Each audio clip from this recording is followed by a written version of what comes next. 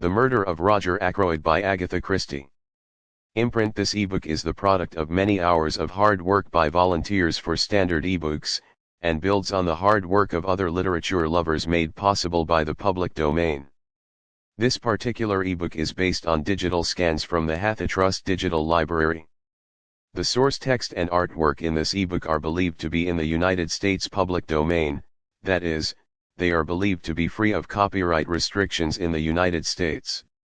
They may still be copyrighted in other countries, so users located outside of the United States must check their local laws before using this ebook. The creators of, and contributors to, this ebook dedicate their contributions to the worldwide public domain via the terms in the CC 01.0 Universal Public Domain Dedication.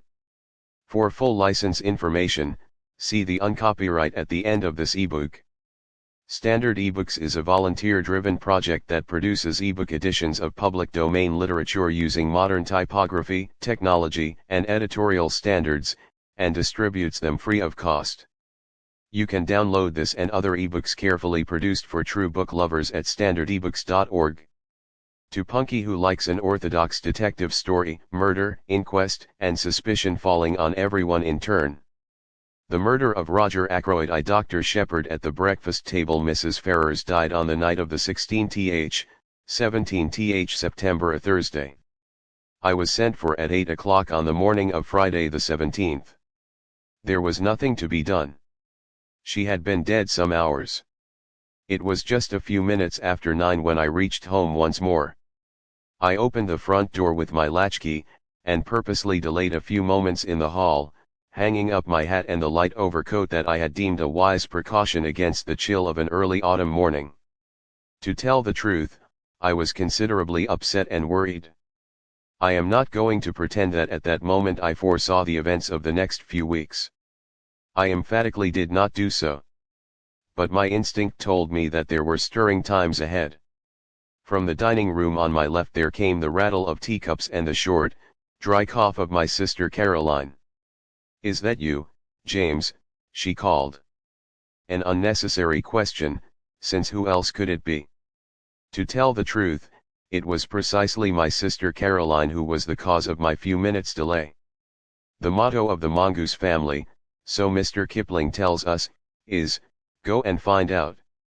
If Caroline ever adopts a crest, I should certainly suggest a mongoose rampant. One might omit the first part of the motto. Caroline can do any amount of finding out by sitting placidly at home. I don't know how she manages it, but there it is. I suspect that the servants and the tradesmen constitute her intelligence corps.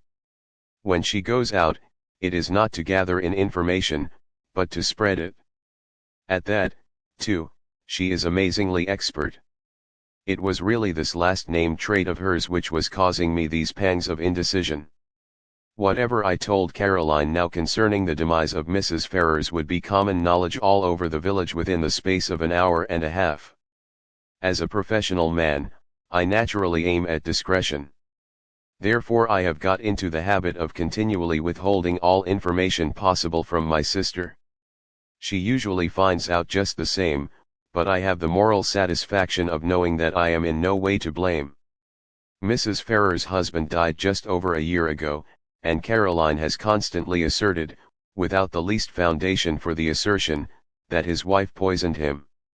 She scorns my invariable rejoinder that Mr. Ferrars died of acute gastritis, helped on by habitual overindulgence in alcoholic beverages. The symptoms of gastritis and arsenical poisoning are not, I agree, unlike, but Caroline bases her accusation on quite different lines. "You've only got to look at her," I have heard her say. Mrs. Ferrars, though not in her first youth, was a very attractive woman, and her clothes, though simple, always seemed to fit her very well, but all the same, lots of women buy their clothes in Paris, and have not, on that account, necessarily poisoned their husbands.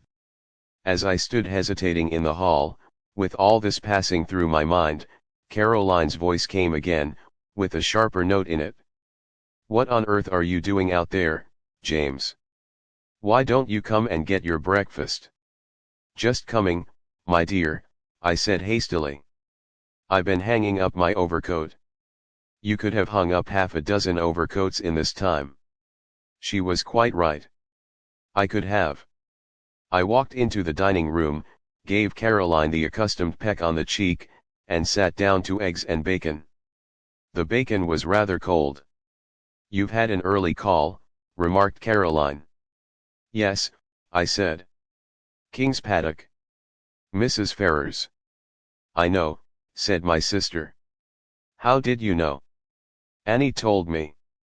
Annie is the house parlour maid. A nice girl, but an inveterate talker. There was a pause. I continued to eat eggs and bacon. My sister's nose, which is long and thin, quivered a little at the tip, as it always does when she is interested or excited over anything. "Well," she demanded. "A sad business." "Nothing to be done. Must have died in her sleep." "I know," said my sister again. This time I was annoyed. "You can't know," I snapped. "I didn't know myself until I got there, and haven't mentioned it to a soul yet. If that girl Annie knows, she must be a clairvoyant. It wasn't Annie who told me. It was the milkman. He had it from the Ferrars cook. As I say, there is no need for Caroline to go out to get information. She sits at home and it comes to her." My sister continued, "What did she die of?" "Heart failure." "Didn't the milkman tell you that?" I inquired sarcastically. Sarcasm is wasted on Caroline. She takes it seriously and answers accordingly. "He didn't know," she explained. After all, Caroline was bound to hear sooner or later. She might as well hear from me. "She died of an overdose of veronal. She's been taking it lately for sleeplessness. Must have taken too much." "Nonsense," said Caroline immediately. "She took it on purpose." "Don't tell me." It is odd, when you have a secret belief of your own which you do not wish to acknowledge, the voicing of it by someone else will rouse you to a fury of denial. I burst immediately into indignant speech. "There you go again," I said. "Rushing along without rhyme or reason. Why on earth should Mrs. Ferrars wish to commit suicide? A widow, fairly young still, very well off, good health, and nothing to do but enjoy life. It's absurd." "Not at all. Even you must have noticed how different she has been looking lately. It's been coming on for the last 6 months. She's looked positively hag-ridden. And you have just admitted that she hasn't been able to sleep. What is your diagnosis?" I demanded coldly. "An unfortunate love affair, I suppose." My sister shook her head. "Remorse," she said, with great gusto. "Remorse. Yes. You never would believe me when I told you she poisoned her husband. I'm more than ever convinced of it now." "I don't think you're very logical," I objected. "Surely if a woman committed a crime like murder, she'd be sufficiently cold-blooded to enjoy the fruits of it without any weak-minded sentimentality such as repentance." Caroline shook her head. "There probably are women like that, but Mrs. Ferrars wasn't one of them. She was a mass of nerves. An overmastering impulse drove her on to get rid of her husband because she was the sort of person who simply can't endure suffering of any kind, and there's no doubt that the wife of a man like Ashley Ferrars must have had to suffer a good deal." I nodded. "And ever since she's been haunted by what she did. I can't help feeling sorry for her." I don't think Caroline ever felt sorry for Mrs. Ferrars whilst she was alive. Now that she has gone where, presumably, Paris frocks can no longer be worn, Caroline is prepared to indulge in the softer emotions of pity and comprehension. I told her firmly that her whole idea was nonsense. I was all the more firm because I secretly agreed with some part, at least, of what she had said. But it is all wrong that Caroline should arrive at the truth simply by a kind of inspired guesswork. I wasn't going to encourage that sort of thing. She will go round the village airing her views, and everyone will think that she is doing so on medical data supplied by me. Life is very trying." "Nonsense," said Caroline, in reply to my strictures. You'll see. 10 to 1 she's left a letter confessing everything. She didn't leave a letter of any kind, I said sharply, and not seeing where the admission was going to land me. Oh, said Caroline. So you did inquire about that, did you? I believe, James, that in your heart of hearts, you think very much as I do. You're a precious old humbug. One always has to take the possibility of suicide into consideration, I said impressively.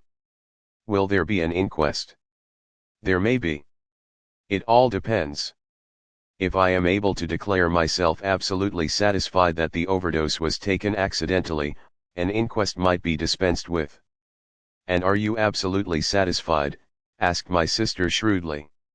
I did not answer, but got up from the table. To who's who in King's Abbot. Before I proceed further with what I said to Caroline and what Caroline said to me, it might be as well to give some idea of what I should describe as our local geography.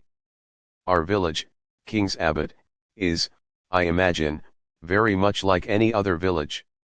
Our big town is Cranchester, 9 miles away. We have a large railway station, a small post office, and 2 rival general stores. Able-bodied men are apt to leave the place early in life, but we are rich in unmarried ladies and retired military officers. Our hobbies and recreations can be summed up in the one word, gossip. There are only 2 houses of any importance in King's Abbot. One is King's Paddock, left to Mrs. Ferrars by her late husband. The other, Fernley Park, is owned by Roger Ackroyd. Ackroyd has always interested me by being a man more impossibly like a country squire than any country squire could really be. He reminds one of the red-faced sportsmen who always appeared early in the first act of an old-fashioned musical comedy, the setting being the village green. They usually sang a song about going up to London. Nowadays we have revues, and the country squire has died out of musical fashion. Of course, Ackroyd is not really a country squire. He is an immensely successful manufacturer of, I think, wagon wheels. He is a man of nearly 50 years of age, rubicund of face and genial of manner. He is hand and glove with the vicar, subscribes liberally to parish funds, though rumour has it that he is extremely mean in personal expenditure, encourages cricket matches, lads' clubs, and disabled soldiers' institutes. He is, in fact, the life and soul of our peaceful village of King's Abbot. Now when Roger Ackroyd was a lad of 21, he fell in love with, and married, a beautiful woman some 5 or 6 years his senior. Her name was Paton, and she was a widow with 1 child. The history of the marriage was short and painful. To put it bluntly, Mrs. Ackroyd was a dipsomaniac. She succeeded in drinking herself into her grave 4 years after her marriage. In the years that followed, Ackroyd showed no disposition to make a second matrimonial adventure. His wife's child by her first marriage was only 7 years old when his mother died. He is now 25.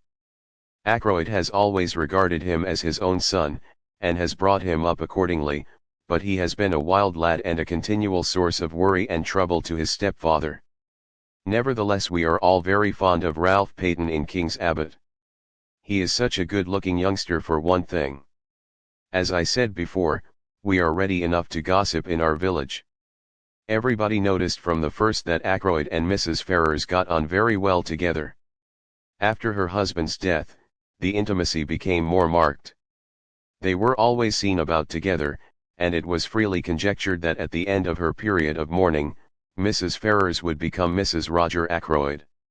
It was felt, indeed, that there was a certain fitness in the thing.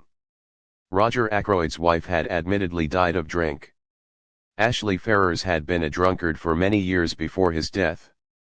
It was only fitting that these 2 victims of alcoholic excess should make up to each other for all that they had previously endured at the hands of their former spouses. The Ferrars only came to live here just over a year ago, but a halo of gossip has surrounded Ackroyd for many years past. All the time that Ralph Paton was growing up to manhood, a series of lady housekeepers presided over Ackroyd's establishment, and each in turn was regarded with lively suspicion by Caroline and her cronies. It is not too much to say that for at least 15 years the whole village has confidently expected Ackroyd to marry one of his housekeepers. The last of them, a redoubtable lady called Miss Russell, has reigned undisputed for 5 years, twice as long as any of her predecessors. It is felt that but for the advent of Mrs. Ferrars, Ackroyd could hardly have escaped. That and one other factor, the unexpected arrival of a widowed sister-in-law with her daughter from Canada. Mrs. Cecil Ackroyd, widow of Ackroyd's ne'er-do-well younger brother, has taken up her residence at Fernley Park, and has succeeded, according to Caroline, in putting Miss Russell in her proper place. I don't know exactly what a proper place constitutes. It sounds chilly and unpleasant, but I know that Miss Russell goes about with pinched lips, and what I can only describe as an acid smile, and that she professes the utmost sympathy for poor Mrs. Ackroyd, dependent on the charity of her husband's brother. The bread of charity is so bitter, is it not? I should be quite miserable if I did not work for my living. I don't know what Mrs. Cecil Ackroyd thought of the Ferrars affair when it came on the tapis. It was clearly to her advantage that Ackroyd should remain unmarried. She was always very charming, not to say gushing, to Mrs. Ferrars when they met. Caroline says that proves less than nothing. Such have been our preoccupations in King's Abbot for the last few years. We have discussed Ackroyd and his affairs from every standpoint. Mrs. Ferrars has fitted into her place in the scheme. Now there has been a rearrangement of the kaleidoscope. From a mild discussion of probable wedding presents, we had been jerked into the midst of tragedy. Revolving these and sundry other matters in my mind, I went mechanically on my round. I had no cases of special interest to attend, which was, perhaps, as well, for my thoughts returned again and again to the mystery of Mrs. Ferrars's death. Had she taken her own life? Surely, if she had done so, she would have left some word behind to say what she contemplated doing. Women, in my experience, if they once reach the determination to commit suicide, usually wish to reveal the state of mind that led to the fatal action. They covet the limelight. When had I last seen her? Not for over a week. Her manner then had been normal enough, considering everything. Then I suddenly remembered that I had seen her, though not to speak to, only yesterday. She had been walking with Ralph Paton, and I had been surprised because I had had no idea that he was likely to be in King's Abbot. I thought, indeed, that he had quarrelled finally with his stepfather. Nothing had been seen of him down here for nearly 6 months. They had been walking along, side by side, their heads close together, and she had been talking very earnestly. I think I can safely say that it was at this moment that a foreboding of the future first swept over me. Nothing tangible as yet, but a vague premonition of the way things were setting. That earnest tête-à-tête between Ralph Paton and Mrs. Ferrars the day before struck me disagreeably. I was still thinking of it when I came face to face with Roger Ackroyd. "Sheppard," he exclaimed. "Just the man I wanted to get hold of. This is a terrible business." "You've heard then?" He nodded. He had felt the blow keenly, I could see. His big red cheeks seemed to have fallen in, and he looked a positive wreck of his usual jolly, healthy self. "It's worse than you know," he said quietly. "Look here, Sheppard, I've got to talk to you. Can you come back with me now?" "Hardly. I've got 3 patients to see still, and I must be back by 12 to see my surgery patients." "Then this afternoon? No, better still, dine tonight." "At 7:30? Will that suit you?" "Yes, I can manage that all right." "What's wrong? Is it Ralph?" I hardly knew why I said that, except, perhaps, that it had so often been Ralph. Ackroyd stared blankly at me as though he hardly understood. I began to realize that there must be something very wrong indeed somewhere. I had never seen Ackroyd so upset before. "Ralph," he said vaguely. "Oh, no, it's not Ralph. Ralph's in London, damn. Here's old Miss Gannett coming. I don't want to have to talk to her about this ghastly business. See you tonight, Sheppard." 7:30. I nodded, and he hurried away, leaving me wondering. Ralph in London? But he had certainly been in King's Abbot the preceding afternoon. He must have gone back to town last night or early this morning, and yet Ackroyd's manner had conveyed quite a different impression. He had spoken as though Ralph had not been near the place for months. I had no time to puzzle the matter out further. Miss Gannett was upon me, thirsting for information. Miss Gannett has all the characteristics of my sister Caroline, but she lacks that unerring aim in jumping to conclusions which lends a touch of greatness to Caroline's maneuvers. Miss Gannett was breathless and interrogatory. Wasn't it sad about poor dear Mrs. Ferrars? A lot of people were saying she had been a confirmed drug taker for years. So wicked the way people went about saying things. And yet, the worst of it was, there was usually a grain of truth somewhere in these wild statements. No smoke without fire. They were saying too that Mr. Ackroyd had found out about it, and had broken off the engagement because there was an engagement. She, Miss Gannett, had proof positive of that. Of course I must know all about it, doctors always did, but they never tell. And all this with a sharp beady eye on me to see how I reacted to these suggestions. Fortunately, long association with Caroline has led me to preserve an impassive countenance, and to be ready with small non-committal remarks. On this occasion I congratulated Miss Gannett on not joining in ill-natured gossip. Rather a neat counterattack, I thought. It left her in difficulties, and before she could pull herself together, I had passed on. I went home thoughtful, to find several patients waiting for me in the surgery. I had dismissed the last of them, as I thought, and was just contemplating a few minutes in the garden before lunch when I perceived one more patient waiting for me. She rose and came towards me as I stood somewhat surprised. I don't know why I should have been, except that there is a suggestion of cast iron about Miss Russell, a something that is above the ills of the flesh. Ackroyd's housekeeper is a tall woman, handsome but forbidding in appearance. She has a stern eye, and lips that shut tightly, and I feel that if I were an under-housemaid or a kitchen maid I should run for my life whenever I heard her coming.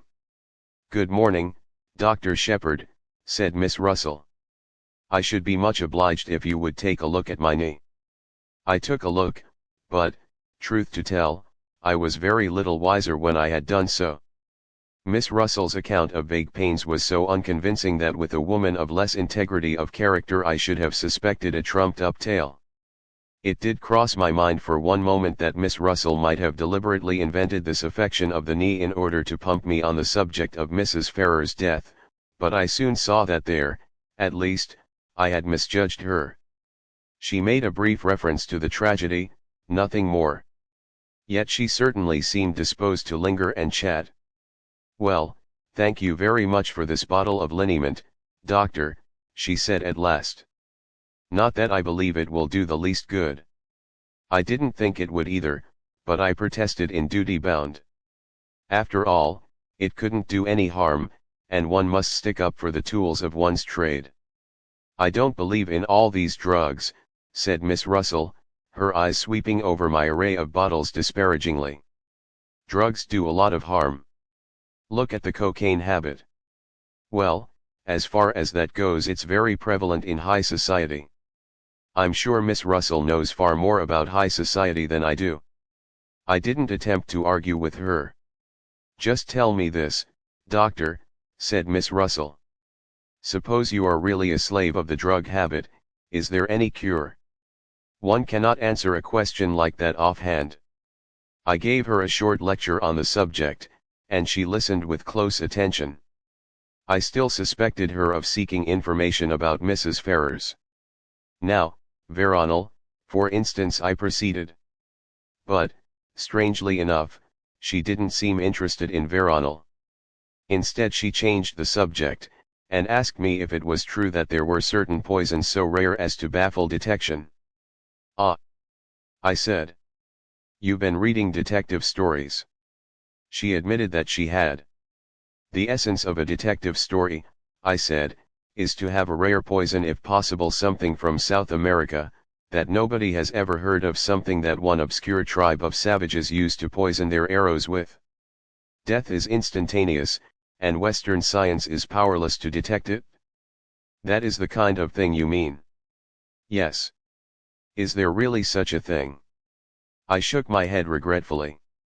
I'm afraid there isn't. There's curare, of course. I told her a good deal about curare, but she seemed to have lost interest once more. She asked me if I had any in my poison cupboard, and when I replied in the negative I fancy I fell in her estimation. She said she must be getting back, and I saw her out at the surgery door just as the luncheon gong went. I should never have suspected Miss Russell of a fondness for detective stories. It pleases me very much to think of her stepping out of the housekeeper's room to rebuke a delinquent housemaid, and then returning to a comfortable perusal of the mystery of the seventh death, or something of the kind. 3. The man who grew vegetable marrows. I told Caroline at lunch that I should be dining at Fernley. She expressed no objection, on the contrary. Excellent, she said. You'll hear all about it? By the way, what is the trouble with Ralph? With Ralph? I said, surprised. There isn't any. Then why is he staying at the Three Boars instead of at Fernley Park? I did not for a minute question Caroline's statement that Ralph Paton was staying at the local inn. That Caroline said so was enough for me. Ackroyd told me he was in London, I said. In the surprise of the moment I departed from my valuable rule of never parting with information. Oh, said Caroline. I could see her nose twitching as she worked on this. He arrived at the Three Boars yesterday morning, she said. And he's still there. Last night he was out with a girl. That did not surprise me in the least. Ralph, I should say, is out with a girl most nights of his life. But I did rather wonder that he chose to indulge in the pastime in King's Abbot instead of in the gay metropolis. One of the barmaids? I asked. No. That's just it. He went out to meet her. I don't know who she is. Bitter for Caroline to have to admit such a thing. But I can guess, continued my indefatigable sister. I waited patiently. His cousin. Flora Ackroyd? I exclaimed in surprise. Flora Ackroyd is, of course, no relation whatever really to Ralph Paton, but Ralph has been looked upon for so long as practically Ackroyd's own son, that cousinship is taken for granted. Flora Ackroyd, said my sister. But why not go to Fernley if he wanted to see her? Secretly engaged, said Caroline, with immense enjoyment. Old Ackroyd won't hear of it, and they have to meet this way. I saw a good many flaws in Caroline's theory, but I forbore to point them out to her. An innocent remark about our new neighbor created a diversion. The house next door, the Larches, has recently been taken by a stranger. To Caroline's extreme annoyance, she has not been able to find out anything about him, except that he is a foreigner. The intelligence corps has proved a broken reed. Presumably the man has need of milk and vegetables and joints of meat and occasional whitings just like everybody else, but none of the people who make it their business to supply these things seem to have acquired any information. His name, apparently, is Mr. Poirot, a name which conveys an odd feeling of unreality. The one thing we do know about him is that he is interested in the growing of vegetable marrows. But that is certainly not the sort of information that Caroline is after. She wants to know where he comes from, what he does, whether he is married, what his wife was, or is, like, whether he has children, what his mother's maiden name was, and so on. Somebody very like Caroline must have invented the questions on passports, I think. My dear Caroline, I said. There's no doubt at all about what the man's profession has been. He's a retired hairdresser. Look at that mustache of his. Caroline dissented. She said that if the man was a hairdresser, he would have wavy hair, not straight. All hairdressers did. I cited several hairdressers personally known to me who had straight hair, but Caroline refused to be convinced. I can't make him out at all, she said in an aggrieved voice. I borrowed some garden tools the other day, and he was most polite, but I couldn't get anything out of him. I asked him point blank at last whether he was a Frenchman, and he said he wasn't, and, somehow, I didn't like to ask him any more. I began to be more interested in our mysterious neighbor. A man who is capable of shutting up Caroline and sending her, like the Queen of Sheba, empty away must be something of a personality. I believe, said Caroline, that he's got one of those new vacuum cleaners. I saw a meditated loan and the opportunity of further questioning gleaming from her eye. I seized the chance to escape into the garden. I am rather fond of gardening. I was busily exterminating dandelion roots when a shout of warning sounded from close by and a heavy body whizzed by my ears and fell at my feet with a repellent squelch. It was a vegetable marrow. I looked up angrily. Over the wall, to my left, there appeared a face. An egg-shaped head, partially covered with suspiciously black hair, two immense mustaches, and a pair of watchful eyes. It was our mysterious neighbor, Mr. Poirot. He broke at once into fluent apologies. I demand of you 1,000 pardons, monsieur. I am without defense. For some months now I cultivate the marrows. This morning suddenly I enrage myself with these marrows. I send them to promenade themselves, alas. Not only mentally but physically. I seize the biggest. I hurl him over the wall. Monsieur, I am ashamed. I prostrate myself. Before such profuse apologies, my anger was forced to melt. After all, the wretched vegetable hadn't hit me. But I sincerely hoped that throwing large vegetables over walls was not our new friend's hobby. Such a habit could hardly endear him to us as a neighbor. The strange little man seemed to read my thoughts. Ah, no, he exclaimed. Do not disquiet yourself. It is not with me a habit. But you can figure to yourself, monsieur, that a man may work towards a certain object, may labor and toil to attain a certain kind of leisure and occupation, and then find that, after all, he yearns for the old busy days, and the old occupations that he thought himself so glad to leave. Yes, I said slowly. I fancy that that is a common enough occurrence. I myself am perhaps an instance. A year ago I came into a legacy enough to enable me to realize a dream. I have always wanted to travel, to see the world. Well, that was a year ago, as I said, and I am still here. My little neighbor nodded. The chains of habit. We work to attain an object, and the object gained, we find that what we miss is the daily toil. And mark you, monsieur, my work was interesting work. The most interesting work there is in the world. Yes. I said encouragingly. For the moment the spirit of Caroline was strong within me. The study of human nature, monsieur. Just so, I said kindly. Clearly a retired hairdresser. Who knows the secrets of human nature better than a hairdresser? Also, I had a friend who for many years never left my side. Occasionally of an imbecility to make one afraid, nevertheless he was very dear to me. Figure to yourself that I miss even his stupidity. His naivete, his honest outlook, the pleasure of delighting and surprising him by my superior gifts, all these I miss more than I can tell you. He died. I asked sympathetically. Not so. He lives and flourishes but on the other side of the world. He is now in the Argentine. In the Argentine, I said enviously. I have always wanted to go to South America. I sighed, and then looked up to find Mr. Poirot eyeing me sympathetically. He seemed an understanding little man. Will you go there? Yes, he asked. I shook my head with a sigh. I could have gone, I said. A year ago. But I was foolish and worse than foolish greedy. I risked the substance for the shadow. I comprehend, said Mr. Poirot. You speculated. I nodded mournfully, but in spite of myself I felt secretly entertained.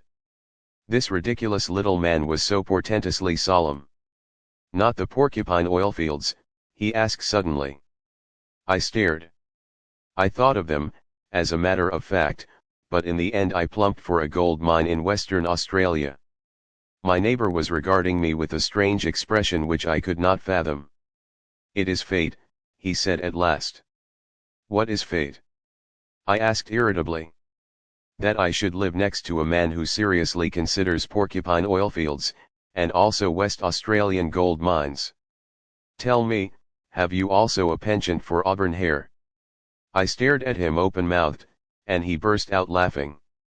"No, no, it is not the insanity that I suffer from. Make your mind easy.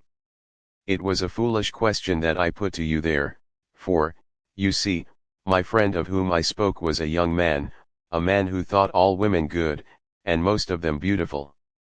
But you are a man of middle age, a doctor, a man who knows the folly and the vanity of most things in this life of ours. Well, well, we are neighbors. I beg of you to accept and present to your excellent sister my best marrow." He stooped, and with a flourish produced an immense specimen of the tribe, which I duly accepted in the spirit in which it was offered. "Indeed," said the little man cheerfully, "this has not been a wasted morning. I have made the acquaintance of a man who in some ways resembles my far-off friend. By the way, I should like to ask you a question. You doubtless know everyone in this tiny village. Who is the young man with the very dark hair and eyes, and the handsome face? He walks with his head flung back, and an easy smile on his lips." The description left me in no doubt. "That must be Captain Ralph Paton," I said slowly. "I have not seen him about here before." "No, he has not been here for some time. But he is the adopted son, rather, of Mr. Ackroyd of Fernley Park." My neighbor made a slight gesture of impatience. "Of course, I should have guessed. Mr. Ackroyd spoke of him many times." "You know Mr. Ackroyd?" I said, slightly surprised. "Mr. Ackroyd knew me in London when I was at work there. I have asked him to say nothing of my profession down here." "I see," I said, rather amused by this patent snobbery, as I thought it. But the little man went on with an almost grandiloquent smirk. "One prefers to remain incognito. I am not anxious for notoriety. I have not even troubled to correct the local version of my name." "Indeed," I said, not knowing quite what to say. "Captain Ralph Paton," mused Mr. Poirot. "And so he is engaged to Mr. Ackroyd's niece, the charming Miss Flora. Who told you so?" I asked, very much surprised. "Mr. Ackroyd? About a week ago. He is very pleased about it, has long desired that such a thing should come to pass, or so I understood from him. I even believe that he brought some pressure to bear upon the young man. That is never wise. A young man should marry to please himself, not to please a stepfather from whom he has expectations." My ideas were completely upset. I could not see Ackroyd taking a hairdresser into his confidence, and discussing the marriage of his niece and stepson with him.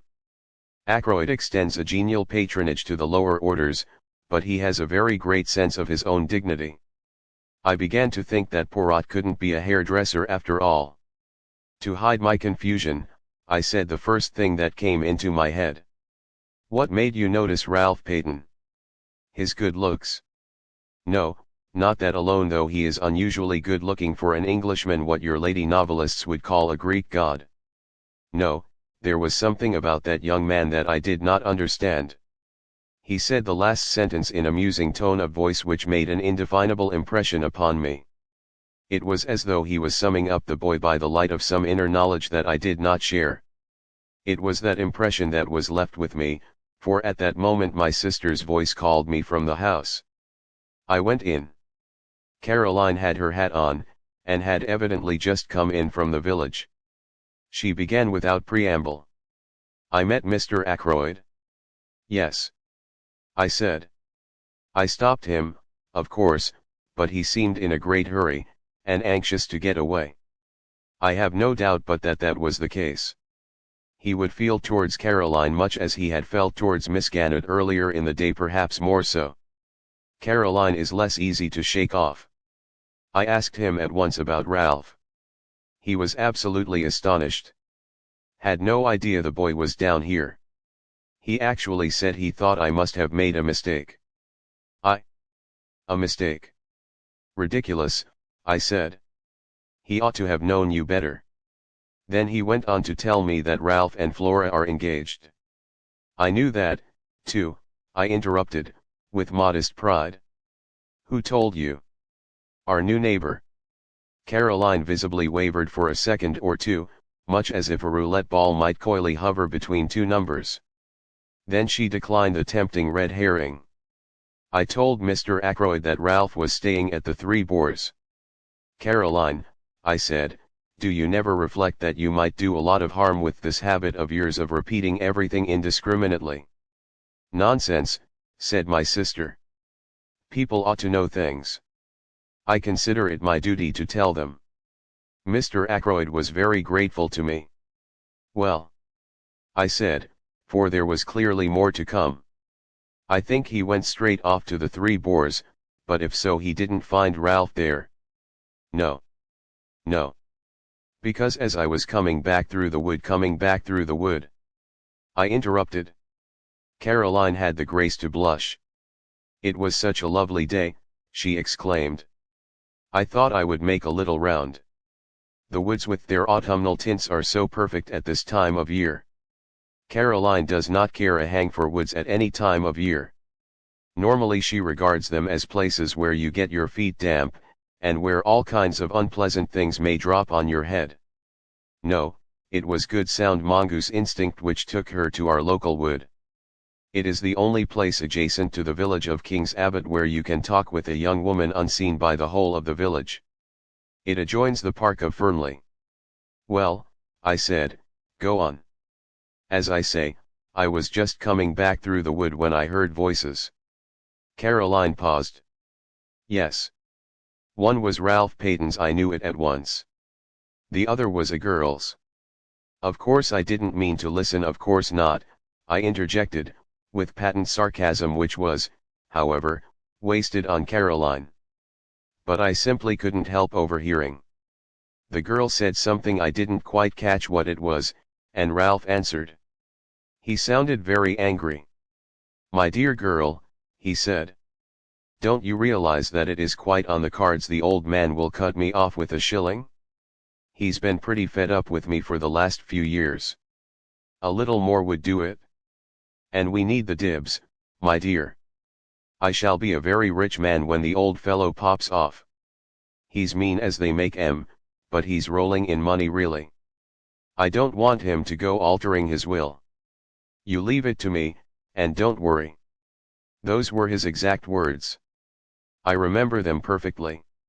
Unfortunately, just then I stepped on a dry twig or something, and they lowered their voices and moved away.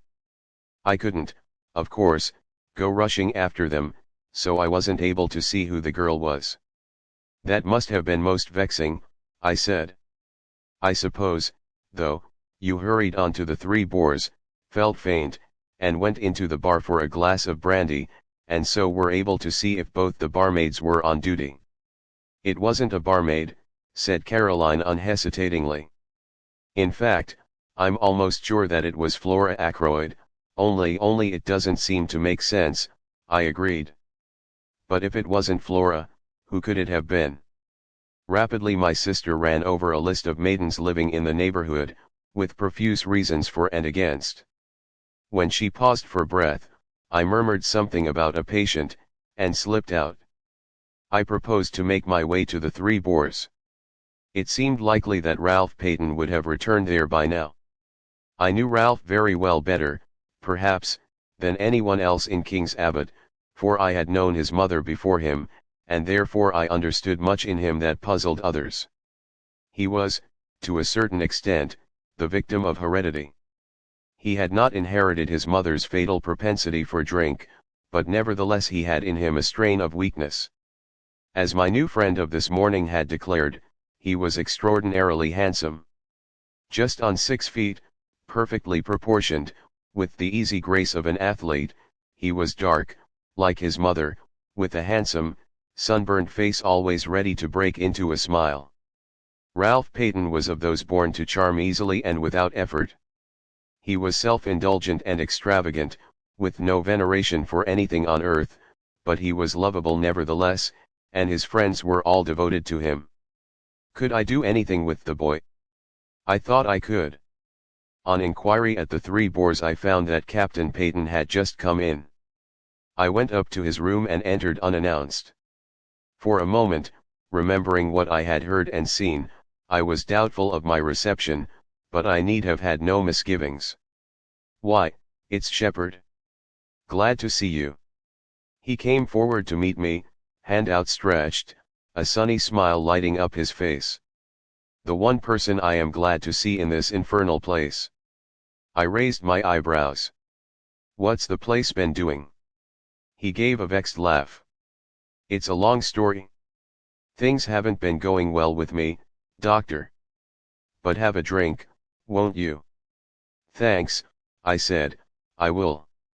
He pressed the bell, then, coming back, threw himself into a chair.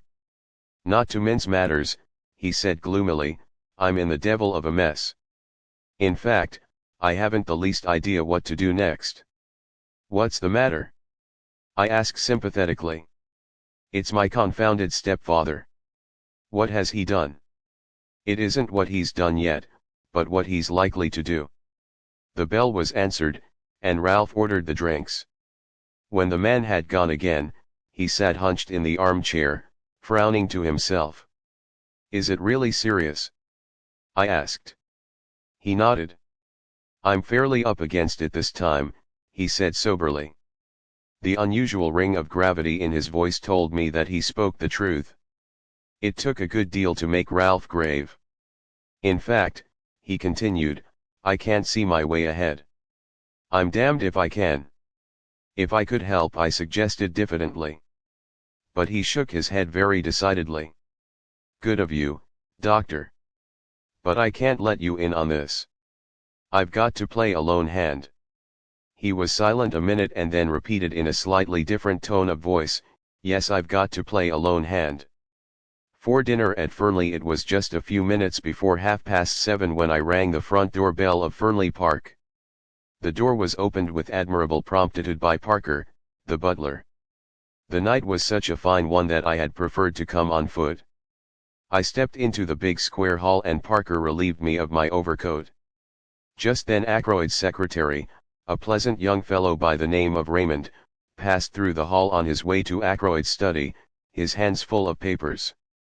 "Good evening, doctor. Coming to dine? Or is this a professional call?" The last was in allusion to my black bag which I had laid down on the oak chest.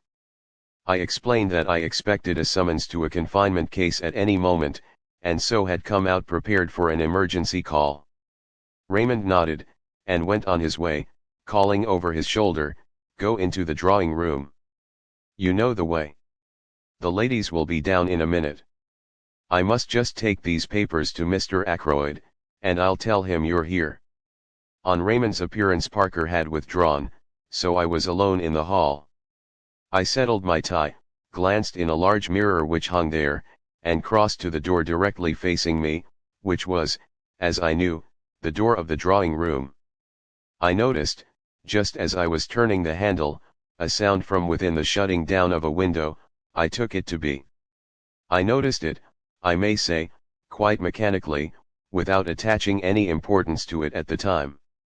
I opened the door and walked in. As I did so I almost collided with Miss Russell, who was just coming out. We both apologized. For the first time I found myself appraising the housekeeper and thinking what a handsome woman she must once have been indeed, as far as that goes, still was. Her dark hair was unstreaked with grey, and when she had a color, as she had at this minute, the stern quality of her looks was not so apparent. Quite subconsciously I wondered whether she had been out, for she was breathing hard, as though she had been running. "I'm afraid I'm a few minutes early," I said. "Oh. I don't think so. It's gone 7:30, Dr. Sheppard." She paused a minute before saying, "I didn't know you were expected to dinner tonight. Mr. Ackroyd didn't mention it." I received a vague impression that my dining there displeased her in some way, but I couldn't imagine why. "How's the knee?" I inquired. Much the same, thank you, doctor. I must be going now. Mrs. Ackroyd will be down in a moment. I only came in here to see if the flowers were all right. She passed quickly out of the room. I strolled to the window, wondering at her evident desire to justify her presence in the room. As I did so, I saw what, of course, I might have known all the time had I troubled to give my mind to it, namely, that the windows were long French ones opening on the terrace. The sound I had heard, therefore, could not have been that of a window being shut down. Quite idly, and more to distract my mind from painful thoughts than for any other reason, I amused myself by trying to guess what could have caused the sound in question. Coals on the fire? No, that was not the kind of noise at all. A drawer of a bureau pushed in? No, not that. Then my eye was caught by what, I believe, is called a silver table, the lid of which lifts, and through the glass of which you can see the contents. I crossed over to it, studying the contents. There were 1 or 2 pieces of old silver, a baby shoe belonging to King Charles I, some Chinese jade figures, and quite a number of African implements and curios. Wanting to examine one of the jade figures more closely, I lifted the lid. It slipped through my fingers and fell. At once I recognized the sound I had heard. It was this same table lid being shut down gently and carefully. I repeated the action once or twice for my own satisfaction. Then I lifted the lid to scrutinize the contents more closely. I was still bending over the open silver table when Flora Ackroyd came into the room. Quite a lot of people do not like Flora Ackroyd, but nobody can help admiring her. And to her friends she can be very charming. The first thing that strikes you about her is her extraordinary fairness. She has the real Scandinavian pale gold hair. Her eyes are blue as the waters of a Norwegian fjord, and her skin is cream and roses. She has square, boyish shoulders and slight hips. And to a jaded medical man it is very refreshing to come across such perfect health. A simple straightforward English girl. I may be old-fashioned, but I think the genuine article takes a lot of beating. Flora joined me by the silver table, and expressed heretical doubts as to King Charles I ever having worn the baby shoe. And anyway, continued Miss Flora, all this making a fuss about things because someone wore or used them seems to me all nonsense. They're not wearing or using them now. That pen that George Eliot wrote the mill on the floss with, that sort of thing, well, it's only just a pen after all. If you're really keen on George Eliot, why not get the mill on the floss in a cheap edition and read it? I suppose you never read such old out-of-date stuff, Miss Flora. You're wrong, Dr. Sheppard. I love the mill on the floss. I was rather pleased to hear it. The things young women read nowadays and profess to enjoy positively frighten me. You haven't congratulated me yet, Dr. Sheppard, said Flora. Haven't you heard? She held out her left hand. On the third finger of it was an exquisitely set single pearl. I'm going to marry Ralph, you know, she went on. Uncle is very pleased. It keeps me in the family, you see. I took both her hands in mine. My dear, I said, I hope you'll be very happy.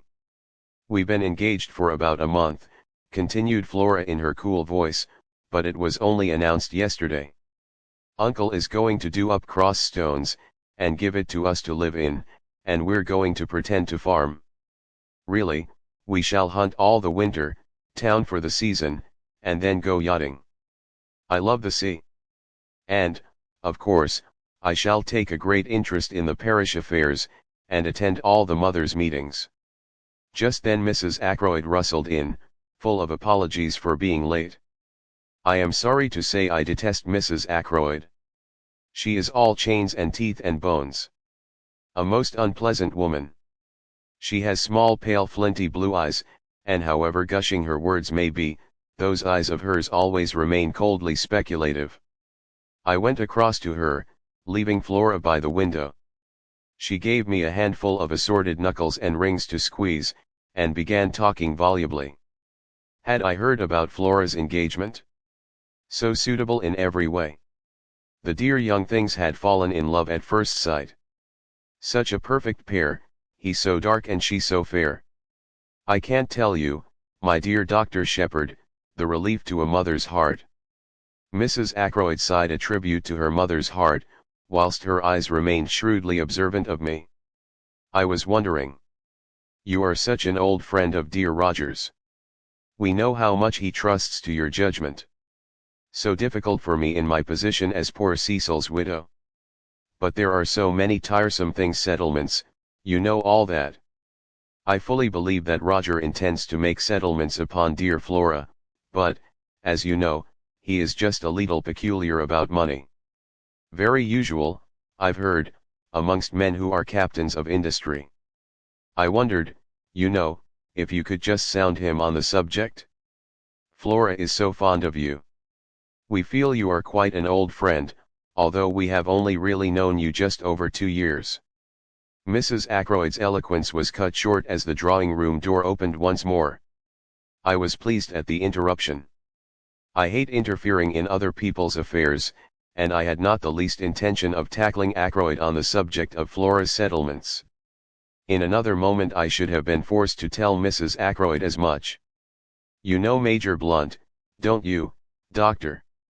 Yes, indeed, I said. A lot of people know Hector Blunt, at least by repute. He has shot more wild animals in unlikely places than any man living, I suppose. When you mention him, people say, Blunt, you don't mean the big game man, do you? His friendship with Ackroyd has always puzzled me a little. The two men are so totally dissimilar. Hector Blunt is perhaps 5 years Ackroyd's junior. They made friends early in life, and though their ways have diverged, the friendship still holds. About once in 2 years Blunt spends a fortnight at Fernley, and an immense animal's head, with an amazing number of horns which fixes you with a glazed stare as soon as you come inside the front door, is a permanent reminder of the friendship. Blunt had entered the room now with his own peculiar, deliberate, yet soft-footed tread. He is a man of medium height, sturdily and rather stockily built. His face is almost mahogany-colored, and is peculiarly expressionless. He has grey eyes that give the impression of always watching something that is happening very far away. He talks little, and what he does say is said jerkily, as though the words were forced out of him unwillingly. He said now, "How are you, Sheppard," in his usual abrupt fashion, and then stood squarely in front of the fireplace looking over our heads as though he saw something very interesting happening in Timbuktu. "Major Blunt," said Flora, "I wish you'd tell me about these African things. I'm sure you know what they all are. I have heard Hector Blunt described as a woman-hater, but I noticed that he joined Flora at the silver table with what might be described as alacrity. They bent over it together. I was afraid Mrs. Ackroyd would begin talking about settlements again, so I made a few hurried remarks about the new sweet pea. I knew there was a new sweet pea because the Daily Mail had told me so that morning. Mrs. Ackroyd knows nothing about horticulture, but she is the kind of woman who likes to appear well informed about the topics of the day, and she, too, reads the Daily Mail. We were able to converse quite intelligently until Ackroyd and his secretary joined us, and immediately afterwards Parker announced dinner. My place at table was between Mrs. Ackroyd and Flora. Blunt was on Mrs. Ackroyd's other side, and Geoffrey Raymond next to him. Dinner was not a cheerful affair. Ackroyd was visibly preoccupied. He looked wretched, and ate next to nothing. Mrs. Ackroyd, Raymond, and I kept the conversation going. Flora seemed affected by her uncle's depression, and Blunt relapsed into his usual taciturnity. Immediately after dinner Ackroyd slipped his arm through mine and led me off to his study. "Once we've had coffee, we shan't be disturbed again," he explained. I told Raymond to see to it that we shouldn't be interrupted. I studied him quietly without appearing to do so. He was clearly under the influence of some strong excitement. For a minute or two he paced up and down the room, then, as Parker entered with the coffee tray, he sank into an armchair in front of the fire. The study was a comfortable apartment. Bookshelves lined one wall of it. The chairs were big and covered in dark blue leather. A large desk stood by the window and was covered with papers neatly docketed and filed. On a round table were various magazines and sporting papers. "I've had a return of that pain after food lately," remarked Ackroyd calmly, as he helped himself to coffee. "You must give me some more of those tablets of yours." It struck me that he was anxious to convey the impression that our conference was a medical one. I played up accordingly. "I thought as much. I brought some up with me." "Good man. Hand them over now." "They're in my bag in the hall." "I'll get them." Ackroyd arrested me. "Don't you trouble. Parker will get them. Bring in the doctor's bag, will you, Parker?" "Very good, sir." Parker withdrew. As I was about to speak, Ackroyd threw up his hand. "Not yet. Wait. Don't you see I'm in such a state of nerves that I can hardly contain myself?" I saw that plainly enough. And I was very uneasy. All sorts of forebodings assailed me. Ackroyd spoke again almost immediately. "Make certain that window's closed, will you?" he asked. Somewhat surprised, I got up and went to it. It was not a French window, but one of the ordinary sash type. The heavy blue velvet curtains were drawn in front of it, but the window itself was open at the top. Parker re-entered the room with my bag while I was still at the window. "That's all right," I said, emerging again into the room. "You put the latch across?" "Yes, yes." "What's the matter with you, Ackroyd?" The door had just closed behind Parker, or I would not have put the question. Ackroyd waited just a minute before replying. "I'm in hell," he said slowly, after a minute. "No, don't bother with those damn tablets." I only said that for Parker. "Servants are so curious. Come here and sit down." "The door's closed too, isn't it?" "Yes. Nobody can overhear, don't be uneasy." "Sheppard, nobody knows what I've gone through in the last 24 hours. If a man's house ever fell in ruin about him, mine has about me. This business of Ralph's is the last straw. But we won't talk about that now. It's the other. I don't know what to do about it. And I've got to make up my mind soon." "What's the trouble?" Ackroyd remained silent for a minute or two. He seemed curiously averse to begin. When he did speak, the question he asked came as a complete surprise. It was the last thing I expected. "Sheppard, you attended Ashley Ferrers in his last illness, didn't you?" "Yes, I did." He seemed to find even greater difficulty in framing his next question. "Did you ever suspect, did it ever enter your head that he might have been poisoned?" I was silent for a minute or two. Then I made up my mind as to what to say. Roger Ackroyd was not Caroline. "I'll tell you the truth," I said. "At the time I had no suspicion whatever, but since, well, it was mere idle talk on my sister's part that first put the idea into my head. Since then I haven't been able to get it out again. But mind you, I've no foundation whatever for that suspicion." "He was poisoned," said Ackroyd. He spoke in a dull heavy voice. "Who by?" I asked sharply. "His wife." "How do you know that?" "She told me so herself." "When?" "Yesterday." "My God. Yesterday. It seems 10 years ago." I waited a minute, and then he went on. "You understand, Sheppard, I'm telling you this in confidence. It's to go no further. I want your advice. I can't carry the whole weight by myself. As I said just now, I don't know what to do. Can you tell me the whole story?" I said. "I'm still in the dark. How did Mrs. Ferrers come to make this confession to you?" "It's like this. 3 months ago I asked Mrs. Ferrers to marry me. She refused. I asked her again and she consented, but she refused to allow me to make the engagement public until her year of mourning was up. Yesterday I called upon her, pointed out that a year and 3 weeks had now elapsed since her husband's death, and that there could be no further objection to making the engagement public property. I had noticed that she had been very strange in her manner for some days. Now, suddenly, without the least warning, she broke down completely. She told me everything. Her hatred of her brute of a husband, her growing love for me, and the dreadful means she had taken. Poison. My God! It was murder in cold blood.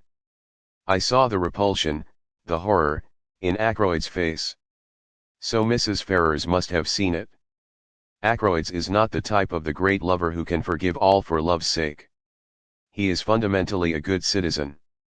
All that was sound and wholesome and law-abiding in him must have turned from her utterly in that moment of revelation. Yes, he went on, in a low, monotonous voice, she confessed everything. It seems that there is one person who has known all along who has been blackmailing her for huge sums. It was the strain of that drove her nearly mad. Who was the man? Suddenly before my eyes there arose the picture of Ralph Paton and Mrs. Ferrars side by side. Their heads so close together. I felt a momentary throb of anxiety. Supposing But surely that was impossible. I remembered the frankness of Ralph's greeting that very afternoon. Absurd. She wouldn't tell me his name, said Ackroyd slowly. As a matter of fact, she didn't actually say that it was a man. But of course, I agreed. It must have been a man. And you've no suspicion at all? For answer Ackroyd groaned and dropped his head into his hands. It can't be, he said. I'm mad even to think of such a thing. No, I won't even admit to you the wild suspicion that crossed my mind. I'll tell you this much, though. Something she said made me think that the person in question might be actually among my household, but that can't be so. I must have misunderstood her. What did you say to her? I asked. What could I say? She saw, of course, the awful shock it had been to me. And then there was the question, what was my duty in the matter? She had made me, you see, an accessory after the fact. She saw all that, I think, quicker than I did. I was stunned, you know. She asked me for 24 hours, made me promise to do nothing till the end of that time. And she steadfastly refused to give me the name of the scoundrel who had been blackmailing her. I suppose she was afraid that I might go straight off and hammer him, and then the fat would have been in the fire as far as she was concerned. She told me that I should hear from her before 24 hours had passed. My God! I swear to you, Sheppard, that it never entered my head what she meant to do. Suicide. And I drove her to it. No, I said. Don't take an exaggerated view of things. The responsibility for her death doesn't lie at your door. The question is, what am I to do now? The poor lady is dead. Why rake up past trouble? I rather agree with you, I said. But there's another point. How am I to get hold of that scoundrel who drove her to death as surely as if he'd killed her? He knew of the first crime, and he fastened onto it like some obscene vulture. She's paid the penalty. Is he to go scot-free? I see, I said slowly. You want to hunt him down? It will mean a lot of publicity, you know. Yes, I've thought of that. I've zigzagged to and fro in my mind. I agree with you that the villain ought to be punished, but the cost has got to be reckoned. Ackroyd rose and walked up and down. Presently he sank into the chair again. Look here, Sheppard, suppose we leave it like this. If no word comes from her, we'll let the dead things lie. What do you mean by word coming from her? I asked curiously. I have the strongest impression that somewhere or somehow she must have left a message for me before she went. I can't argue about it, but there it is. I shook my head. She left no letter or word of any kind. I asked. Sheppard, I'm convinced that she did. And more, I've a feeling that by deliberately choosing death, she wanted the whole thing to come out, if only to be revenged on the man who drove her to desperation. I believe that if I could have seen her then, she would have told me his name and bid me go for him for all I was worth. He looked at me. You don't believe in impressions? Oh, yes, I do, in a sense. If, as you put it, word should come from her. I broke off. The door opened noiselessly and Parker entered with a salver on which were some letters. The Evening Post, sir, he said, handing the salver to Ackroyd. Then he collected the coffee cups and withdrew. My attention, diverted for a moment, came back to Ackroyd.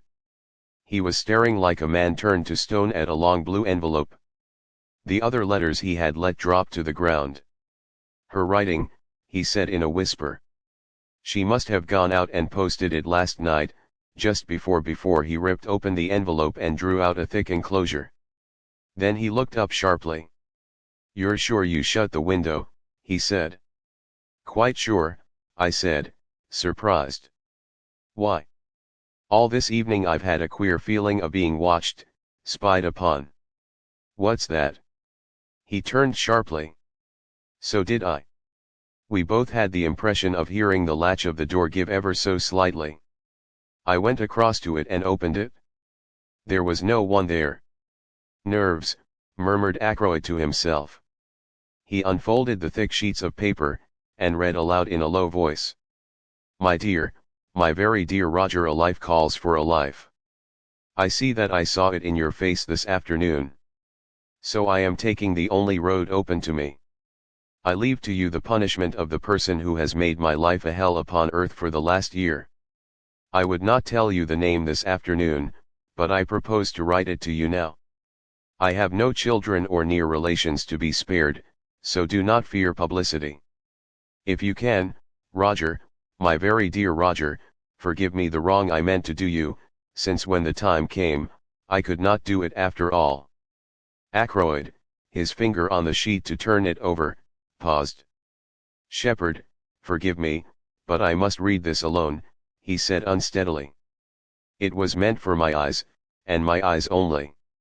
He put the letter in the envelope and laid it on the table. Later, when I am alone. No, I cried impulsively, read it now. Ackroyd stared at me in some surprise. I beg your pardon, I said, reddening. I do not mean read it aloud to me.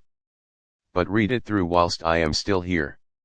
Ackroyd shook his head. No, I'd rather wait. But for some reason, obscure to myself, I continued to urge him. At least, read the name of the man, I said. Now Ackroyd is essentially pig-headed. The more you urge him to do a thing, the more determined he is not to do it. All my arguments were in vain. The letter had been brought in at 9:20. It was just on 9:10 when I left him, the letter still unread. I hesitated with my hand on the door handle, looking back and wondering if there was anything I had left undone. I could think of nothing. With a shake of the head I passed out and closed the door behind me. I was startled by seeing the figure of Parker close at hand. He looked embarrassed, and it occurred to me that he might have been listening at the door. What a fat, smug, oily face the man had, and surely there was something decidedly shifty in his eye. Mr. Ackroyd particularly does not want to be disturbed, I said coldly. He told me to tell you so. Quite so, sir. I fancied I heard the bell ring. This was such a palpable untruth that I did not trouble to reply. Preceding me to the hall, Parker helped me on with my overcoat, and I stepped out into the night. The moon was overcast, and everything seemed very dark and still. The village church clock chimed 9 o'clock as I passed through the lodge gates. I turned to the left towards the village, and almost cannoned into a man coming in the opposite direction. "This the way to Fernley Park, mister?" asked the stranger in a hoarse voice. I looked at him. He was wearing a hat pulled down over his eyes, and his coat collar turned up. I could see little or nothing of his face, but he seemed a young fellow. The voice was rough and uneducated. "These are the lodge gates here," I said. "Thank you, mister." He paused, and then added, quite unnecessarily, I'm a stranger in these parts, you see. He went on, passing through the gates as I turned to look after him. The odd thing was that his voice reminded me of someone's voice that I knew, but whose it was I could not think. 10 minutes later I was at home once more. Caroline was full of curiosity to know why I had returned so early. I had to make up a slightly fictitious account of the evening in order to satisfy her, and I had an uneasy feeling that she saw through the transparent device. At 10 o'clock I rose, yawned, and suggested bed. Caroline acquiesced. It was Friday night, and on Friday night I wind the clocks. I did it as usual, whilst Caroline satisfied herself that the servants had locked up the kitchen properly. It was 10:15 as we went up the stairs. I had just reached the top when the telephone rang in the hall below. "Mrs. Bates," said Caroline immediately. "I'm afraid so," I said ruefully. I ran down the stairs and took up the receiver. "What?" I said. "What?" "Certainly, I'll come at once." I ran upstairs, caught up my bag, and stuffed a few extra dressings into it. "Parker telephoning," I shouted to Caroline, "from Fernley. They've just found Roger Ackroyd murdered." Murder. I got out the car in next to no time, and drove rapidly to Fernley. Jumping out, I pulled the bell impatiently. There was some delay in answering, and I rang again. Then I heard the rattle of the chain and Parker, his impassivity of countenance quite unmoved, stood in the open doorway. I pushed past him into the hall. "Where is he?" I demanded sharply. "I beg your pardon, sir." "Your master?" "Mr. Ackroyd." "Don't stand there staring at me, man. Have you notified the police?" "The police, sir." "Did you say the police?" Parker stared at me as though I were a ghost. "What's the matter with you, Parker? If, as you say, your master has been murdered," a gasp broke from Parker. "The master? Murdered? Impossible, sir." It was my turn to stare. "Didn't you telephone to me, not 5 minutes ago, and tell me that Mr. Ackroyd had been found murdered?" Sir." "Oh. No indeed, sir. I wouldn't dream of doing such a thing." "Do you mean to say it's all a hoax? That there's nothing the matter with Mr. Ackroyd?" "Excuse me, sir, did the person telephoning use my name?" "I'll give you the exact words I heard." "Is that Dr. Sheppard?" "Parker, the butler at Fernley, speaking." "Will you please come at once, sir? Mr. Ackroyd has been murdered." Parker and I stared at each other blankly. "A very wicked joke to play, sir," he said at last, in a shocked tone. "Fancy saying a thing like that." "Where is Mr. Ackroyd?" I asked suddenly. "Still in the study, I fancy, sir. The ladies have gone to bed, and Major Blunt and Mr. Raymond are in the billiard room." "I think I'll just look in and see him for a minute," I said. I know he didn't want to be disturbed again, but this odd practical joke has made me uneasy. I'd just like to satisfy myself that he's all right. "Quite so, sir. It makes me feel quite uneasy myself. If you don't object to my accompanying you as far as the door, sir." "Not at all," I said. "Come along." I passed through the door on the right, Parker on my heels, traversed the little lobby where a small flight of stairs led upstairs to Ackroyd's bedroom, and tapped on the study door. There was no answer. I turned the handle, but the door was locked. "Allow me, sir," said Parker. Very nimbly, for a man of his build, he dropped on one knee and applied his eye to the keyhole. "Key is in the lock all right, sir," he said, rising. "On the inside. Mr. Ackroyd must have locked himself in and possibly just dropped off to sleep." I bent down and verified Parker's statement. "It seems all right," I said, "but, all the same, Parker, I'm going to wake your master up." I shouldn't be satisfied to go home without hearing from his own lips that he's quite all right. So saying, I rattled the handle and called out, "Ackroyd, Ackroyd, just a minute." But still there was no answer. I glanced over my shoulder. "I don't want to alarm the household," I said hesitatingly. Parker went across and shut the door from the big hall through which we had come. "I think that will be all right now, sir. The billiard room is at the other side of the house, and so are the kitchen quarters and the ladies' bedrooms." I nodded comprehendingly. Then I banged once more frantically on the door, and stooping down, fairly bawled through the keyhole, "Ackroyd, Ackroyd. It's Sheppard. Let me in." And still silence. Not a sign of life from within the locked room. Parker and I glanced at each other. "Look here, Parker," I said, "I'm going to break this door in, or rather, we are. I'll take the responsibility." "If you say so, sir," said Parker, rather doubtfully. "I do say so. I'm seriously alarmed about Mr. Ackroyd." I looked round the small lobby and picked up a heavy oak chair. Parker and I held it between us and advanced to the assault. Once, twice, and 3 times we hurled it against the lock. At the 3rd blow it gave, and we staggered into the room. Ackroyd was sitting as I had left him in the armchair before the fire. His head had fallen sideways, and clearly visible, just below the collar of his coat, was a shining piece of twisted metal work. Parker and I advanced till we stood over the recumbent figure. I heard the butler draw in his breath with a sharp hiss. "Stabbed from behind," he murmured. "Horrible." He wiped his moist brow with his handkerchief, then stretched out a gingerly hand towards the hilt of the dagger. "You mustn't touch that," I said sharply. "Go at once to the telephone and ring up the police station. Inform them of what has happened. Then tell Mr. Raymond and Major Blunt." "Very good, sir." Parker hurried away, still wiping his perspiring brow. I did what little had to be done. I was careful not to disturb the position of the body, and not to handle the dagger at all. No object was to be attained by moving it.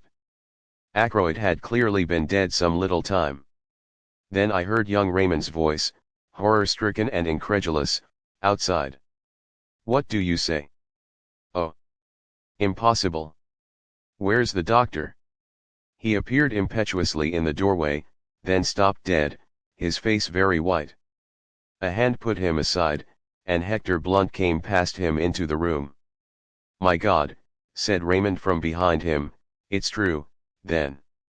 Blunt came straight on till he reached the chair.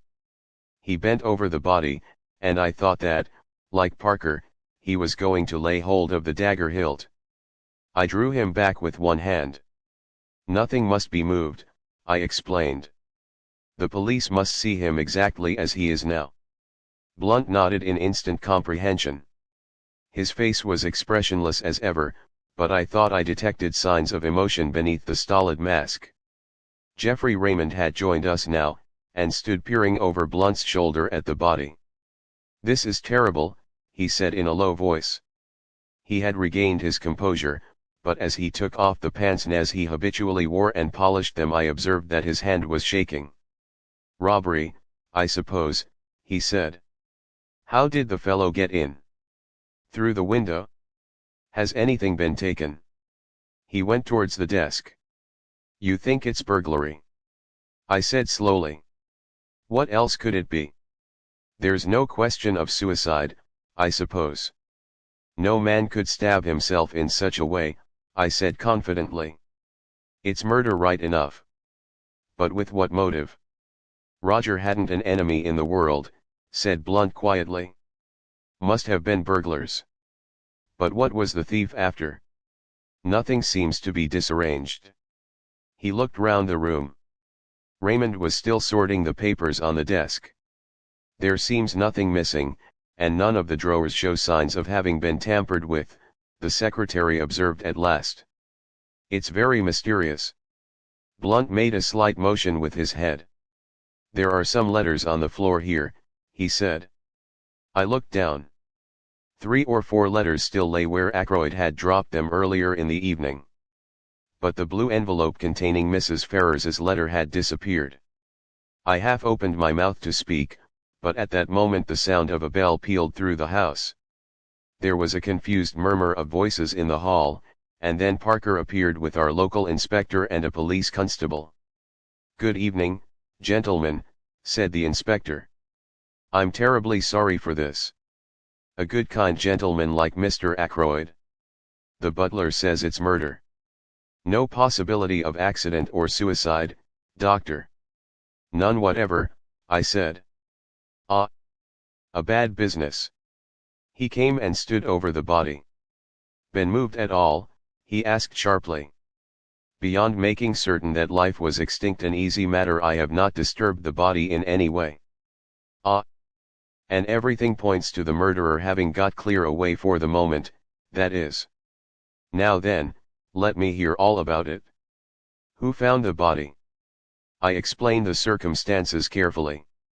"A telephone message, you say?" "From the butler."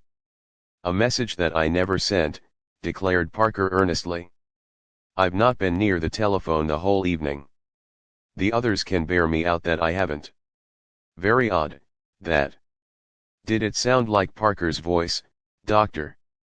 "Well, I can't say I noticed. I took it for granted, you see." "Naturally. Well, you got up here, broke in the door, and found poor Mr. Ackroyd like this. How long should you say he had been dead, doctor?" "Half an hour at least, perhaps longer," I said. "The door was locked on the inside, you say?" "What about the window?" "I myself closed and bolted it earlier in the evening at Mr. Ackroyd's request." The inspector strode across to it and threw back the curtains. "Well, it's open now, anyway," he remarked. True enough, the window was open, the lower sash being raised to its fullest extent. The inspector produced a pocket torch and flashed it along the sill outside. "This is the way he went all right," he remarked, "and got in. See here." In the light of the powerful torch, several clearly defined footmarks could be seen.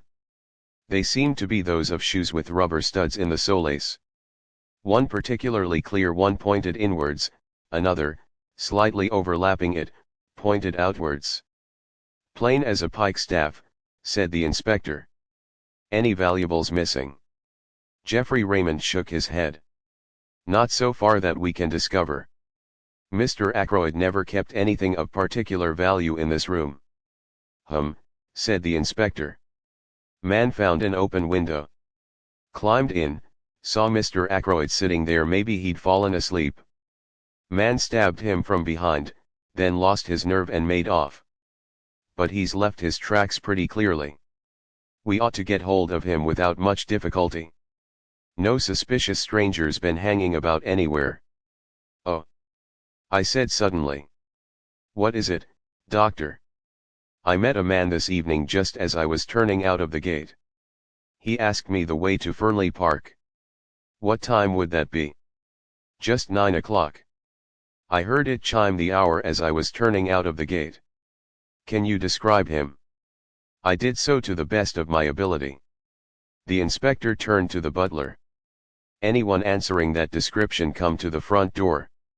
"No, sir. No one has been to the house at all this evening." "What about the back?" "I don't think so, sir, but I'll make inquiries." He moved towards the door, but the inspector held up a large hand.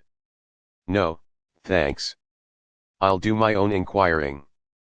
But first of all I want to fix the times a little more clearly.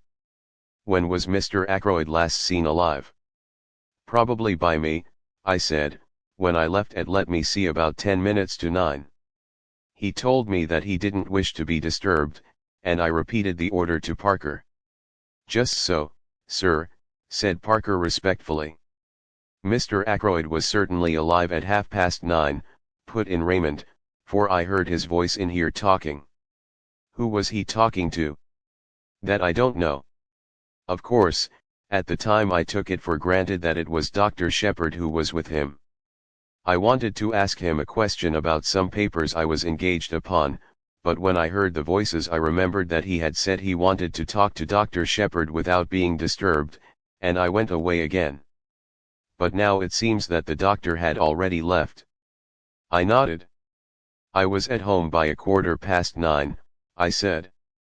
I didn't go out again until I received the telephone call. Who could have been with him at 9:30? Queried the inspector. It wasn't you, Mr. Major Blunt, I said. Major Hector Blunt? Asked the inspector, a respectful tone creeping into his voice. Blunt merely jerked his head affirmatively. I think we've seen you down here before, sir, said the inspector. I didn't recognize you for the moment, but you were staying with Mr. Ackroyd a year ago last May. June, corrected Blunt. Just so, June it was. Now, as I was saying, it wasn't you with Mr. Ackroyd at 9:30 this evening. Blunt shook his head. Never saw him after dinner, he volunteered. The inspector turned once more to Raymond. You didn't overhear any of the conversation going on, did you, sir? I did catch just a fragment of it, said the secretary, and, supposing as I did that it was Dr. Sheppard who was with Mr. Ackroyd, that fragment struck me as distinctly odd. As far as I can remember, the exact words were these. Mr. Ackroyd was speaking. The calls on my purse have been so frequent of late, that is what he was saying of late, that I fear it is impossible for me to accede to your request. I went away again at once, of course, so I did not hear any more. But I rather wondered because Dr. Sheppard does not ask for loans for himself or subscriptions for others, I finished. A demand for money, said the inspector musingly. It may be that here we have a very important clue. He turned to the butler. You say, Parker, that nobody was admitted by the front door this evening. That's what I say, sir. Then it seems almost certain that Mr. Ackroyd himself must have admitted this stranger. But I don't quite see. The inspector went into a kind of daydream for some minutes. One thing's clear, he said at length, rousing himself from his absorption, Mr. Ackroyd was alive and well at 9:30. That is the last moment at which he is known to have been alive. Parker gave vent to an apologetic cough which brought the inspector's eyes on him at once. Well, he said sharply. If you'll excuse me, sir. Miss Flora saw him after that. Miss Flora? Yes, sir. About 9:45 that would be. It was after that she told me Mr. Ackroyd wasn't to be disturbed again tonight. Did he send her to you with that message? Not exactly, sir. I was bringing a tray with soda and whiskey when Miss Flora, who was just coming out of this room, stopped me and said her uncle didn't want to be disturbed. The inspector looked at the butler with rather closer attention than he had bestowed on him up to now. You'd already been told that Mr. Ackroyd didn't want to be disturbed, hadn't you? Parker began to stammer. His hands shook. Yes, sir. Yes, sir. Quite so, sir. And yet you were proposing to do so. I'd forgotten, sir. At least I always bring the whiskey and soda about that time, sir, and ask if there's anything more, and I thought, well, I was doing as usual without thinking. It was at this moment that it began to dawn upon me that Parker was most suspiciously flustered. The man was shaking and twitching all over. Said the inspector. I must see Miss Ackroyd at once. For the moment we'll leave this room exactly as it is. I can return here after I've heard what Miss Ackroyd has to tell me. I shall just take the precaution of shutting and bolting the window. This precaution accomplished, he led the way into the hall and we followed him. He paused a moment, as he glanced up at the little staircase, then spoke over his shoulder to the constable. Jones, you'd better stay here. Don't let anyone go into that room. Parker interposed deferentially. If you'll excuse me, sir. If you were to lock the door into the main hall, nobody could gain access to this part of the house. That staircase leads only to Mr. Ackroyd's bedroom and bathroom. There is no communication with the other part of the house. There once was a door through, but Mr. Ackroyd had it blocked up. He liked to feel that his suite was entirely private. To make things clear and explain the position, I have appended a rough sketch of the right-hand wing of the house. The small staircase leads, as Parker explained, to a big bedroom, made by two being knocked into one, and an adjoining bathroom and lavatory. The inspector took in the position at a glance. We went through into the large hall and he locked the door behind him, slipping the key into his pocket. Then he gave the constable some low-voiced instructions, and the latter prepared to depart. "We must get busy on those shoe tracks," explained the inspector. "But first of all, I must have a word with Miss Ackroyd. She was the last person to see her uncle alive." "Does she know yet?" Raymond shook his head. "Well, no need to tell her for another 5 minutes. She can answer my questions better without being upset by knowing the truth about her uncle. Tell her there's been a burglary, and ask her if she would mind dressing and coming down to answer a few questions." It was Raymond who went upstairs on this errand. "Miss Ackroyd will be down in a minute," he said, when he returned. "I told her just what you suggested." In less than 5 minutes Flora descended the staircase. She was wrapped in a pale pink silk kimono. She looked anxious and excited. The inspector stepped forward. "Good evening, Miss Ackroyd," he said civilly. "We're afraid there's been an attempt at robbery, and we want you to help us." "What's this room?" "The billiard room." "Come in here and sit down." Flora sat down composedly on the wide divan which ran the length of the wall, and looked up at the inspector. "I don't quite understand. What has been stolen? What do you want me to tell you?" "It's just this, Miss Ackroyd. Parker here says you came out of your uncle's study at about 9:45. Is that right?" "Quite right. I had been to say good night to him." "And the time is correct?" "Well, it must have been about then." "I can't say exactly. It might have been later." "Was your uncle alone, or was there anyone with him?" "He was alone. Dr. Sheppard had gone." "Did you happen to notice whether the window was open or shut?" Flora shook her head. "I can't say." "The curtains were drawn." "Exactly. And your uncle seemed quite as usual." "I think so. Do you mind telling us exactly what passed between you?" Flora paused a minute, as though to collect her recollections. "I went in and said, 'Good night, Uncle, I'm going to bed now. I'm tired tonight.' He gave a sort of grunt, and I went over and kissed him, and he said something about my looking nice in the frock I had on, and then he told me to run away as he was busy. So I went." "Did he ask specially not to be disturbed?" "Oh, yes, I forgot. He said, 'Tell Parker I don't want anything more tonight, and that he's not to disturb me.' I met Parker just outside the door and gave him Uncle's message." "Just so," said the inspector. "Won't you tell me what it is that has been stolen?" "We're not quite certain," said the inspector hesitatingly. A wide look of alarm came into the girl's eyes. She started up. "What is it?" "You're hiding something from me." Moving in his usual unobtrusive manner, Hector Blunt came between her and the inspector.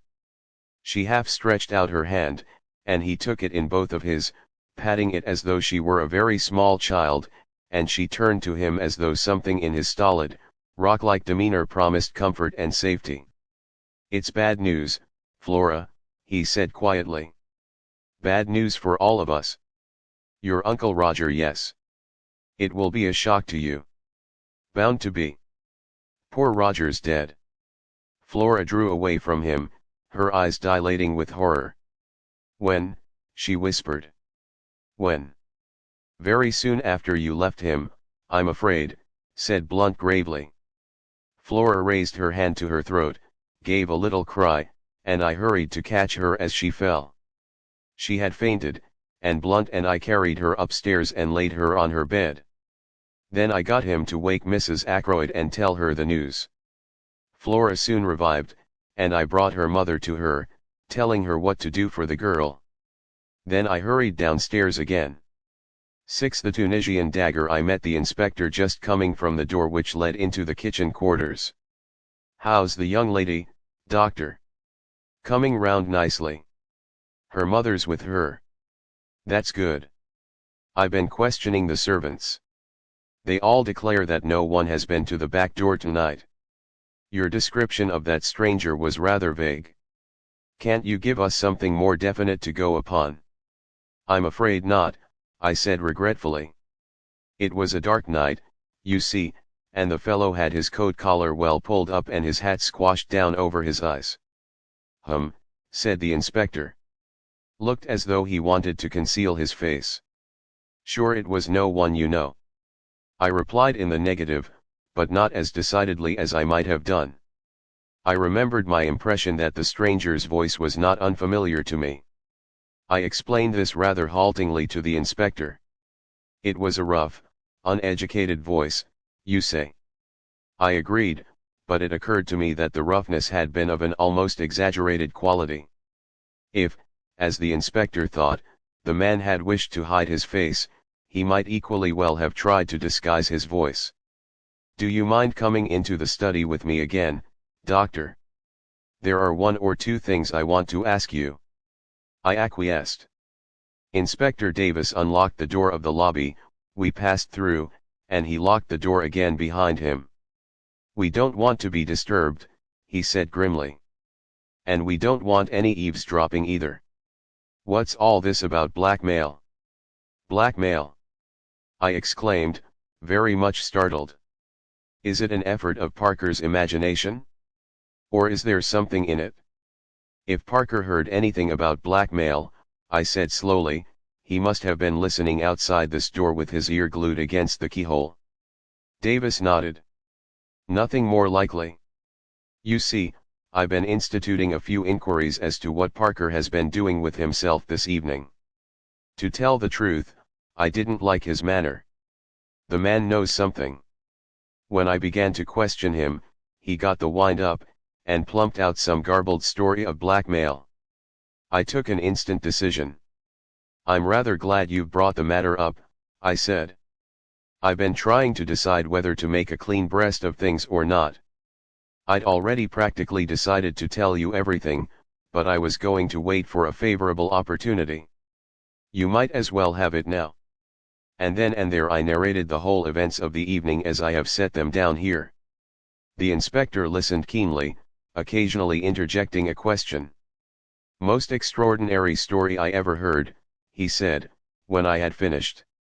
"And you say that letter has completely disappeared? It looks bad, it looks very bad indeed. It gives us what we've been looking for, a motive for the murder." I nodded. "I realize that. You say that Mr. Ackroyd hinted at a suspicion he had that some member of his household was involved. Household's rather an elastic term. You don't think that Parker himself might be the man we're after?" I suggested. "It looks very like it. He was obviously listening at the door when you came out. Then Miss Ackroyd came across him later, bent on entering the study. Say he tried again when she was safely out of the way. He stabbed Ackroyd, locked the door on the inside, opened the window, and got out that way, and went round to a side door which he had previously left open. How's that?" "There's only one thing against it," I said slowly. "If Ackroyd went on reading that letter as soon as I left, as he intended to do, I don't see him continuing to sit on here and turn things over in his mind for another hour. He'd have had Parker in at once, accused him then and there would have been a fine old uproar. Remember, Ackroyd was a man of choleric temper. Mightn't he have had time to go on with the letter just then?" suggested the inspector. "We know someone was with him at 9:30. If that visitor turned up as soon as you left, and after he went, Miss Ackroyd came in to say good night, well, he wouldn't be able to go on with the letter until close upon 10 o'clock. And the telephone call. Parker sent that all right, perhaps before he thought of the locked door and open window. Then he changed his mind or got in a panic and decided to deny all knowledge of it. That was it, depend upon it? Yes, I said rather doubtfully. Anyway, we can find out the truth about the telephone call from the exchange. If it was put through from here, I don't see how anyone else but Parker could have sent it. Depend upon it, he's our man. But keep it dark, we don't want to alarm him just yet, till we've got the evidence. I'll be concentrating on your mysterious stranger.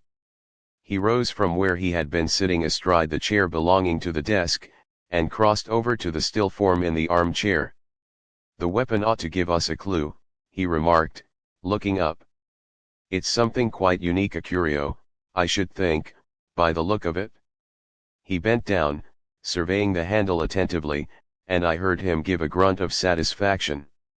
Then, very gingerly, he pressed his hands down below the hilt and drew the blade out from the wound. Still carrying it so as not to touch the handle, he placed it in a wide china mug which adorned the mantelpiece. Yes, he said, nodding at it. Quite a work of art. There can't be many of them about. It was indeed a beautiful object. A narrow, tapering blade, and a hilt of elaborately intertwined metals of curious and careful workmanship. He touched the blade gingerly with his finger, testing its sharpness, and made an appreciative grimace. Lord, what an edge, he exclaimed. A child could drive that into a man as easy as cutting butter. A dangerous sort of toy to have about. May I examine the body properly now? I asked. He nodded. Go ahead. I made a thorough examination. Well, said the inspector, when I had finished. I'll spare you the technical language, I said. We'll keep that for the inquest.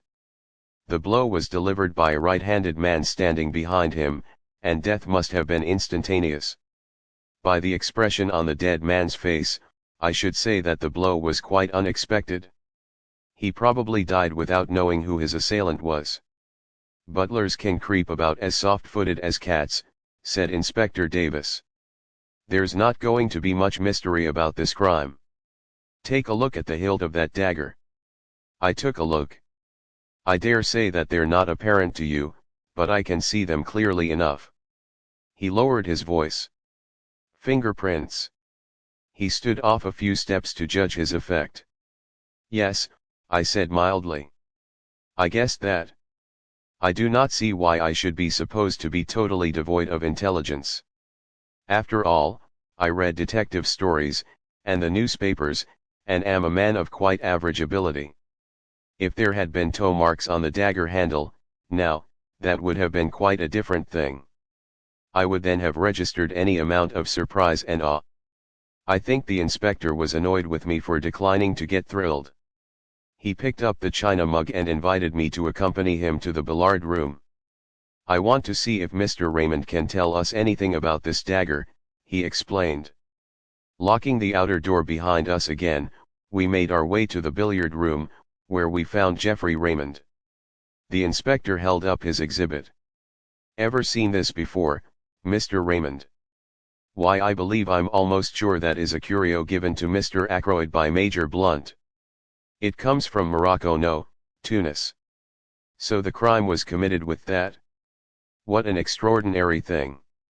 It seems almost impossible, and yet there could hardly be two daggers the same. May I fetch Major Blunt? Without waiting for an answer, he hurried off. Nice young fellow that, said the inspector. Something honest and ingenuous about him. I agreed. In the 2 years that Geoffrey Raymond has been secretary to Ackroyd, I have never seen him ruffled or out of temper. And he has been, I know, a most efficient secretary. In a minute or two Raymond returned, accompanied by Blunt. I was right, said Raymond excitedly. It is the Tunisian dagger. Major Blunt hasn't looked at it yet, objected the inspector. Saw it the moment I came into the study, said the quiet man. You recognized it, then? Blunt nodded. You said nothing about it, said the inspector suspiciously. Wrong moment, said Blunt. Lot of harm done by blurting out things at the wrong time. He returned the inspector's stare placidly enough. The latter grunted at last and turned away. He brought the dagger over to Blunt. "You're quite sure about it, sir? You identify it positively?" "Absolutely. No doubt whatever." "Where was this curio usually kept?" "Can you tell me that, sir?" It was the secretary who answered. "In the silver table in the drawing room." "What?" I exclaimed. The others looked at me. "Yes, doctor," said the inspector encouragingly. "It's nothing." "Yes, doctor," said the inspector again, still encouragingly. "It's so trivial," I explained apologetically. "Only that when I arrived last night for dinner I heard the lid of the silver table being shut down in the drawing room." I saw profound skepticism and a trace of suspicion on the inspector's countenance. "How did you know it was the silver table lid?" I was forced to explain in detail a long, tedious explanation which I would infinitely rather not have had to make. The inspector heard me to the end. "Was the dagger in its place when you were looking over the contents?" he asked. "I don't know," I said. "I can't say I remember noticing it, but, of course, it may have been there all the time." "We'd better get hold of the housekeeper," remarked the inspector, and pulled the bell. A few minutes later Miss Russell, summoned by Parker, entered the room. "I don't think I went near the silver table," she said, when the inspector had posed his question. "I was looking to see that all the flowers were fresh." "Oh. Yes, I remember now. The silver table was open, which it had no business to be, and I shut the lid down as I passed." She looked at him aggressively. "I see," said the inspector. "Can you tell me if this dagger was in its place then?" Miss Russell looked at the weapon composedly. "I can't say I'm sure," she replied. "I didn't stop to look. I knew the family would be down any minute, and I wanted to get away." "Thank you," said the inspector. There was just a trace of hesitation in his manner, as though he would have liked to question her further, but Miss Russell clearly accepted the words as a dismissal, and glided from the room. "Rather a Tartar, I should fancy, said the inspector, looking after her. "Let me see. This silver table is in front of one of the windows, I think you said, doctor?" Raymond answered for me. "Yes, the left-hand window." "And the window was open?" "They were both ajar." "Well, I don't think we need go into the question much further. I'll just say somebody could get that dagger any time he liked, and exactly when he got it doesn't matter in the least. I'll be coming up in the morning with the chief constable, Mr. Raymond. Until then, I'll keep the key of that door. I want Colonel Melrose to see everything exactly as it is. I happen to know that he's dining out the other side of the county, and, I believe, staying the night." We watched the inspector take up the jar. "I shall have to pack this carefully," he observed. "It's going to be an important piece of evidence in more ways than one." A few minutes later, as I came out of the billiard room with Raymond, the latter gave a low chuckle of amusement. I felt the pressure of his hand on my arm, and followed the direction of his eyes. Inspector Davis seemed to be inviting Parker's opinion of a small pocket diary. "A little obvious," murmured my companion. "So Parker is the suspect, is he? Shall we oblige Inspector Davis with a set of our fingerprints also?" He took 2 cards from the card tray, wiped them with his silk handkerchief, then handed one to me and took the other himself. Then, with a grin, he handed them to the police inspector. "Souvenirs," he said. "No one, Dr. Sheppard, number 2, my humble self. One from Major Blunt will be forthcoming in the morning." Youth is very buoyant. Even the brutal murder of his friend and employer could not dim Geoffrey Raymond's spirits for long. Perhaps that is as it should be. I do not know. I have lost the quality of resilience long since myself. It was very late when I got back, and I hoped that Caroline would have gone to bed. I might have known better. She had hot cocoa waiting for me, and whilst I drank it, she extracted the whole history of the evening from me. I said nothing of the blackmailing business, but contented myself with giving her the facts of the murder. The police suspect Parker, I said, as I rose to my feet and prepared to ascend to bed. There seems a fairly clear case against him. Parker, said my sister. Fiddlesticks. That inspector must be a perfect fool. Parker indeed. Don't tell me. With which obscure pronouncement we went up to bed. 7. I learned my neighbor's profession. On the following morning I hurried unforgivably over my round.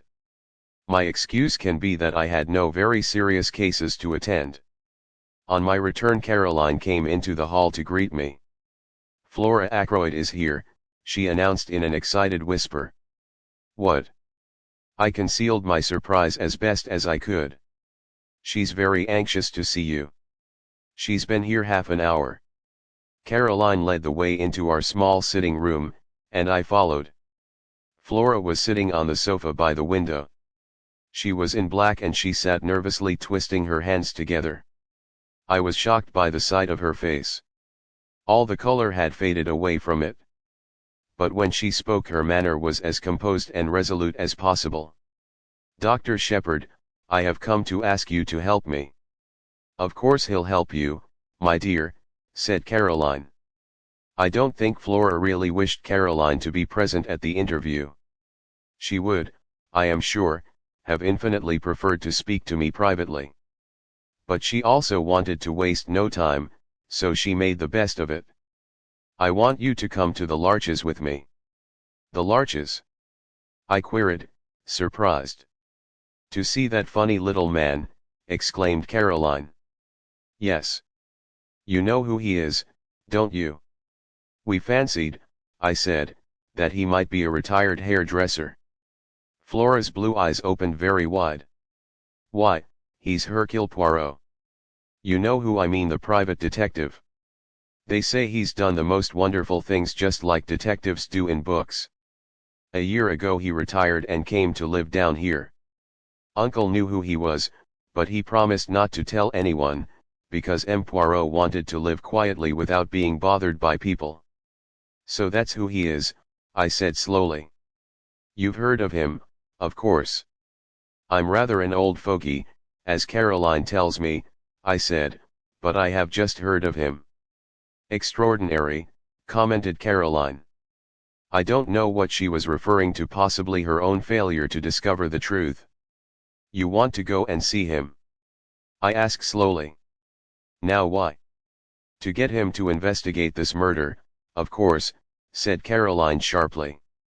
Don't be so stupid, James. I was not really being stupid. Caroline does not always understand what I am driving at. You haven't got confidence in Inspector Davis. I went on. Of course she hasn't, said Caroline. I haven't either. Anyone would have thought it was Caroline's uncle who had been murdered. And how do you know he would take up the case? I asked. Remember, he has retired from active work. That's just it, said Flora simply.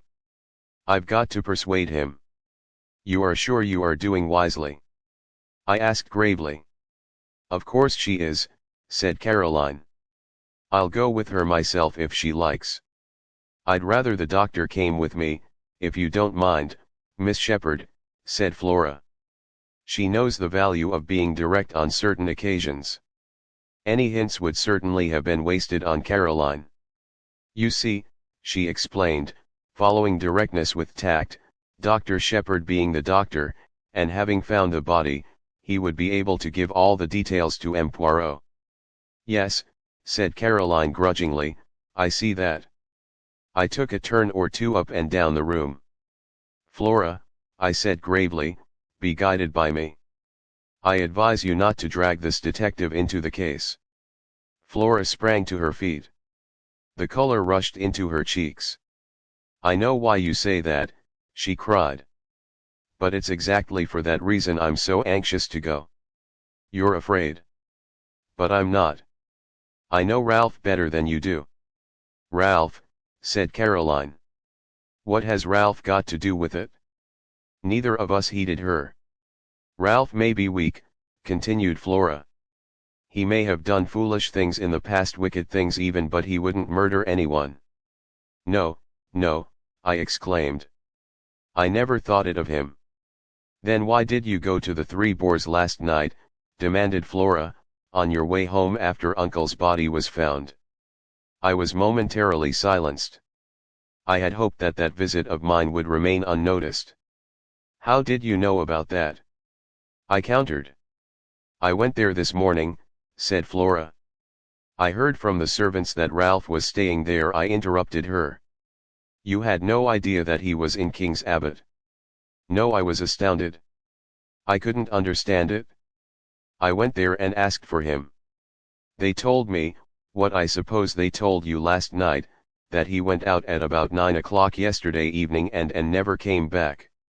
Her eyes met mine defiantly, and as though answering something in my look, she burst out, well, why shouldn't he? He might have gone anywhere. He may even have gone back to London, leaving his luggage behind. I asked gently. Flora stamped her foot. I don't care. There must be a simple explanation. And that's why you want to go to Hercule Poirot? Isn't it better to leave things as they are? The police don't suspect Ralph in the least, remember. They're working on quite another tack. But that's just it, cried the girl. They do suspect him. A man from Cranchester turned up this morning, Inspector Raglan, a horrid, weaselly little man. I found he had been to the Three Boars this morning before me. They told me all about his having been there, and the questions he had asked. He must think Ralph did it. That's a change of mind from last night, if so, I said slowly. He doesn't believe in Davis's theory that it was Parker then. Parker indeed, said my sister, and snorted. Flora came forward and laid her hand on my arm. Oh!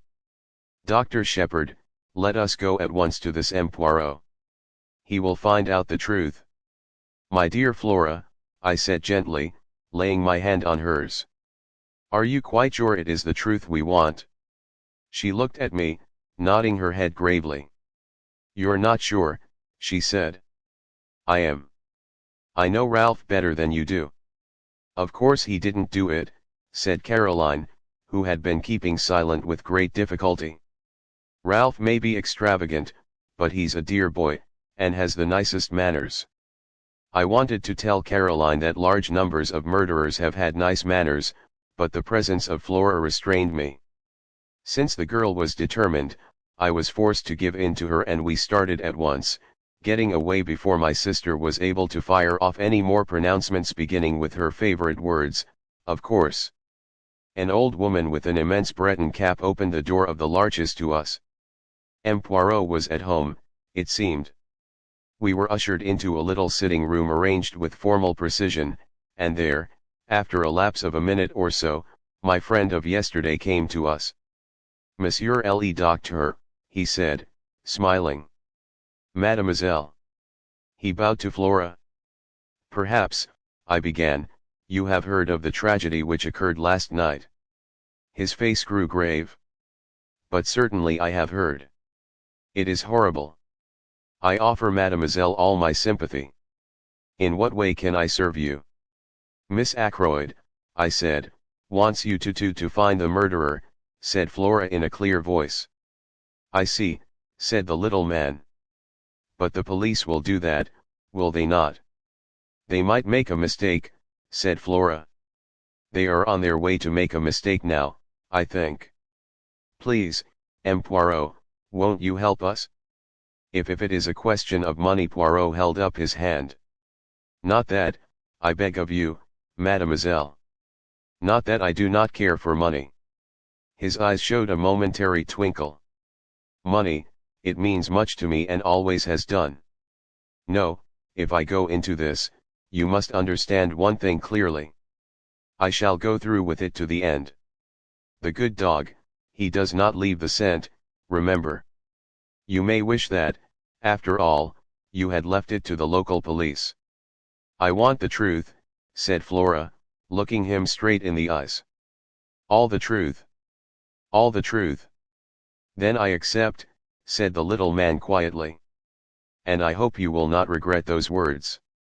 Now, tell me all the circumstances." "Dr. Sheppard had better tell you," said Flora. "He knows more than I do." Thus enjoined, I plunged into a careful narrative, embodying all the facts I have previously set down. Poirot listened carefully, inserting a question here and there, but for the most part sitting in silence, his eyes on the ceiling. I brought my story to a close with the departure of the inspector and myself from Fernley Park the previous night. "And now," said Flora, as I finished, "tell him all about Ralph." I hesitated, but her imperious glance drove me on. "You went to this in this Three Boars last night on your way home?" asked Poirot, as I brought my tale to a close. "Now exactly why was that?" I paused a moment to choose my words carefully. "I thought someone ought to inform the young man of his uncle's death. It occurred to me after I had left Fernley that possibly no one but myself and Mr. Ackroyd were aware that he was staying in the village." Poirot nodded. "Quite so. That was your only motive in going there, eh?" "That was my only motive," I said stiffly. "It was not to, shall we say, reassure yourself about ce jeune homme." "Reassure myself? I think, MLE Doctor, that you know very well what I mean, though you pretend not to do so. I suggest that it would have been a relief to you if you had found that Captain Paton had been at home all the evening." "Not at all," I said sharply. The little detective shook his head at me gravely. "You have not the trust in me of Miss Flora," he said.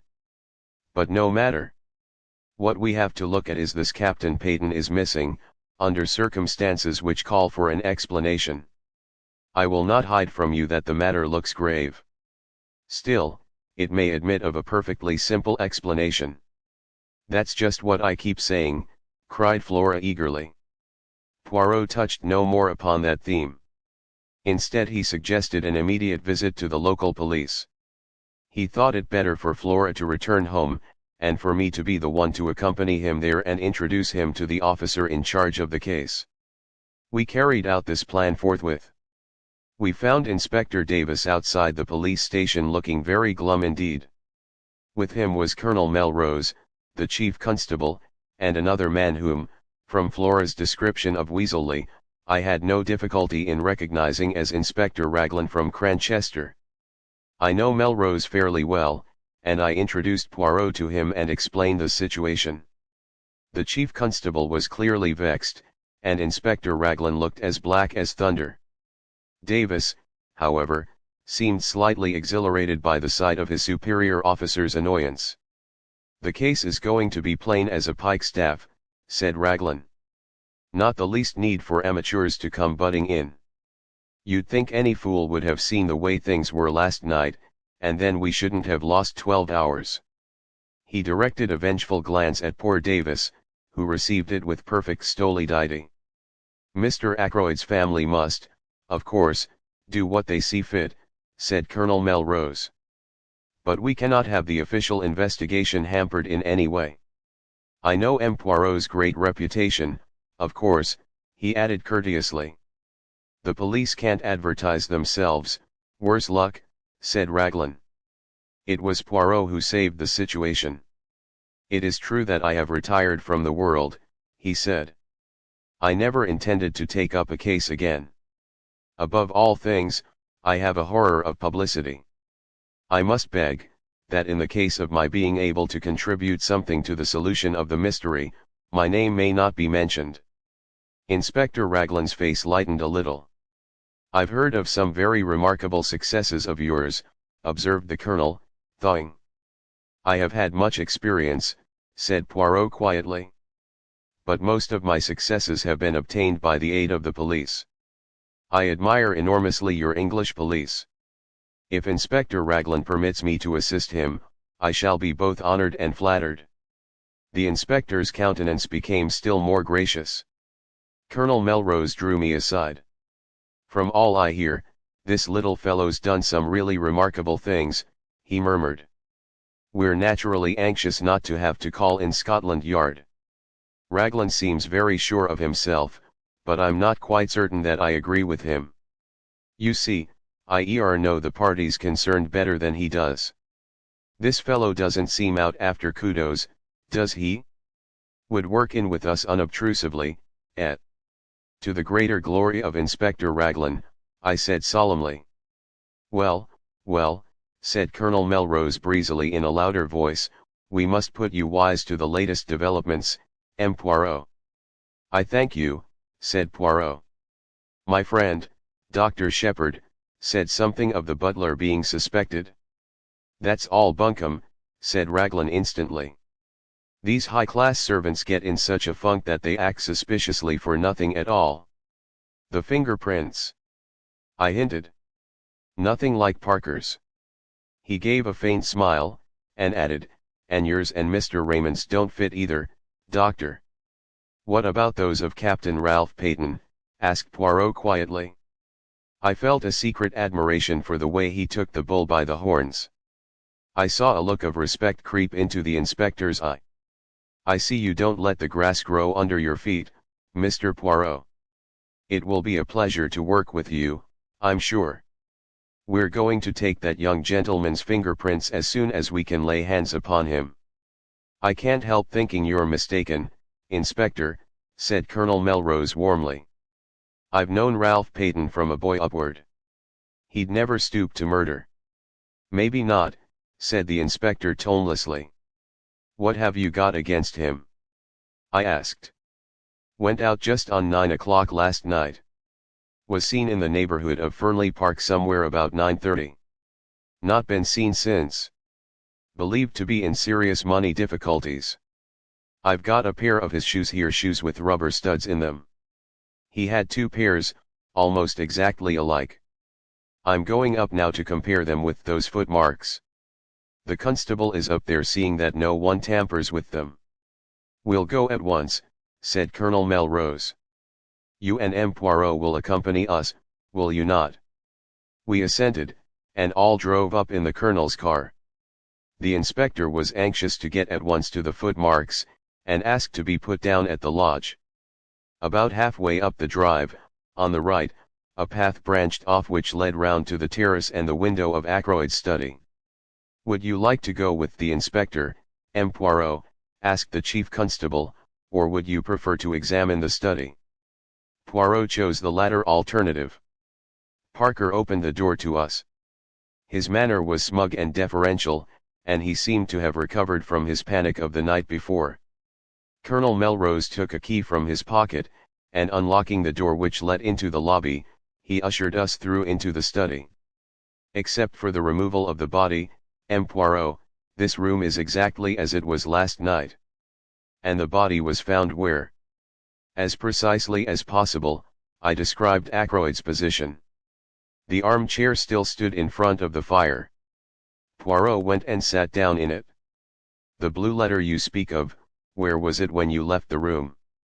Mr. Ackroyd had laid it down on this little table at his right hand. Poirot nodded. Except for that, everything was in its place. Yes, I think so. Colonel Melrose, would you be so extremely obliging as to sit down in this chair a minute? I thank you. Now MLE Doctor, will you kindly indicate to me the exact position of the dagger? I did so, whilst the little man stood in the doorway. The hilt of the dagger was plainly visible from the door then. Both you and Parker could see it at once. Yes. Poirot went next to the window. The electric light was on, of course, when you discovered the body, he asked over his shoulder. I assented, and joined him where he was studying the marks on the window sill. The rubber studs are the same pattern as those in Captain Paton's shoes, he said quietly. Then he came back once more to the middle of the room. His eye traveled round, searching everything in the room with a quick, trained glance. Are you a man of good observation? Dr. Sheppard, he asked at last. I think so, I said, surprised. There was a fire in the grate, I see. When you broke the door down and found Mr. Ackroyd dead, How was the fire? Was it low? I gave a vexed laugh. I really can't say. I didn't notice. Perhaps Mr. Raymond or Major Blunt. The little man opposite me shook his head with a faint smile. One must always proceed with method. I made an error of judgment in asking you that question. To each man his own knowledge. You could tell me the details of the patient's appearance, nothing there would escape you. If I wanted information about the papers on that desk, Mr. Raymond would have noticed anything there was to see. To find out about the fire, I must ask the man whose business it is to observe such things. You permit? He moved swiftly to the fireplace and rang the bell. After a lapse of a minute or two Parker appeared. The bell rang, sir, he said hesitatingly. Come in, Parker, said Colonel Melrose. This gentleman wants to ask you something. Parker transferred a respectful attention to Poirot. Parker, said the little man, when you broke down the door with Dr. Sheppard last night, and found your master dead, what was the state of the fire? Parker replied without a pause. It had burned very low, sir. It was almost out. Ah, said Poirot. The exclamation sounded almost triumphant. He went on, look round you, my good Parker. Is this room exactly as it was then? The butler's eye swept round. It came to rest on the windows. The curtains were drawn, sir, and the electric light was on. Poirot nodded approval. Anything else? Yes, sir, this chair was drawn out a little more. He indicated a big grandfather chair to the left of the door between it and the window. I append a plan of the room with the chair in question marked with an X. Just show me, said Poirot. The butler drew the chair in question out a good 2 feet from the wall, turning it so that the seat faced the door. Voilà ce qui est curieux, murmured Poirot. No one would want to sit in a chair in such a position, I fancy. Now who pushed it back into place again, I wonder? Did you, my friend? No, sir, said Parker. I was too upset with seeing the master and all. Poirot looked across at me. Did you, doctor? I shook my head. It was back in position when I arrived with the police, sir, put in Parker. I'm sure of that. Curious, said Poirot again. Raymond or Blunt must have pushed it back, I suggested. Surely it isn't important. It is completely unimportant, said Poirot. That is why it is so interesting, he added softly. Excuse me a minute, said Colonel Melrose. He left the room with Parker. Do you think Parker is speaking the truth? I asked. About the chair, yes. Otherwise I do not know. You will find, MLE Doctor, if you have much to do with cases of this kind, that they all resemble each other in one thing. What is that? I asked curiously. Everyone concerned in them has something to hide. Have I? I asked, smiling. Poirot looked at me attentively. I think you have, he said quietly. But have you told me everything known to you about this young man Paton? He smiled as I grew red. Oh, do not fear. I will not press you. I shall learn it in good time. I wish you'd tell me something of your methods, I said hastily, to cover my confusion. The point about the fire, for instance. Oh, that was very simple. You leave Mr. Ackroyd at 10 minutes to 9, was it not? Yes, exactly, I should say. The window is then closed and bolted and the door unlocked. At 10:15 when the body is discovered, the door is locked and the window is open. Who opened it? Clearly only Mr. Ackroyd himself could have done so, and for one of two reasons. Either because the room became unbearably hot, but since the fire was nearly out and there was a sharp drop in temperature last night, that cannot be the reason, or because he admitted someone that way. And if he admitted someone that way, it must have been someone well known to him, since he had previously shown himself uneasy on the subject of that same window. It sounds very simple, I said. Everything is simple, if you arrange the facts methodically. We are concerned now with the personality of the person who was with him at 9:30 last night. Everything goes to show that that was the individual admitted by the window, and though Mr. Ackroyd was seen alive later by Miss Flora, we cannot approach a solution of the mystery until we know who that visitor was. The window may have been left open after his departure and so afforded entrance to the murderer, or the same person may have returned a second time. Ah! Here is the Colonel who returns. Colonel Melrose entered with an animated manner. That telephone call has been traced at last, he said. It did not come from here. It was put through to Dr. Sheppard at 10:15 last night from a public call office at King's Abbot Station. And at 10:23 the night mail leaves for Liverpool. 8 Inspector Raglan is confident we looked at each other. You'll have inquiries made at the station, of course. I said. Naturally, but I'm not over-sanguine as to the result. You know what that station is like. I did. King's Abbot is a mere village, but its station happens to be an important junction. Most of the big expresses stop there, and trains are shunted, resorted, and made up. It has 2 or 3 public telephone boxes. At that time of night, 3 local trains come in close upon each other, to catch the connection with the express for the north which comes in at 10:19 and leaves at 10:23. The whole place is in a bustle, and the chances of one particular person being noticed telephoning or getting into the express are very small indeed. But why telephone at all? Demanded Melrose. That is what I find so extraordinary. There seems no rhyme or reason in the thing. Poirot carefully straightened a china ornament on one of the bookcases. Be sure there was a reason, he said over his shoulder. But what reason could it be? When we know that, we shall know everything. This case is very curious and very interesting. There was something almost indescribable in the way he said those last words. I felt that he was looking at the case from some peculiar angle of his own, and what he saw I could not tell. He went to the window and stood there looking out. You say it was 9 o'clock, Dr. Sheppard, when you met this stranger outside the gate? He asked the question without turning round. Yes, I replied. I heard the church clock chime the hour. How long would it take him to reach the house to reach this window, for instance? 5 minutes at the outside. 2 or 3 minutes only if he took the path at the right of the drive and came straight here. But to do that he would have to know the way. How can I explain myself? It would mean that he had been here before, that he knew his surroundings. That is true, replied Colonel Melrose.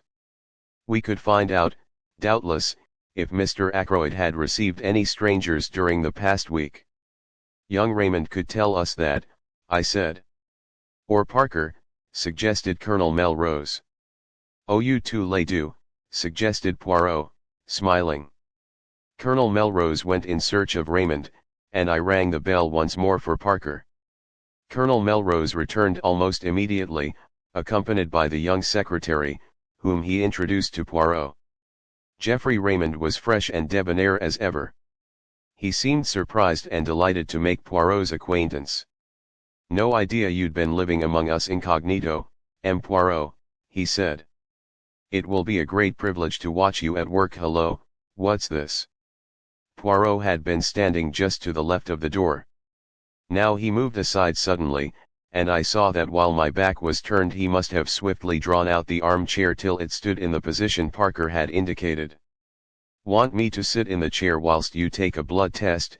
Asked Raymond good-humouredly. What's the idea? Raymond, this chair was pulled out so last night when Mr. Ackroyd was found killed. Someone moved it back again into place. Did you do so? The secretary's reply came without a second's hesitation. No, indeed I didn't. I don't even remember that it was in that position, but it must have been if you say so. Anyway, somebody else must have moved it back to its proper place. Have they destroyed a clue in doing so? Too bad. It is of no consequence, said the detective. Of no consequence whatever. What I really want to ask you is this, Raymond, did any stranger come to see Mr. Ackroyd during this past week?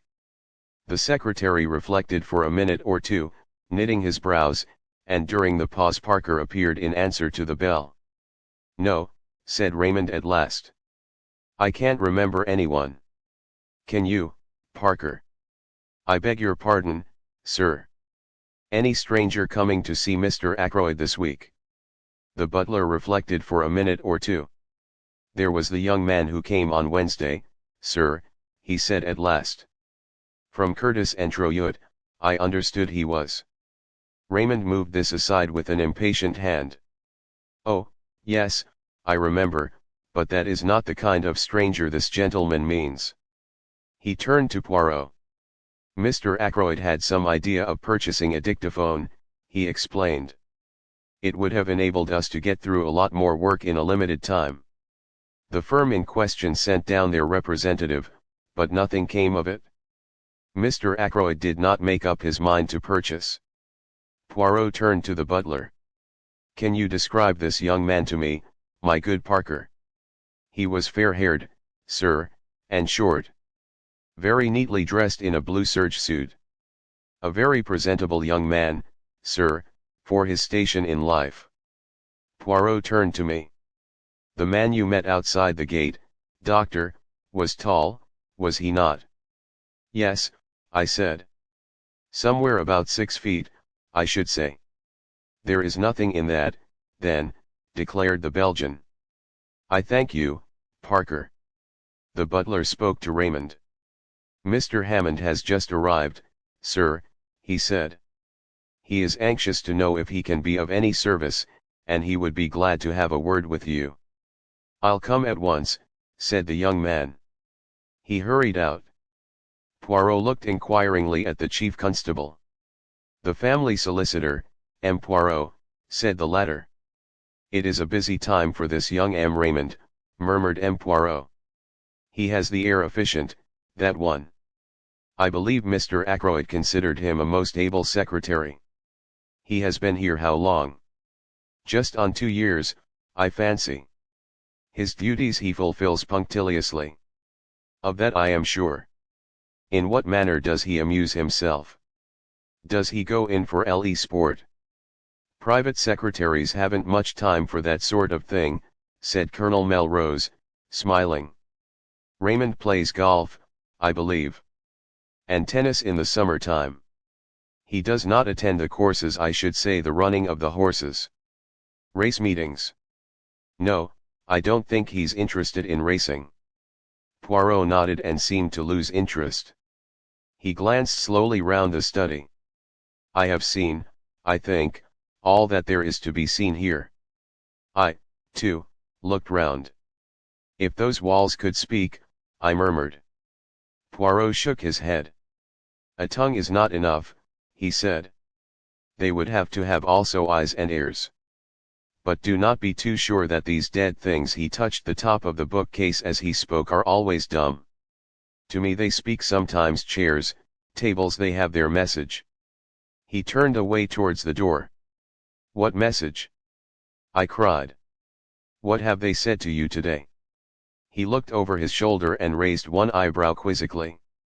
An opened window, he said. A locked door. A chair that apparently moved itself. To all three I say, why, and I find no answer. He shook his head, puffed out his chest, and stood blinking at us. He looked ridiculously full of his own importance. It crossed my mind to wonder whether he was really any good as a detective. Had his big reputation been built up on a series of lucky chances? I think the same thought must have occurred to Colonel Melrose, for he frowned. Anything more you want to see, M. Poirot? He inquired brusquely. You would perhaps be so kind as to show me the silver table from which the weapon was taken? After that, I will trespass on your kindness no longer. We went to the drawing-room, but on the way the constable waylaid the colonel, and after a muttered conversation the latter excused himself and left us together.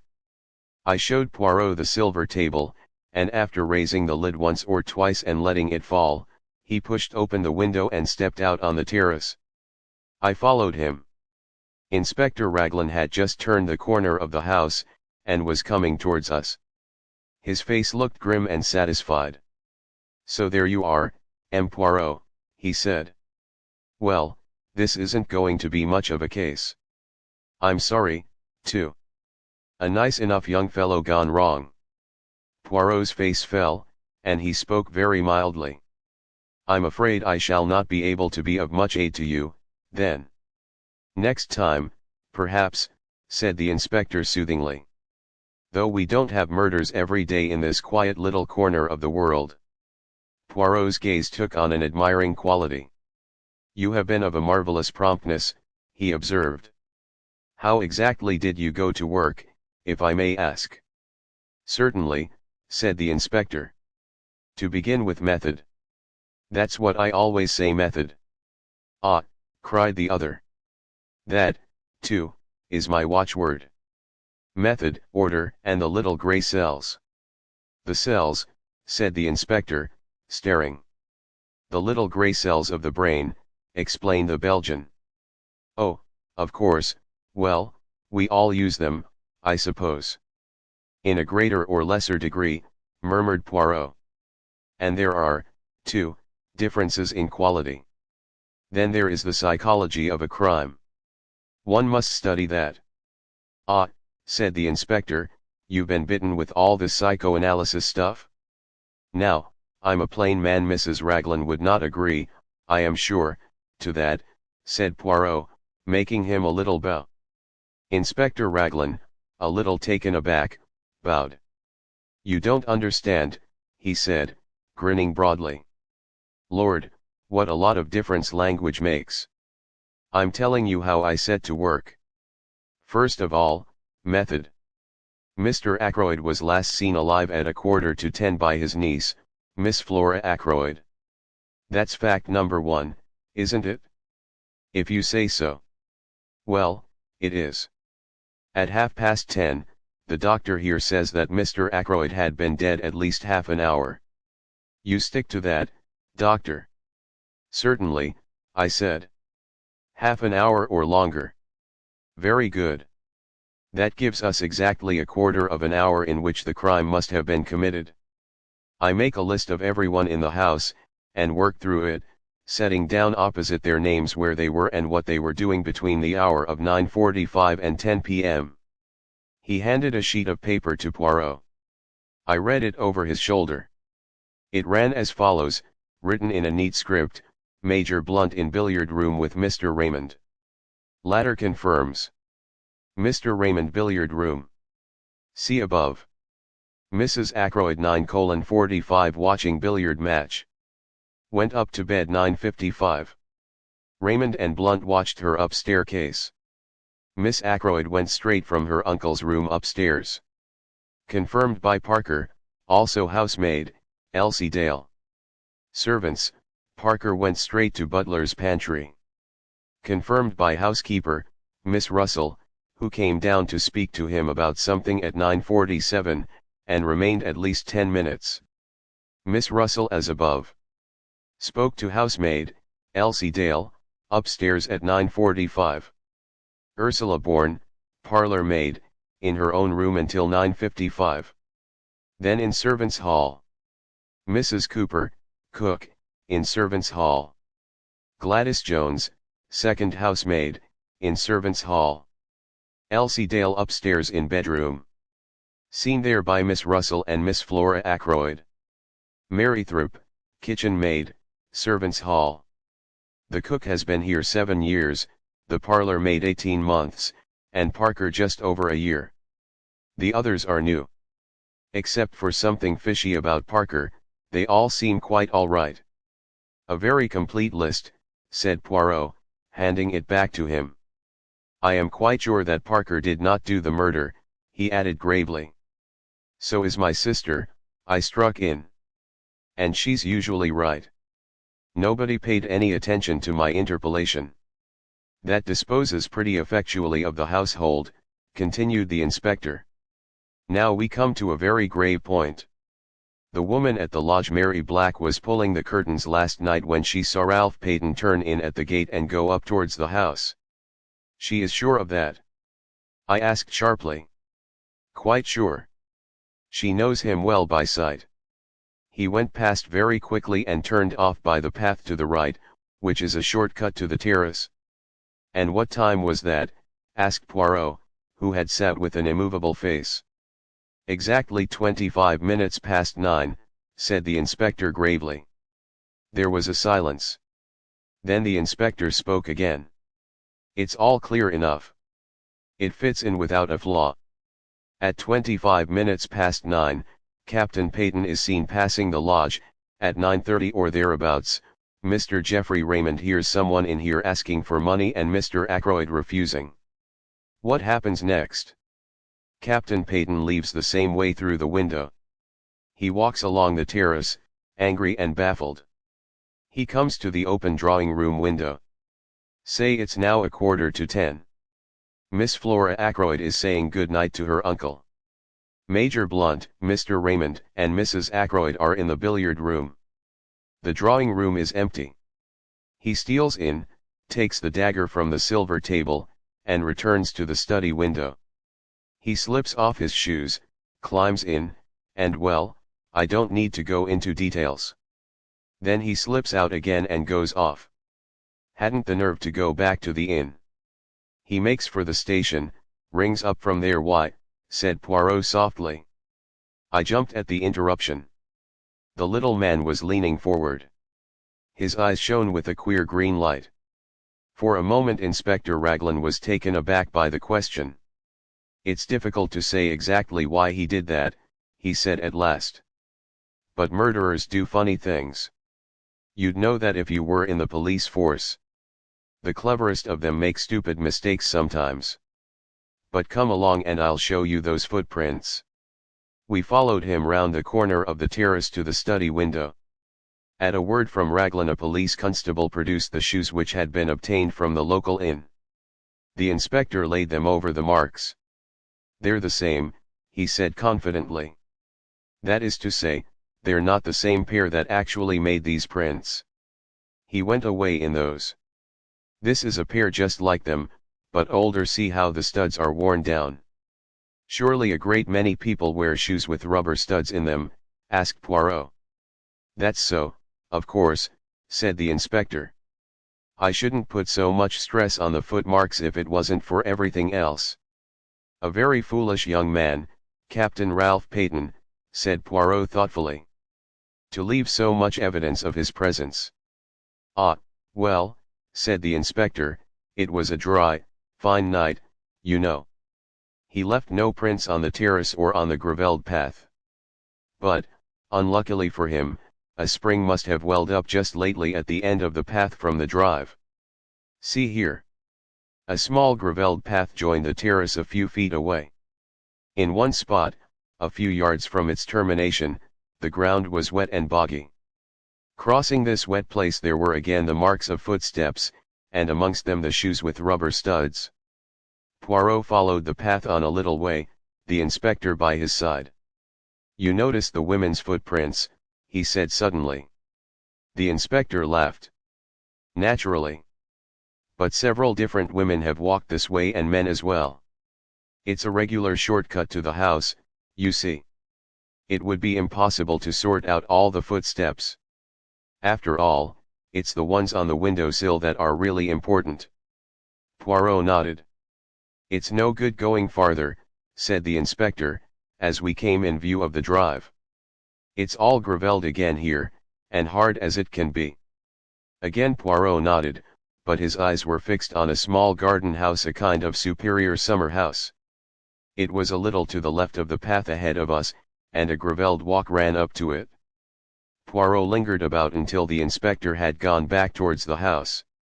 Then he looked at me. You must have indeed been sent from the good God to replace my friend Hastings, he said, with a twinkle. I observe that you do not quit my side. How say you, Dr. Sheppard, shall we investigate that summer house? It interests me. He went up to the door and opened it.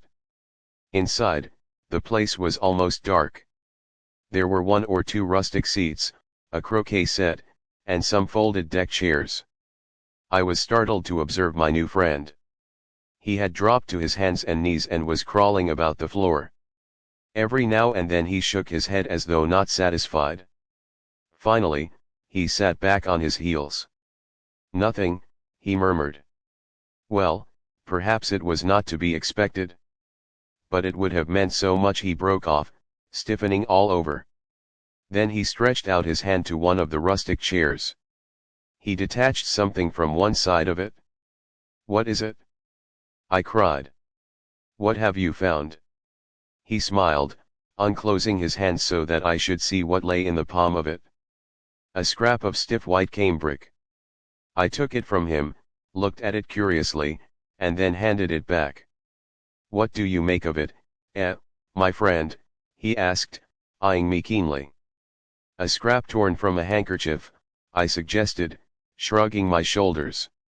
He made another dart and picked up a small quill, a goose quill by the look of it. "And that," he cried triumphantly. "What do you make of that?" I only stared. He slipped the quill into his pocket, and looked again at the scrap of white stuff. "A fragment of a handkerchief," he mused. "Perhaps you are right. But remember this, a good laundry does not starch a handkerchief." He nodded at me triumphantly, then he put away the scrap carefully in his pocketbook. 9. The Goldfish Pond. We walked back to the house together.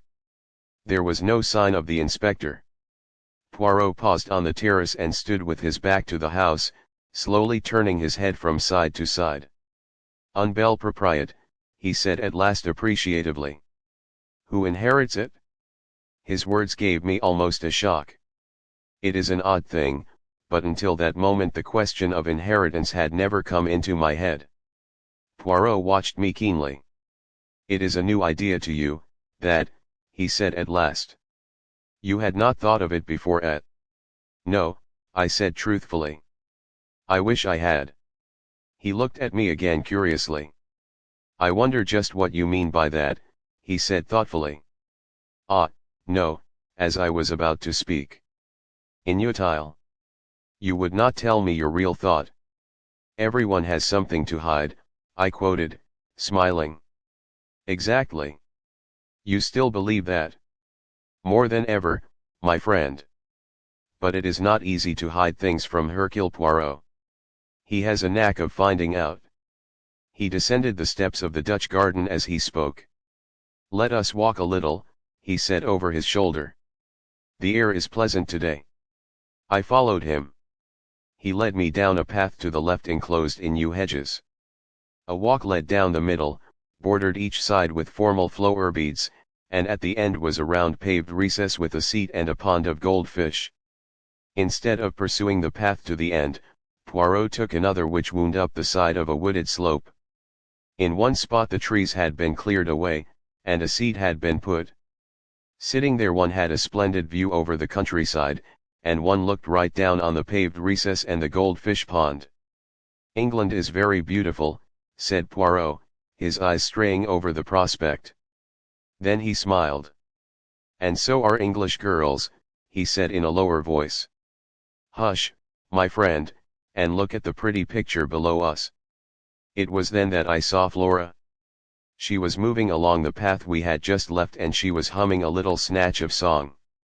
Her step was more dancing than walking, and, in spite of her black dress, there was nothing but joy in her whole attitude. She gave a sudden pirouette on her toes, and her black draperies swung out. At the same time she flung her head back and laughed outright. As she did so a man stepped out from the trees. It was Hector Blunt. The girl started. Her expression changed a little. "How you startled me, I didn't see you." Blunt said nothing, but stood looking at her for a minute or two in silence. "What I like about you," said Flora, with a touch of malice, "is your cheery conversation." I fancy that at that Blunt reddened under his tan. His voice, when he spoke, sounded different. It had a curious sort of humility in it. "Never was much of a fellow for talking. Not even when I was young." "That was a very long time ago, I suppose," said Flora gravely. I caught the undercurrent of laughter in her voice, but I don't think Blunt did. Yes, he said simply, it was. How does it feel to be Methuselah? Asked Flora. This time the laughter was more apparent, but Blunt was following out an idea of his own. Remember the Johnny who sold his soul to the devil? In return for being made young again? There's an opera about it. Faust, you mean? That's the beggar. Rum story. Some of us would do it if we could. Anyone would think you were creaking at the joints to hear you talk, cried Flora, half vexed, half amused. Blunt said nothing for a minute or two. Then he looked away from Flora into the middle distance and observed to an adjacent tree trunk that it was about time he got back to Africa. Are you going on another expedition shooting things? Expect so. Usually do, shoot things, I mean. You shot that head in the hall, didn't you? Blunt nodded. Then he jerked out, going rather red as he did so, care for some decent skins anytime? If so, I could get 'em for you. Oh, please do, cried Flora. Will you really? You won't forget. I shan't forget, said Hector Blunt. He added, in a sudden burst of communicativeness, time I went. I'm no good in this sort of life. Haven't got the manners for it. I'm a rough fellow, no use in society. Never remember the things one's expected to say. Yes, time I went. But you're not going at once, cried Flora. Not while we're in all this trouble. Oh. Please. If you go. She turned away a little. You want me to stay? Asked Blunt. He spoke deliberately but quite simply. I meant you personally, said Blunt, with directness. Flora turned slowly back again and met his eyes. I want you to stay, she said, if that makes any difference. It makes all the difference, said Blunt. There was a moment's silence. They sat down on the stone seat by the goldfish pond. It seemed as though neither of them knew quite what to say next. It's such a lovely morning, said Flora at last. I can't help feeling happy, in spite of everything. That's awful, I suppose. Quite natural, said Blunt. Never saw your uncle until 2 years ago, did you? Can't be expected to grieve very much. Much better to have no humbug about it. There's something awfully consoling about you, said Flora. You make things so simple. Things are simple as a rule, said the big game hunter. Not always, said Flora. Her voice had lowered itself, and I saw Blunt turn and look at her, bringing his eyes back from, apparently, the coast of Africa to do so. He evidently put his own construction on her change of tone, for he said, after a minute or two, in rather an abrupt manner, I say, you mustn't worry. About that young chap, I mean. Inspector's an ass. Everybody knows utterly absurd to think he could have done it. Man from outside. Burglar chap. That's the only possible solution. Flora turned to look at him. You really think so? Don't you? Said Blunt quickly. Yes, of course. Another silence, and then Flora burst out, I'll tell you why I felt so happy this morning. However heartless you think me, I'd rather tell you. It's because the lawyer has been Mr. Hammond. He told us about the will. Uncle Roger has left me £20,000. Think of it, 20,000 beautiful pounds. Blunt looked surprised. Does it mean so much to you? Mean much to me? Why, it's everything. Freedom, life, no more scheming and scraping and lying, said Blunt, sharply interrupting. Flora seemed taken aback for a minute. You know what I mean, she said uncertainly. Pretending to be thankful for all the nasty cast-off things rich relations give you. Last year's coat and skirts and hats. Don't know much about ladies' clothes, should have said you were always very well turned out. It cost me something, though, said Flora in a low voice. Don't let's talk of horrid things. I'm so happy. I'm free. Free to do what I like. Free not to. She stopped suddenly. Not to what? Asked Blunt quickly. I forget now. Nothing important. Blunt had a stick in his hand, and he thrust it into the pond, poking at something. What are you doing? Major Blunt. There's something bright down there. Wondered what it was. Looks like a gold brooch. Now I've stirred up the mud and it's gone. Perhaps it's a crown, suggested Flora. Like the one Melisande saw in the water. Melisande, said Blunt reflectively. She's in an opera, isn't she? Yes, you seem to know a lot about operas. People take me sometimes, said Blunt sadly. Funny idea of pleasure, worse racket than the natives make with their tom-toms. Flora laughed. I remember Melisande, continued Blunt, married an old chap old enough to be her father. He threw a small piece of flint into the goldfish pond. Then, with a change of manner, he turned to Flora. Miss Ackroyd, can I do anything? About Paton, I mean. I know how dreadfully anxious you must be. Thank you, said Flora in a cold voice. There is really nothing to be done. Ralph will be all right. I've got hold of the most wonderful detective in the world, and he's going to find out all about it. For some time I had felt uneasy as to our position. We were not exactly eavesdropping, since the two in the garden below had only to lift their heads to see us. Nevertheless, I should have drawn attention to our presence before now, had not my companion put a warning pressure on my arm. Clearly he wished me to remain silent. But now he rose briskly to his feet, clearing his throat. I demand pardon, he cried.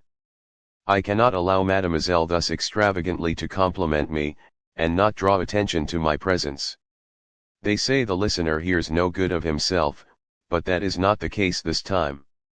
To spare my blushes, I must join you and apologize.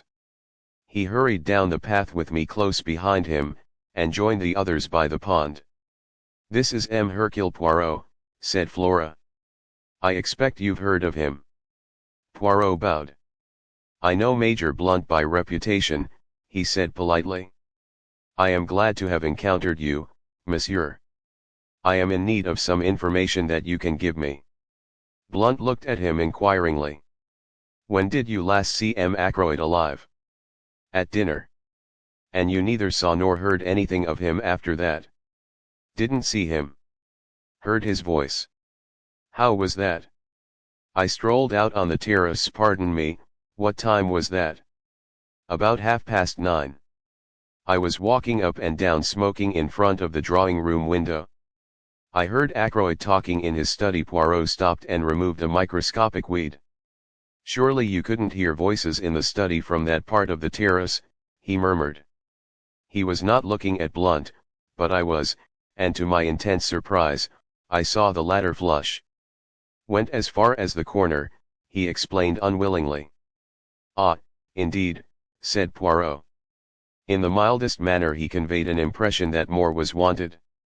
Thought I saw a woman disappearing into the bushes. Just a gleam of white, you know. Must have been mistaken. It was while I was standing at the corner of the terrace that I heard Ackroyd's voice speaking to that secretary of his. Speaking to Mr. Geoffrey Raymond. Yes, that's what I supposed at the time. Seems I was wrong. Mr. Ackroyd didn't address him by name. Oh, no. Then, if I may ask, why did you think? Blunt explained laboriously. Took it for granted that it would be Raymond, because he had said just before I came out that he was taking some papers to Ackroyd. Never thought of it being anybody else. Can you remember what the words you heard were? Afraid I can't. Something quite ordinary and unimportant. Only caught a scrap of it. I was thinking of something else at the time. It is of no importance, murmured Poirot. Did you move a chair back against the wall when you went into the study after the body was discovered? Chair? No, why should I? Poirot shrugged his shoulders but did not answer. He turned to Flora. "There is one thing I should like to know from you, mademoiselle. When you were examining the things in the silver table with Dr. Sheppard, was the dagger in its place, or was it not?" Flora's chin shot up. "Inspector Raglan has been asking me that," she said resentfully. "I've told him, and I'll tell you. I'm perfectly certain the dagger was not there. He thinks it was and that Ralph sneaked it later in the evening. And he doesn't believe me. He thinks I'm saying it to shield Ralph. And aren't you?" I asked gravely. Flora stamped her foot. "You, too, Dr. Sheppard? Oh. It's too bad." Poirot tactfully made a diversion. "It is true what I heard you say, Major Blunt. There is something that glitters in this pond. Let us see if I can reach it." He knelt down by the pond, baring his arm to the elbow, and lowered it in very slowly, so as not to disturb the bottom of the pond. But in spite of all his precautions the mud eddied and swirled, and he was forced to draw his arm out again empty-handed. He gazed ruefully at the mud upon his arm. I offered him my handkerchief, which he accepted with fervent protestations of thanks. Blunt looked at his watch. "Nearly lunchtime," he said. "We'd better be getting back to the house." "You will lunch with us, M. Poirot?" asked Flora. "I should like you to meet my mother. She is very fond of Ralph." The little man bowed. "I shall be delighted, mademoiselle. And you will stay, too, won't you, Dr. Sheppard?" I hesitated. "Oh, do." I wanted to, so I accepted the invitation without further ceremony. We set out towards the house, Flora and Blunt walking ahead. "What hair," said Poirot to me in a low tone, nodding towards Flora. "The real gold. They will make a pretty couple.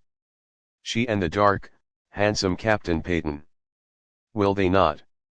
I looked at him inquiringly, but he began to fuss about a few microscopic drops of water on his coat sleeve. The man reminded me in some ways of a cat. His green eyes and his finicking habits. "And all for nothing, too," I said sympathetically. "I wonder what it was in the pond." "Would you like to see?" asked Poirot. I stared at him. He nodded.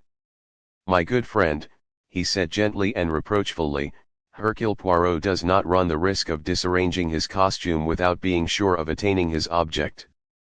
To do so would be ridiculous and absurd. I am never ridiculous." "But you brought your hand out empty," I objected.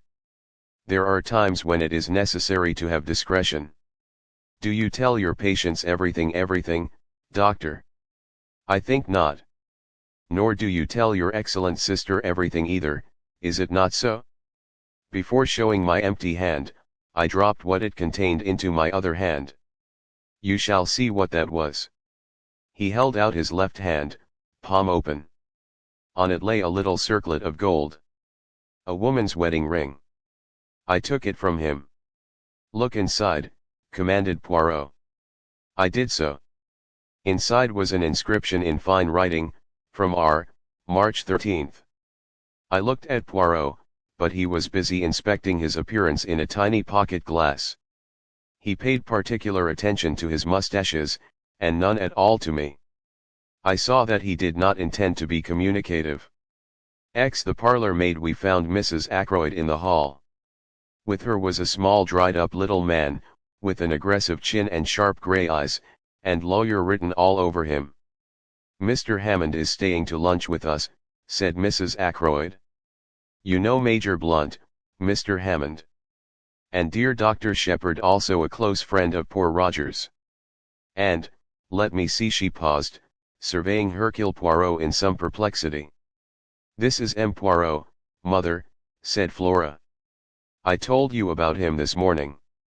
"Oh, yes," said Mrs. Ackroyd vaguely. "Of course, my dear, of course. He is to find Ralph, is he not?" "He is to find out who killed Uncle," said Flora. "Oh, my dear," cried her mother. "Please. My poor nerves. I am a wreck this morning, a positive wreck." Such a dreadful thing to happen. I can't help feeling that it must have been an accident of some kind. Roger was so fond of handling queer curios. His hand must have slipped, or something. This theory was received in polite silence. I saw Poirot edge up to the lawyer, and speak to him in a confidential undertone. They moved aside into the embrasure of the window. I joined them, then hesitated. "Perhaps I'm intruding," I said. "Not at all," cried Poirot heartily. "You and I, MLE Doctor, we investigate this affair side by side. Without you I should be lost. I desire a little information from the good Mr. Hammond. You are acting on behalf of Captain Ralph Paton, I understand," said the lawyer cautiously. Poirot shook his head. "Not so. I am acting in the interests of justice. Miss Ackroyd has asked me to investigate the death of her uncle." Mr. Hammond seemed slightly taken aback. "I cannot seriously believe that Captain Paton can be concerned in this crime," he said, "however strong the circumstantial evidence against him may be. The mere fact that he was hard-pressed for money." "Was he hard-pressed for money?" interpolated Poirot quickly. The lawyer shrugged his shoulders. "It was a chronic condition with Ralph Paton," he said dryly. "Money went through his hands like water. He was always applying to his stepfather. Had he done so of late? During the last year, for instance? I cannot say. Mr. Ackroyd did not mention the fact to me." "I comprehend. Mr. Hammond, I take it that you are acquainted with the provisions of Mr. Ackroyd's will." "Certainly. That is my principal business here today." "Then, seeing that I am acting for Miss Ackroyd, you will not object to telling me the terms of that will." "They are quite simple. Shorn of legal phraseology, and after paying certain legacies and bequests such as," interrupted Poirot. Mr. Hammond seemed a little surprised. £8,000 to his housekeeper, Miss Russell, £50 to the cook, Emma Cooper, £500 to his secretary, Mr. Geoffrey Raymond. Then to various hospitals. Poirot held up his hand. "Ah, the charitable bequests, they interest me not." "Quite so. The income on £10,000 worth of shares to be paid to Mrs. Cecil Ackroyd during her lifetime. Miss Flora Ackroyd inherits £20,000 outright. The residue including this property, and the shares in Ackroyd and Son to his adopted son, Ralph Paton. Mr. Ackroyd possessed a large fortune. A very large fortune. Captain Paton will be an exceedingly wealthy young man." There was a silence. Poirot and the lawyer looked at each other. "Mr. Hammond," came Mrs. Ackroyd's voice plaintively from the fireplace. The lawyer answered the summons. Poirot took my arm and drew me right into the window. "Regard the irises," he remarked in a rather loud voice. "Magnificent, are they not? A straight and pleasing effect." At the same time I felt the pressure of his hand on my arm, and he added in a low tone, "Do you really wish to aid me? To take part in this investigation?" "Yes, indeed," I said eagerly. "There's nothing I should like better. You don't know what a dull old fogey's life I lead. Never anything out of the ordinary." "Good, we will be colleagues then. In a minute or two I fancy Major Blunt will join us. He is not happy with the good mamma. Now there are some things I want to know, but I do not wish to seem to want to know them. You comprehend? So it will be your part to ask the questions." "What questions do you want me to ask?" I asked apprehensively.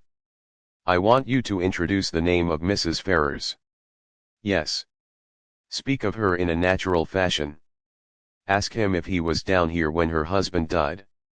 You understand the kind of thing I mean. And while he replies, watch his face without seeming to watch it. C'est compris." There was no time for more, for at that minute, as Poirot had prophesied, Blunt left the others in his abrupt fashion and came over to us. I suggested strolling on the terrace, and he acquiesced. Poirot stayed behind. I stopped to examine a late rose. "How things change in the course of a day or two," I observed. I was up here last Wednesday, I remember, walking up and down this same terrace. Ackroyd was with me full of spirits. And now 3 days later Ackroyd's dead, poor fellow. Mrs. Ferrars dead, you knew her, didn't you? But of course you did. Blunt nodded his head. Had you seen her since you'd been down this time? Went with Ackroyd to call. Last Tuesday, think it was. Fascinating woman, but something queer about her. Deep, one would never know what she was up to. I looked into his steady grey eyes. Nothing there surely. I went on, I suppose you'd met her before. Last time I was here she and her husband had just come here to live. He paused a minute and then added, rum thing, she had changed a lot between then and now. How changed? I asked. Looked 10 years older. Were you down here when her husband died? I asked, trying to make the question sound as casual as possible. No. From all I heard it would be good riddance. Uncharitable, perhaps, but the truth. I agreed. Ashley Ferrars was by no means a pattern husband, I said cautiously. Blackguard, I thought, said Blunt. No, I said, only a man with more money than was good for him. Oh, money. All the troubles in the world can be put down to money or the lack of it. Which has been your particular trouble? I asked. I've enough for what I want. I'm one of the lucky ones. Indeed. I'm not too flush just now, as a matter of fact. Came into a legacy a year ago, and like a fool let myself be persuaded into putting it into some wildcat scheme. I sympathized, and narrated my own similar trouble. Then the gong pealed out, and we all went into lunch. Poirot drew me back a little. Eh bien. He's all right, I said. I'm sure of it. Nothing disturbing. He had a legacy just a year ago, I said. But why not? Why shouldn't he? I'll swear the man is perfectly square and above board. Without doubt, said Poirot soothingly. Do not upset yourself. He spoke as though to a fractious child. We all trooped into the dining room.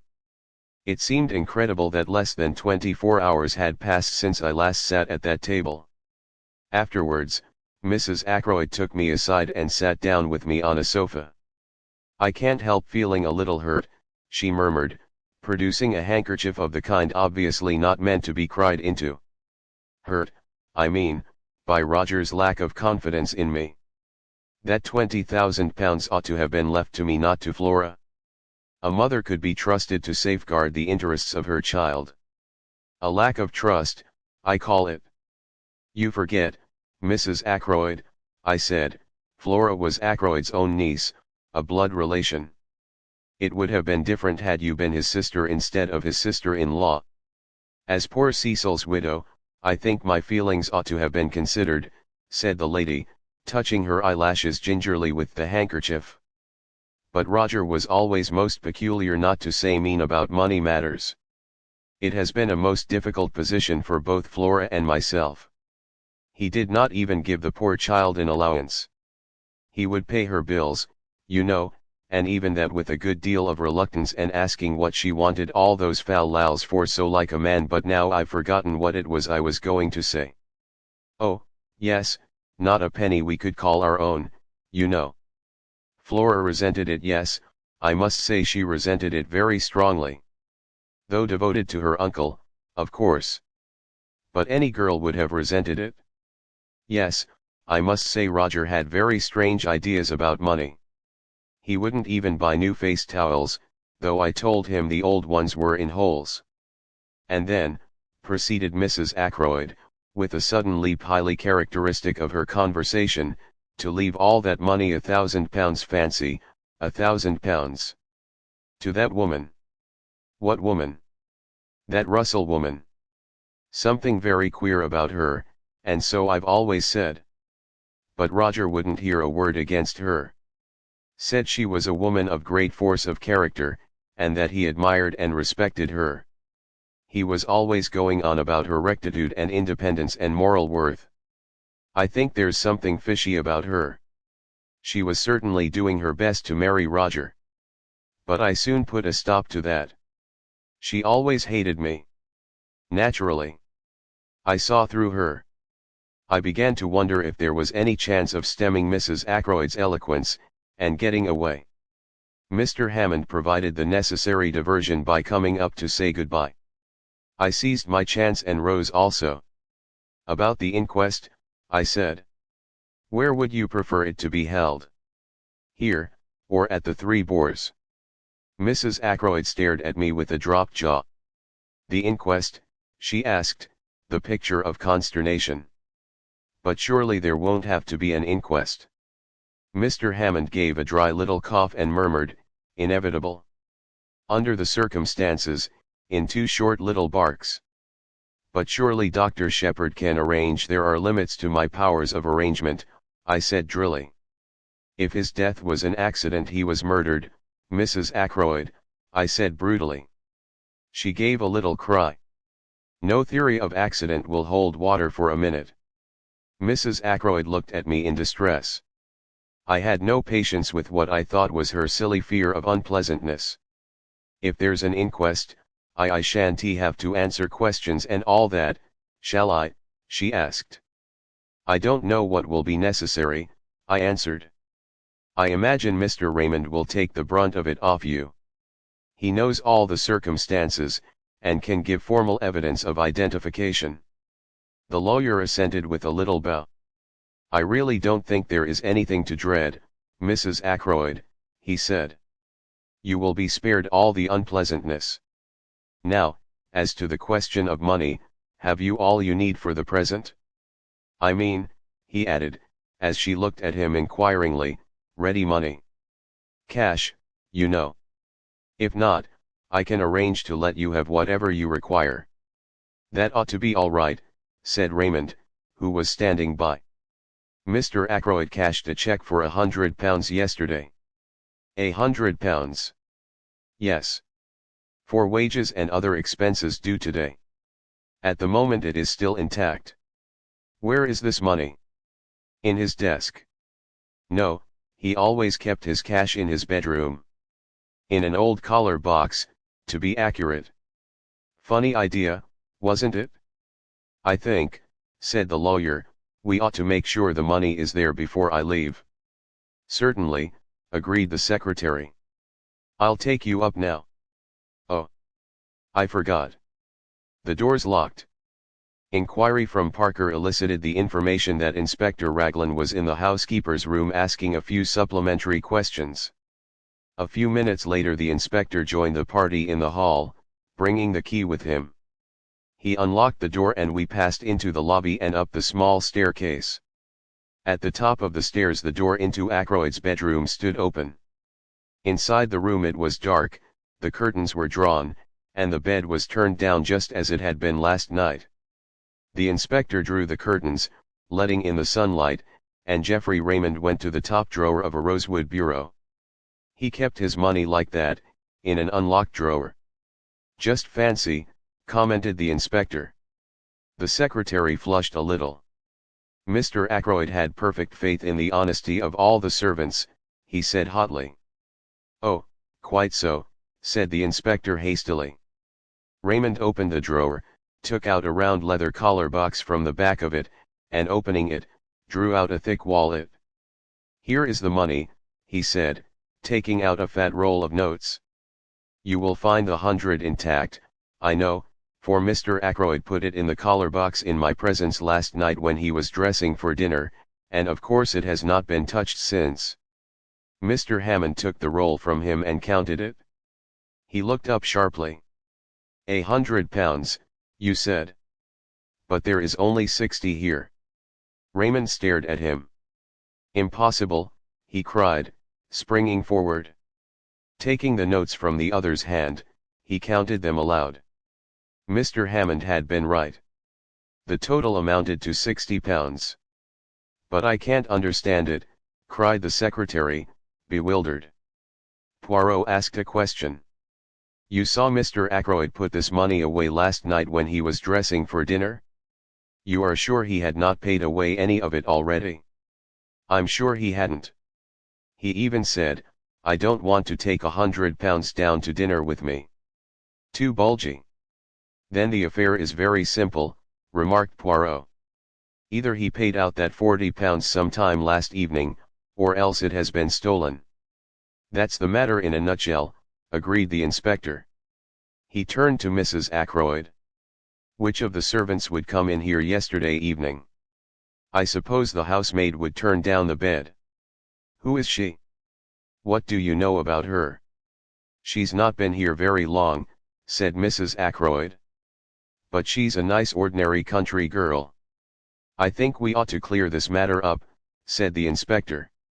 If Mr. Ackroyd paid that money away himself, it may have a bearing on the mystery of the crime. The other servants all right, as far as you know? Oh, I think so. Not missed anything before? No, none of them leaving, or anything like that. The parlour maid is leaving. When? She gave notice yesterday, I believe. To you? Oh, no. I have nothing to do with the servants. Miss Russell attends to the household matters. The inspector remained lost in thought for a minute or two. Then he nodded his head and remarked, I think I'd better have a word with Miss Russell, and I'll see the girl Dale as well. Poirot and I accompanied him to the housekeeper's room. Miss Russell received us with her usual sang-froid. Elsie Dale had been at Fernley 5 months. A nice girl, quick at her duties, and most respectable. Good references. The last girl in the world to take anything not belonging to her. What about the parlour maid? She, too, was a most superior girl. Very quiet and ladylike. An excellent worker. Then why is she leaving? Asked the inspector. Miss Russell pursed up her lips. It was none of my doing. I understand Mr. Ackroyd found fault with her yesterday afternoon. It was her duty to do the study, and she disarranged some of the papers on his desk, I believe.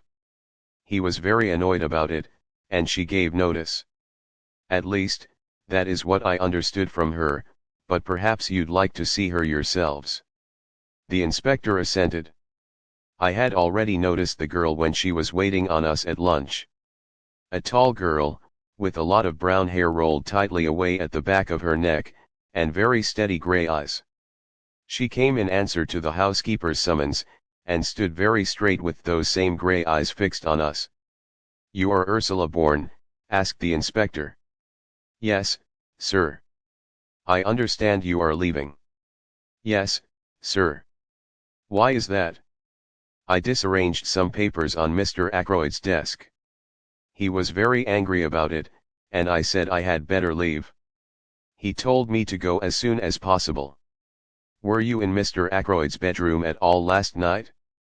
Tidying up or anything? No, sir. That is Elsie's work.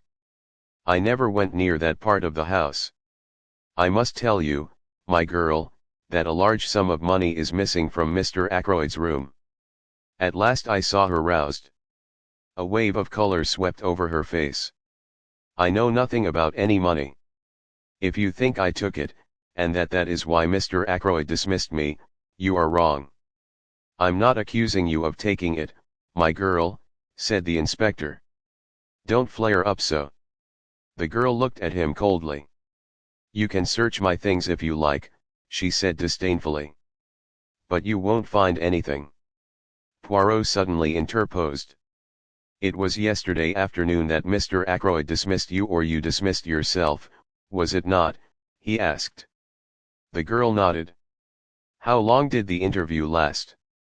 The interview? Yes, the interview between you and Mr. Ackroyd in the study. I don't know. 20 minutes? Half an hour? Something like that. Not longer. Not longer than half an hour, certainly. Thank you, mademoiselle. I looked curiously at him. He was rearranging a few objects on the table, setting them straight with precise fingers. His eyes were shining. That'll do, said the inspector. Ursula Bourne disappeared. The inspector turned to Miss Russell. How long has she been here? Have you got a copy of the reference you had with her? Without answering the first question, Miss Russell moved to an adjacent bureau, opened one of the drawers, and took out a handful of letters clipped together with a patent fastener. She selected one and handed it to the inspector. Said he. Reads all right. Mrs. Richard Folliot, Marby Grange, Marby. Who's this woman? Quite good county people, said Miss Russell. Well, said the inspector, handing it back, let's have a look at the other one, Elsie Dale. Elsie Dale was a big fair girl, with a pleasant but slightly stupid face. She answered our questions readily enough, and showed much distress and concern at the loss of the money. I don't think there's anything wrong with her, observed the inspector, after he had dismissed her. What about Parker? Miss Russell pursed her lips together and made no reply. I've a feeling there's something wrong about that man, the inspector continued thoughtfully. The trouble is that I don't quite see when he got his opportunity. He'd be busy with his duties immediately after dinner, and he'd got a pretty good alibi all through the evening. I know, for I've been devoting particular attention to it. Well, thank you very much, Miss Russell. We'll leave things as they are for the present. It's highly probable Mr. Ackroyd paid that money away himself. The housekeeper bade us a dry good afternoon, and we took our leave. I left the house with Poirot. I wonder, I said, breaking the silence, what the papers the girl disarranged could have been for Ackroyd to have got into such a state about them. I wonder if there is any clue there to the mystery. The secretary said there were no papers of particular importance on the desk, said Poirot quietly. Yes, but I paused. It strikes you as odd that Ackroyd should have flown into a rage about so trivial a matter. Yes, it does rather. But was it a trivial matter? Of course, I admitted, we don't know what those papers may have been. But Raymond certainly said leave Raymond out of it for a minute. What did you think of that girl? Which girl? The parlour maid? Yes, the parlour maid. Ursula Bourne. She seemed a nice girl, I said hesitatingly. Poirot repeated my words, but whereas I had laid a slight stress on the fourth word, he put it on the second. She seemed a nice girl, yes. Then, after a minute's silence, he took something from his pocket and handed it to me. See, my friend, I will show you something. Look there. The paper he had handed me was that compiled by the inspector and given by him to Poirot that morning. Following the pointing finger, I saw a small cross marked in pencil opposite the name Ursula Bourne. You may not have noticed it at the time, my good friend, but there was one person on this list whose alibi had no kind of confirmation. Ursula Bourne. You don't think? Dr. Sheppard, I dare to think anything. Ursula Bourne may have killed Mr. Ackroyd, but I confess I can see no motive for her doing so. Can you? He looked at me very hard, so hard that I felt uncomfortable. Can you? He repeated. No motive whatsoever, I said firmly. His gaze relaxed. He frowned and murmured to himself, since the blackmailer was a man, it follows that she cannot be the blackmailer. Then I coughed. As far as that goes, I began doubtfully. He spun round on me. What? What are you going to say? Nothing, nothing. Only that, strictly speaking, Mrs. Ferrars in her letter mentioned a person. She didn't actually specify a man. But we took it for granted, Ackroyd and I, that it was a man. Poirot did not seem to be listening to me. He was muttering to himself again. But then it is possible after all. Yes, certainly it is possible, but then I must rearrange my ideas. Method, order, never have I needed them more. Everything must fit in its appointed place, otherwise I am on the wrong tack. He broke off, and whirled round upon me again. Where is Marby? It's on the other side of Cranchester. How far away? 14 miles, perhaps. Would it be possible for you to go there? Tomorrow, say. Tomorrow? Let me see, that's Sunday. Yes, I could arrange it. What do you want me to do there? See this Mrs. Folliot. Find out all you can about Ursula Bourne. Very well. But I don't much care for the job. It is not the time to make difficulties. A man's life may hang on this. Poor Ralph, I said with a sigh. You believe him to be innocent, though? Poirot looked at me very gravely. Do you want to know the truth? Of course. Then you shall have it. My friend, everything points to the assumption that he is guilty. What? I exclaimed. Poirot nodded. Yes, that stupid inspector, for he is stupid, has everything pointing his way. I seek for the truth, and the truth leads me every time to Ralph Paton. Motive, opportunity, means. But I will leave no stone unturned. I promised Mademoiselle Flora. And she was very sure, that little one. But very sure indeed. 11 Poirot pays a call. I was slightly nervous when I rang the bell at Marby Grange the following afternoon.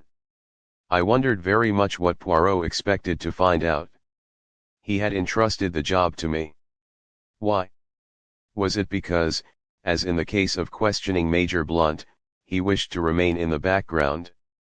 The wish, intelligible in the first case, seemed to me quite meaningless here. My meditations were interrupted by the advent of a smart parlour maid. Yes, Mrs. Folliot was at home.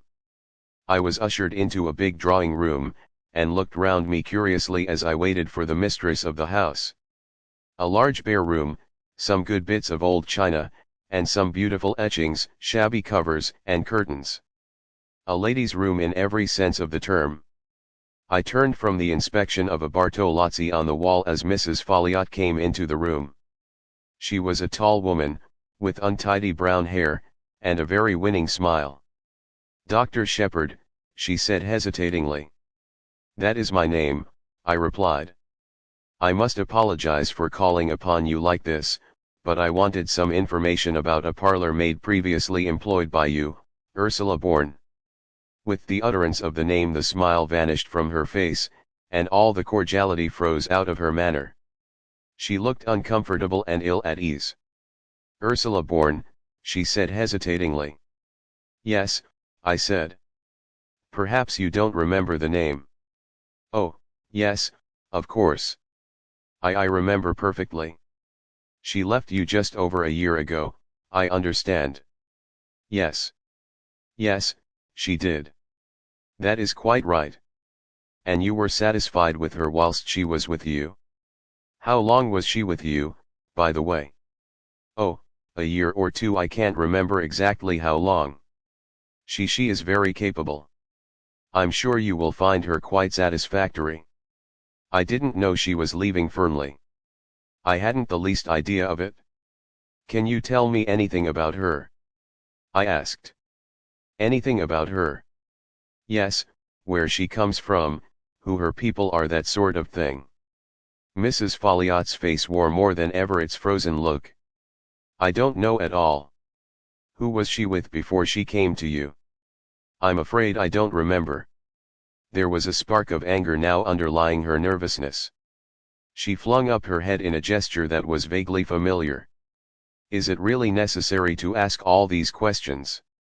Not at all, I said, with an air of surprise and a tinge of apology in my manner. I had no idea you would mind answering them. I am very sorry. Her anger left her and she became confused again. Oh. I don't mind answering them. I assure you I don't. Why should I? It just seemed a little odd, you know. That's all. A little odd. One advantage of being a medical practitioner is that you can usually tell when people are lying to you.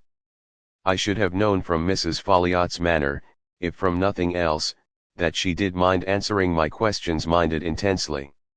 She was thoroughly uncomfortable and upset, and there was plainly some mystery in the background. I judged her to be a woman quite unused to deception of any kind, and consequently rendered acutely uneasy when forced to practice it? A child could have seen through her. But it was also clear that she had no intention of telling me anything further.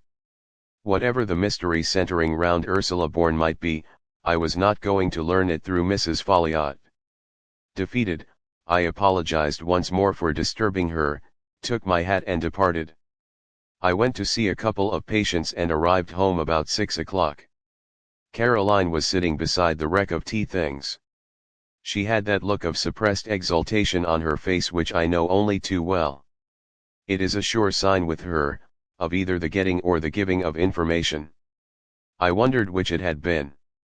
"I've had a very interesting afternoon," began Caroline, as I dropped into my own particular easy chair and stretched out my feet to the inviting blaze in the fireplace. "Have you?" I said. "Miss Gannett drop in to tea?" Miss Gannett is one of the chief of our newsmongers.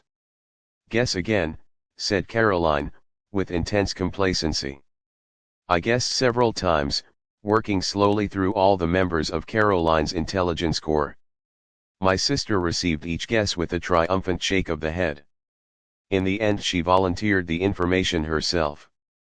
"M. Poirot," she said. "Now, what do you think of that?" I thought a good many things of it, but I was careful not to say them to Caroline. "Why did he come?" I asked. "To see me, of course. He said that, knowing my brother so well, he hoped he might be permitted to make the acquaintance of his charming sister." "Your charming sister," I've got mixed up, but you know what I mean. "What did he talk about?" I asked. "He told me a lot about himself and his cases. You know that Prince Paul of Mauritania, the one who's just married a dancer?" "Yes. I saw a most intriguing paragraph about her in Society Snippets the other day, hinting that she was really a Russian Grand Duchess, one of the Tsar's daughters who managed to escape from the Bolsheviks. Well, it seems that M. Poirot solved a baffling murder mystery that threatened to involve them both." Prince Paul was beside himself with gratitude. "Did he give him an emerald tie pin the size of a plover's egg?" I inquired sarcastically.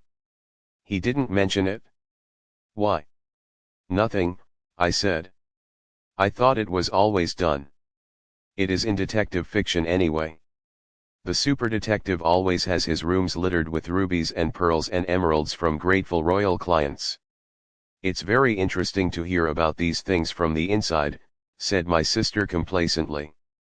It would be to Caroline. I could not but admire the ingenuity of M. Hercule Poirot, who had selected unerringly the case of all others that would most appeal to an elderly maiden lady living in a small village. "Did he tell you if the dancer was really a Grand Duchess?" I inquired. "He was not at liberty to speak," said Caroline importantly.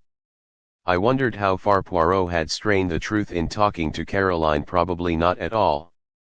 He had conveyed his innuendos by means of his eyebrows and his shoulders. "And after all this," I remarked, "I suppose you were ready to eat out of his hand." "Don't be coarse, James. I don't know where you get these vulgar expressions from. Probably from my only link with the outside world, my patients. Unfortunately, my practice does not lie amongst royal princes and interesting Russian émigrés. Caroline pushed her spectacles up and looked at me. "You seem very grumpy, James. It must be your liver. A blue pill, I think, tonight. To see me in my own home, you would never imagine that I was a doctor of medicine. Caroline does the home prescribing both for herself and me." "Damn my liver," I said irritably. "Did you talk about the murder at all?" "Well, naturally, James. What else is there to talk about locally?" I was able to set M. Poirot straight upon several points. He was very grateful to me. He said I had the makings of a born detective in me and a wonderful psychological insight into human nature. Caroline was exactly like a cat that is full to overflowing with rich cream.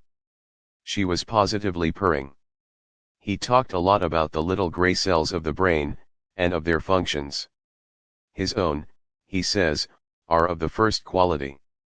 He would say so, I remarked bitterly. Modesty is certainly not his middle name. I wish you wouldn't be so horribly American, James. He thought it very important that Ralph should be found as soon as possible, and induced to come forward and give an account of himself. He says that his disappearance will produce a very unfortunate impression at the inquest. And what did you say to that? I agreed with him, said Caroline importantly. And I was able to tell him the way people were talking already about it. Caroline, I said sharply, did you tell M. Poirot what you overheard in the wood that day? I did, said Caroline complacently. I got up and began to walk about. You realize what you're doing, I hope, I jerked out. You're putting a halter round Ralph Paton's neck as surely as you're sitting in that chair. Not at all, said Caroline, quite unruffled. I was surprised you hadn't told him. I took very good care not to, I said. I'm fond of that boy. So am I. That's why I say you're talking nonsense. I don't believe Ralph did it, and so the truth can't hurt him, and we ought to give M. Poirot all the help we can.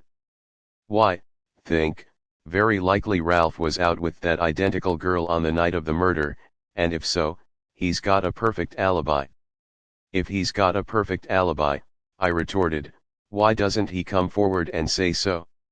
Might get the girl into trouble, said Caroline sapiently.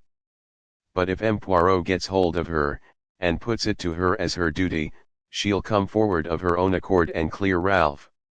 You seem to have invented a romantic fairy story of your own, I said. You read too many trashy novels, Caroline. I've always told you so. I dropped into my chair again. Did Poirot ask you any more questions?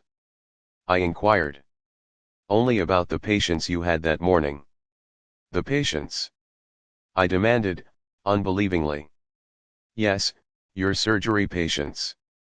How many and who they were? Do you mean to say you were able to tell him that? I demanded. Caroline is really amazing. Why not? Asked my sister triumphantly. I can see the path up to the surgery door perfectly from this window. And I've got an excellent memory, James. Much better than yours, let me tell you. I'm sure you have, I murmured mechanically. My sister went on, checking the names on her fingers. There was old Mrs. Bennet, and that boy from the farm with the bad finger, Dolly Grice to have a needle out of her finger, that American steward off the liner. Let me see, that's 4. Yes, and old George Evans with his ulcer. And lastly, she paused significantly. Well. Caroline brought out her climax triumphantly. She hissed it in the most approved style, aided by the fortunate number of S's at her disposal. Miss Russell. She sat back in her chair and looked at me meaningly, and when Caroline looks at you meaningly, it is impossible to miss it. I don't know what you mean, I said, quite untruthfully. Why shouldn't Miss Russell consult me about her bad knee? Bad knee, said Caroline. Fiddlesticks. No more a bad knee than you and I. She was after something else. What? I asked. Caroline had to admit that she didn't know.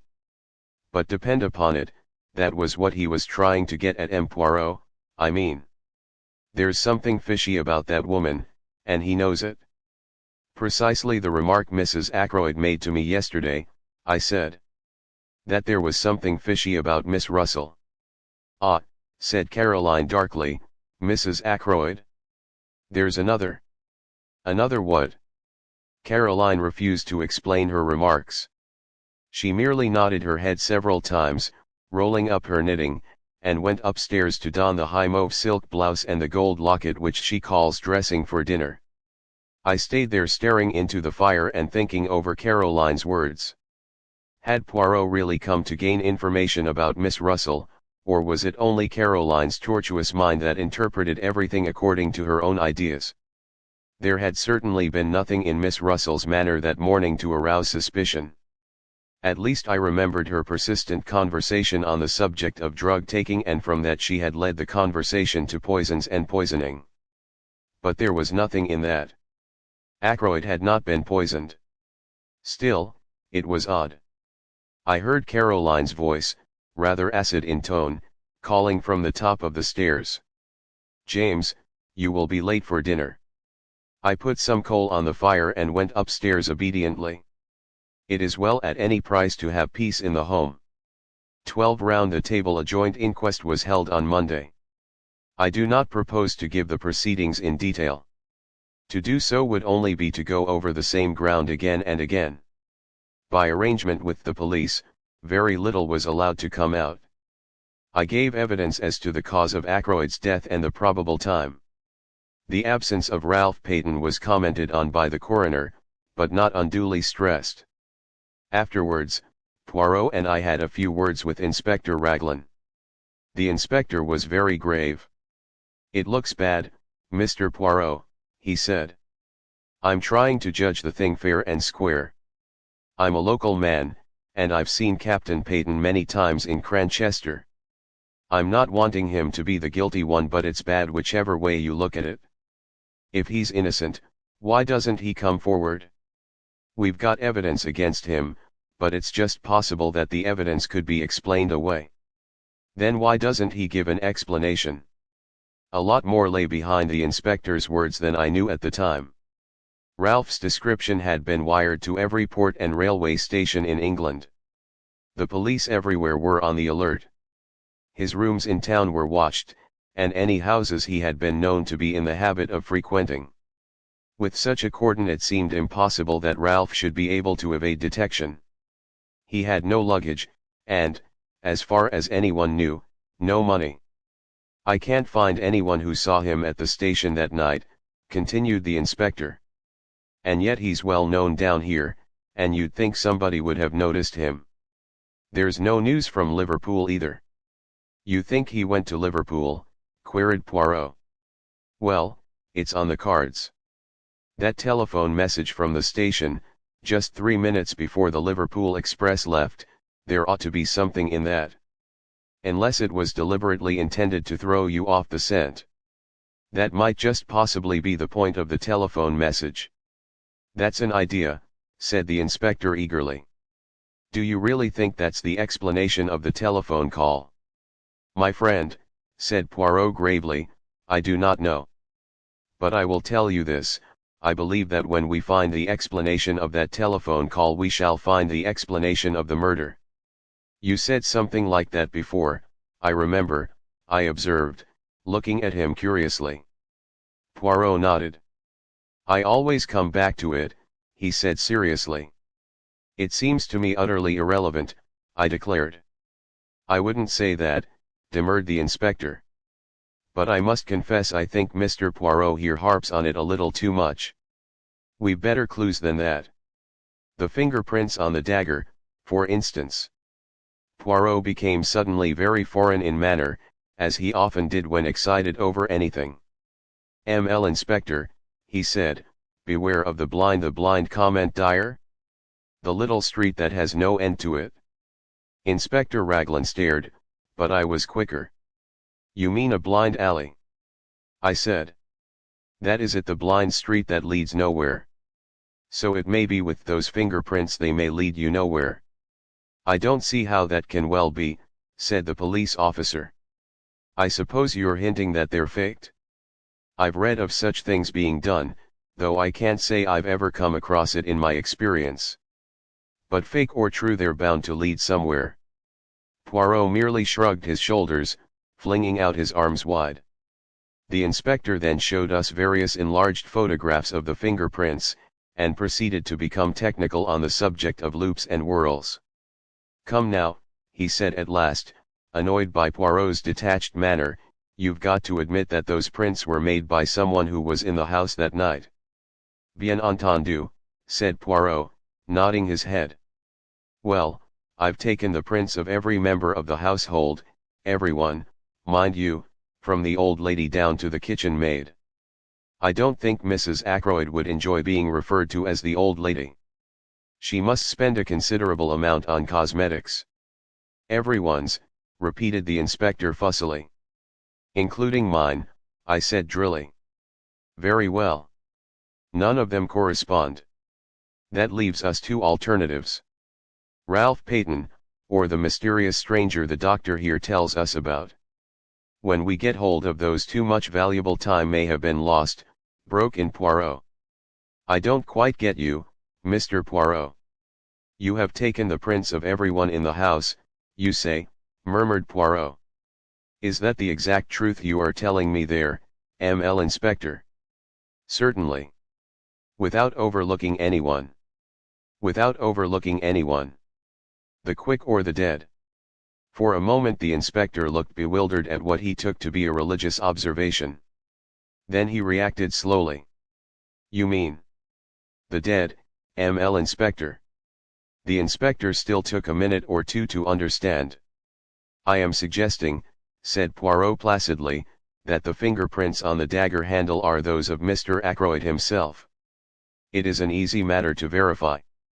His body is still available. But why? What would be the point of it? You're surely not suggesting suicide, Mr. Poirot? Ah, no.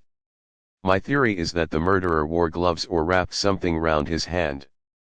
After the blow was struck, he picked up the victim's hand and closed it round the dagger handle. But why? Poirot shrugged his shoulders again. To make a confusing case even more confusing. Well, said the inspector. I'll look into it. What gave you the idea in the first place? When you were so kind as to show me the dagger and draw attention to the fingerprints. I know very little of loops and whorls, see, I confess my ignorance frankly. But it did occur to me that the position of the prints was somewhat awkward. Not so would I have held a dagger in order to strike. Naturally, with the right hand brought up over the shoulder backwards, it would have been difficult to put it in exactly the right position. Inspector Raglan stared at the little man. Poirot, with an air of great unconcern, flecked a speck of dust from his coat sleeve. Well, said the inspector. It's an idea. I'll look into it all right, but don't you be disappointed if nothing comes of it. He endeavored to make his tone kindly and patronizing. Poirot watched him go off. Then he turned to me with twinkling eyes. Another time, he observed, I must be more careful of his amour-propre. And now that we are left to our own devices, what do you think, my good friend, of a little reunion of the family? The little reunion, as Poirot called it, took place about half an hour later. We sat round the table in the dining room at Fernley, Poirot at the head of the table, like the chairman of some ghastly board meeting. The servants were not present, so we were 6 in all. Mrs. Ackroyd, Flora, Major Blunt, young Raymond, Poirot, and myself. When everyone was assembled, Poirot rose and bowed. Messieurs, Mesdames, I have called you together for a certain purpose. He paused. To begin with, I want to make a very special plea to Mademoiselle. To me, said Flora. Mademoiselle, you are engaged to Captain Ralph Paton. If anyone is in his confidence, you are. I beg you, most earnestly, if you know of his whereabouts, to persuade him to come forward.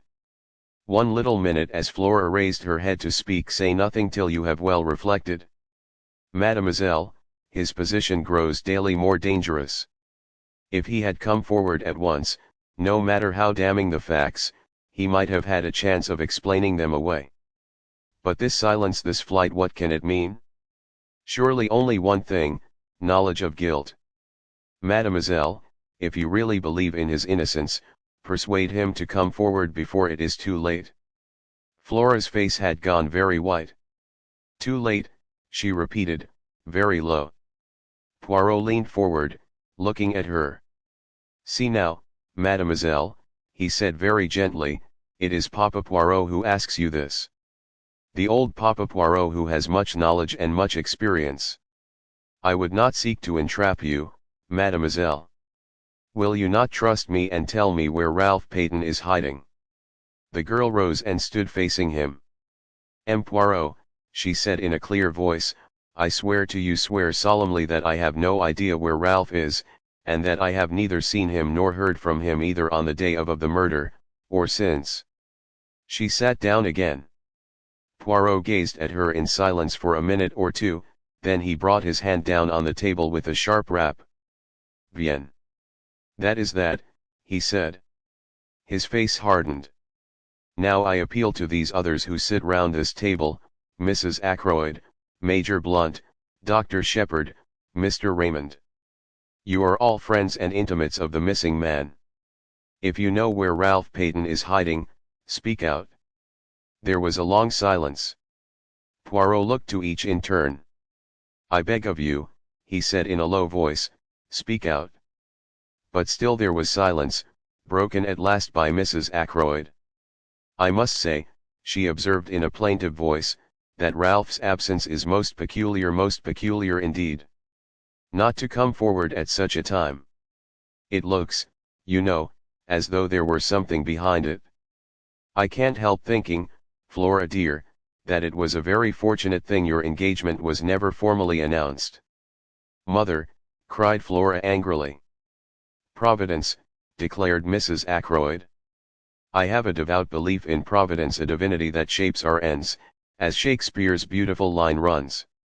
Surely you don't make the Almighty directly responsible for thick ankles, Mrs. Ackroyd, do you? Asked Geoffrey Raymond, his irresponsible laugh ringing out. His idea was, I think, to loosen the tension, but Mrs. Ackroyd threw him a glance of reproach and took out her handkerchief. Flora has been saved a terrible amount of notoriety and unpleasantness. Not for a moment that I think dear Ralph had anything to do with poor Roger's death. I don't think so.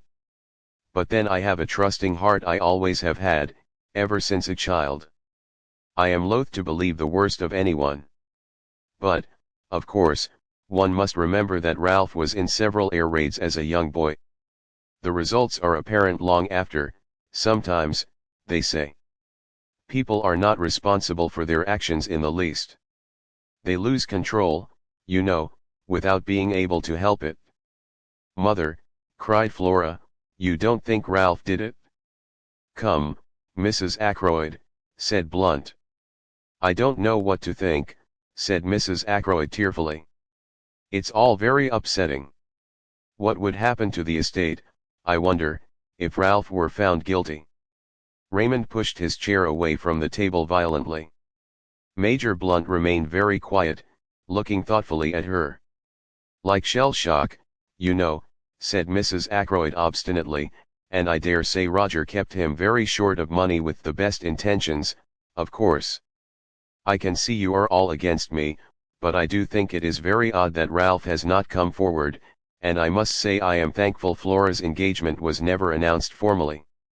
It will be tomorrow, said Flora in a clear voice. Flora, cried her mother, aghast. Flora had turned to the secretary.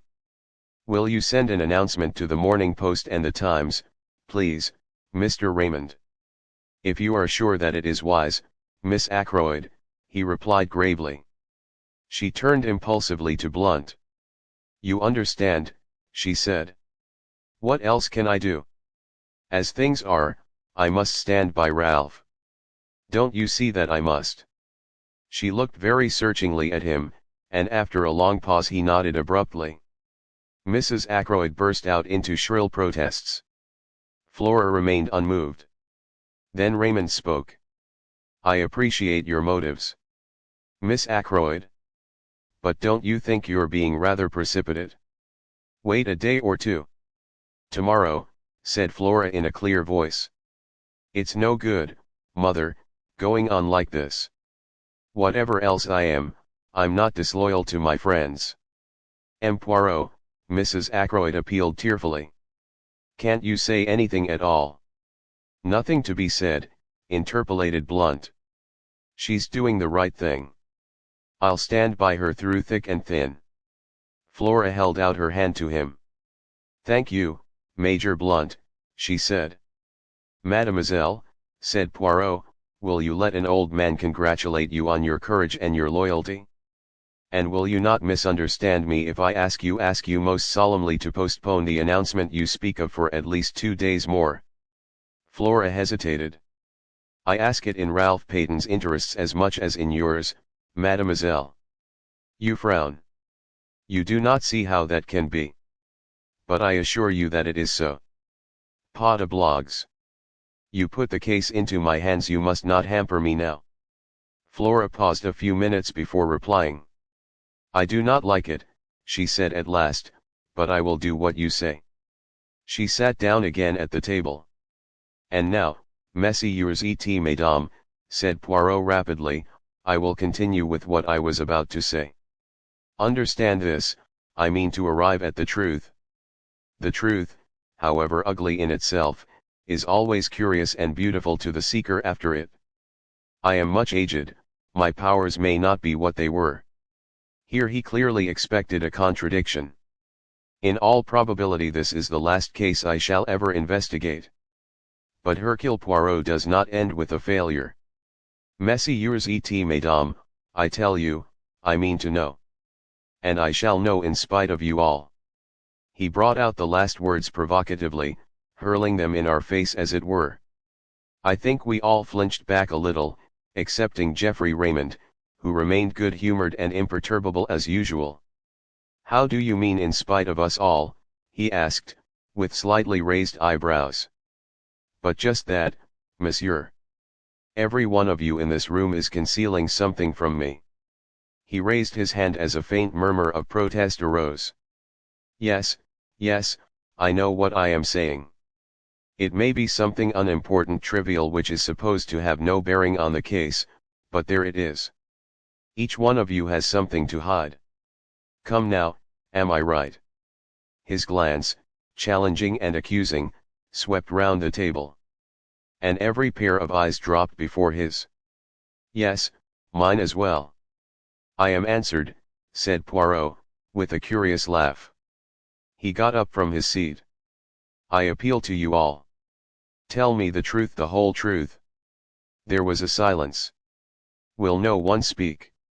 He gave the same short laugh again. Say damage, he said, and went out. 13 The goose quill. That evening, at Poirot's request, I went over to his house after dinner. Caroline saw me depart with visible reluctance. I think she would have liked to have accompanied me. Poirot greeted me hospitably. He had placed a bottle of Irish whiskey, which I detest, on a small table, with a soda-water siphon and a glass. He himself was engaged in brewing hot chocolate. It was a favorite beverage of his, I discovered later. He inquired politely after my sister, whom he declared to be a most interesting woman. I'm afraid you've been giving her a swelled head, I said drily. What about Sunday afternoon? He laughed and twinkled. I always like to employ the expert, he remarked obscurely, but he refused to explain the remark. You got all the local gossip anyway, I remarked.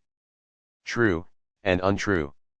And a great deal of valuable information, he added quietly. Such as? He shook his head. Why not have told me the truth, he countered. In a place like this, all Ralph Paton's doings were bound to be known. If your sister had not happened to pass through the wood that day, somebody else would have done so. I suppose they would, I said grumpily. What about this interest of yours in my patients? Again he twinkled. Only one of them, doctor. Only one of them. The last. I hazarded. I find Miss Russell a study of the most interesting, he said evasively. Do you agree with my sister and Mrs. Ackroyd that there is something fishy about her? I asked. Eh? What do you say fishy? I explained to the best of my ability. And they say that, do they? Didn't my sister convey as much to you yesterday afternoon? C'est possible. For no reason whatever, I declared. Les femmes, generalized Poirot. They are marvelous. They invent haphazard and by miracle they are right. Not that it is that, really. Women observe subconsciously 1,000 little details, without knowing that they are doing so. Their subconscious mind adds these little things together and they call the result intuition. Me, I am very skilled in psychology. I know these things. He swelled his chest out importantly, looking so ridiculous, that I found it difficult not to burst out laughing. Then he took a small sip of his chocolate, and carefully wiped his mustache. "I wish you'd tell me," I burst out, "what you really think of it all." He put down his cup. "You wish that?" "I do. You have seen what I have seen. Should not our ideas be the same?" "I'm afraid you're laughing at me," I said stiffly. "Of course, I've no experience of matters of this kind." Poirot smiled at me indulgently. "You are like the little child who wants to know the way the engine works. You wish to see the affair, not as the family doctor sees it, but with the eye of a detective who knows and cares for no one, to whom they are all strangers and all equally liable to suspicion." "You put it very well," I said. "So I give you then, a little lecture. The first thing is to get a clear history of what happened that evening, always bearing in mind that the person who speaks may be lying." I raised my eyebrows. Rather a suspicious attitude. "But necessary, I assure you, necessary. Now first, Dr. Sheppard leaves the house at 10 minutes to 9. "How do I know that?" "Because I told you so." "But you might not be speaking the truth, or the watch you went by might be wrong." "But Parker also says that you left the house at 10 minutes to 9. "So we accept that statement and pass on. At 9 o'clock you run into a man, and here we come to what we will call the romance of the mysterious stranger just outside the park gates. How do I know that that is so?" "I told you so," I began again, but Poirot interrupted me with a gesture of impatience. "Ah, but it is that you are a little stupid tonight, my friend. You know that it is so, but how am I to know? Eh bien, I am able to tell you that the mysterious stranger was not a hallucination on your part, because the maid of a Miss Gannett met him a few minutes before you did, and of her too he inquired the way to Fernley Park. We accept his presence, therefore, and we can be fairly sure of two things about him: that he was a stranger to the neighborhood, and that whatever his object in going to Fernley, there was no great secrecy about it, since he twice asked the way there." "Yes," I said, "I see that. Now I have made it my business to find out more about this man. He had a drink at the Three Boars, I learn, and the barmaid there says that he spoke with an American accent and mentioned having just come over from the States. Did it strike you that he had an American accent?" "Yes, I think he had," I said, after a minute or two, during which I cast my mind back, but a very slight one. "Precisement. There is also this which, you will remember, I picked up in the summer house."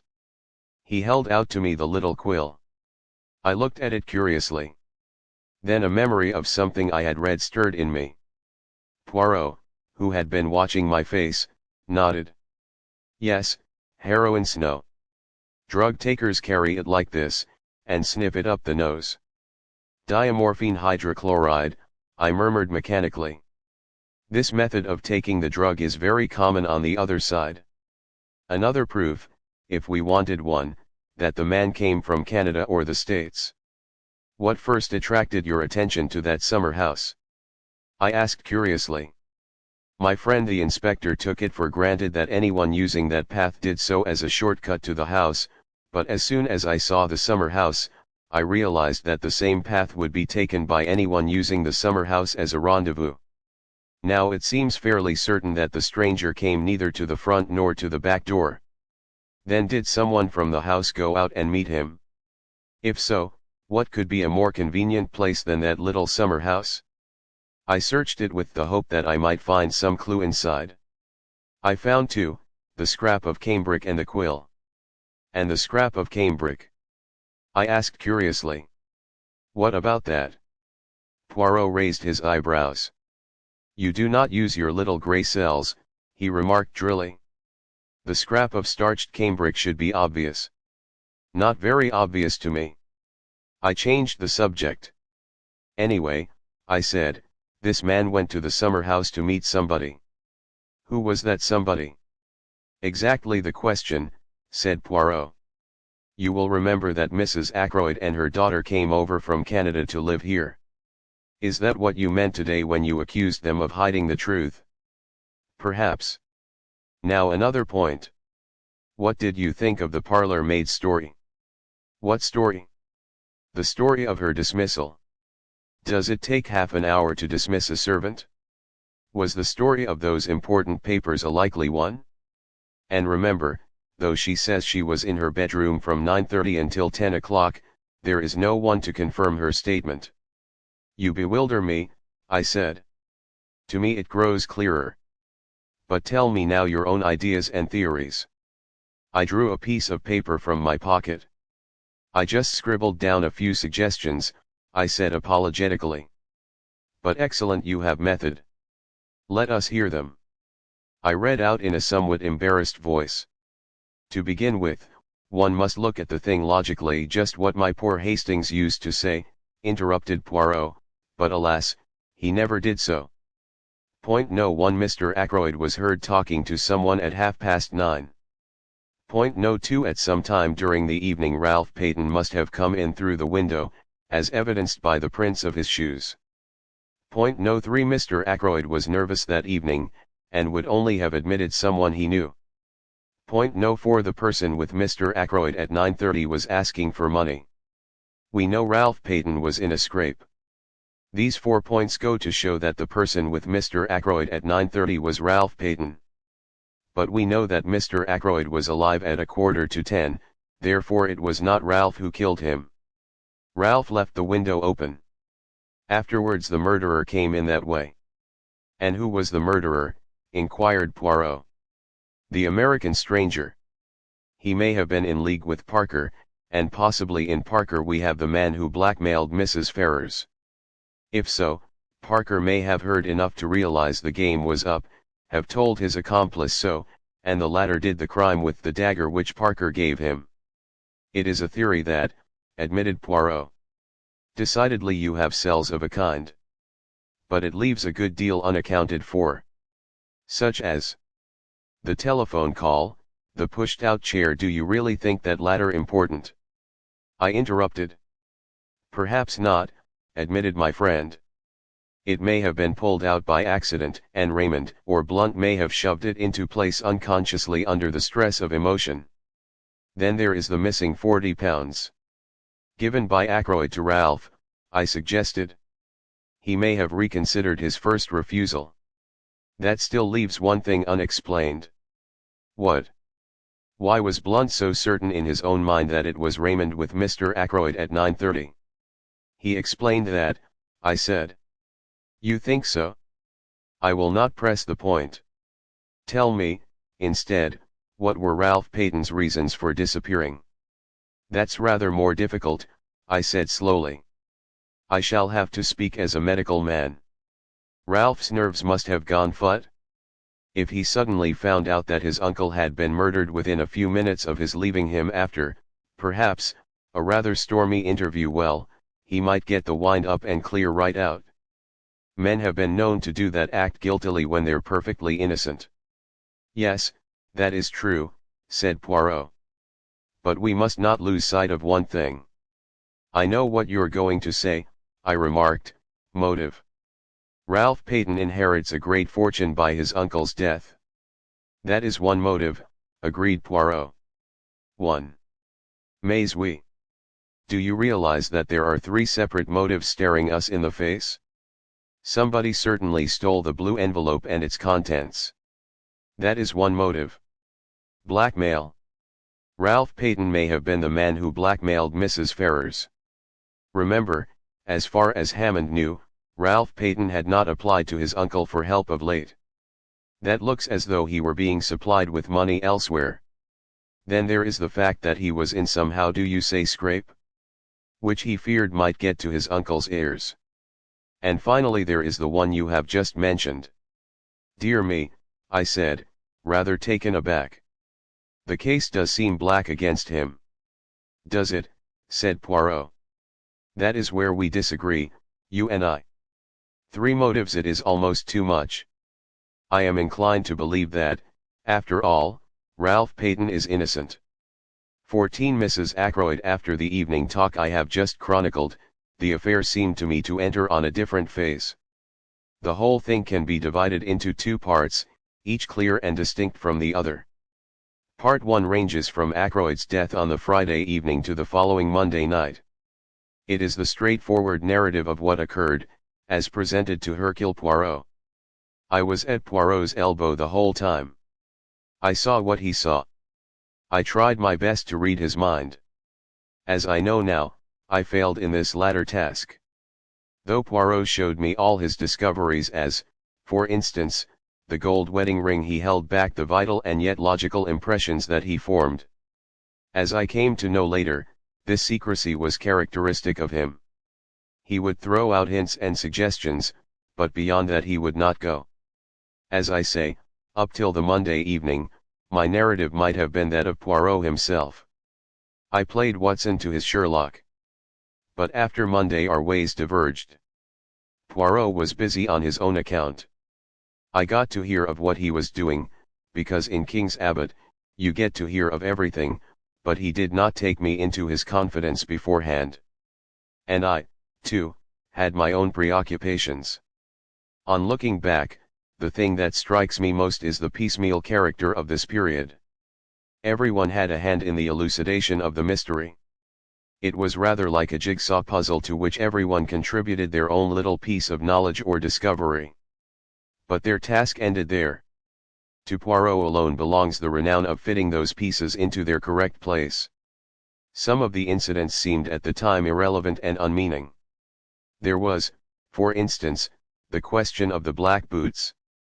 But that comes later. To take things strictly in chronological order, I must begin with the summons from Mrs. Ackroyd. She sent for me early on Tuesday morning, and since the summons sounded an urgent one, I hastened there, expecting to find her in extremis. The lady was in bed. So much did she concede to the etiquette of the situation. She gave me her bony hand, and indicated a chair drawn up to the bedside. "Well, Mrs. Ackroyd," I said, "and what's the matter with you?" I spoke with that kind of spurious geniality which seems to be expected of general practitioners. "I'm prostrate," said Mrs. Ackroyd in a faint voice. "Absolutely prostrate. It's the shock of poor Roger's death. They say these things often aren't felt at the time, you know. It's the reaction afterwards. It is a pity that a doctor is precluded by his profession from being able sometimes to say what he really thinks. I would have given anything to be able to answer bunkum.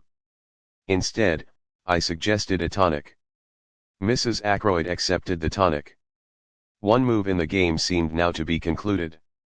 Not for a moment did I imagine that I had been sent for because of the shock occasioned by Ackroyd's death. But Mrs. Ackroyd is totally incapable of pursuing a straightforward course on any subject. She always approaches her object by tortuous means. I wondered very much why it was she had sent for me. "And then that scene yesterday," continued my patient. She paused as though expecting me to take up a cue. "What scene? Doctor, how can you? Have you forgotten?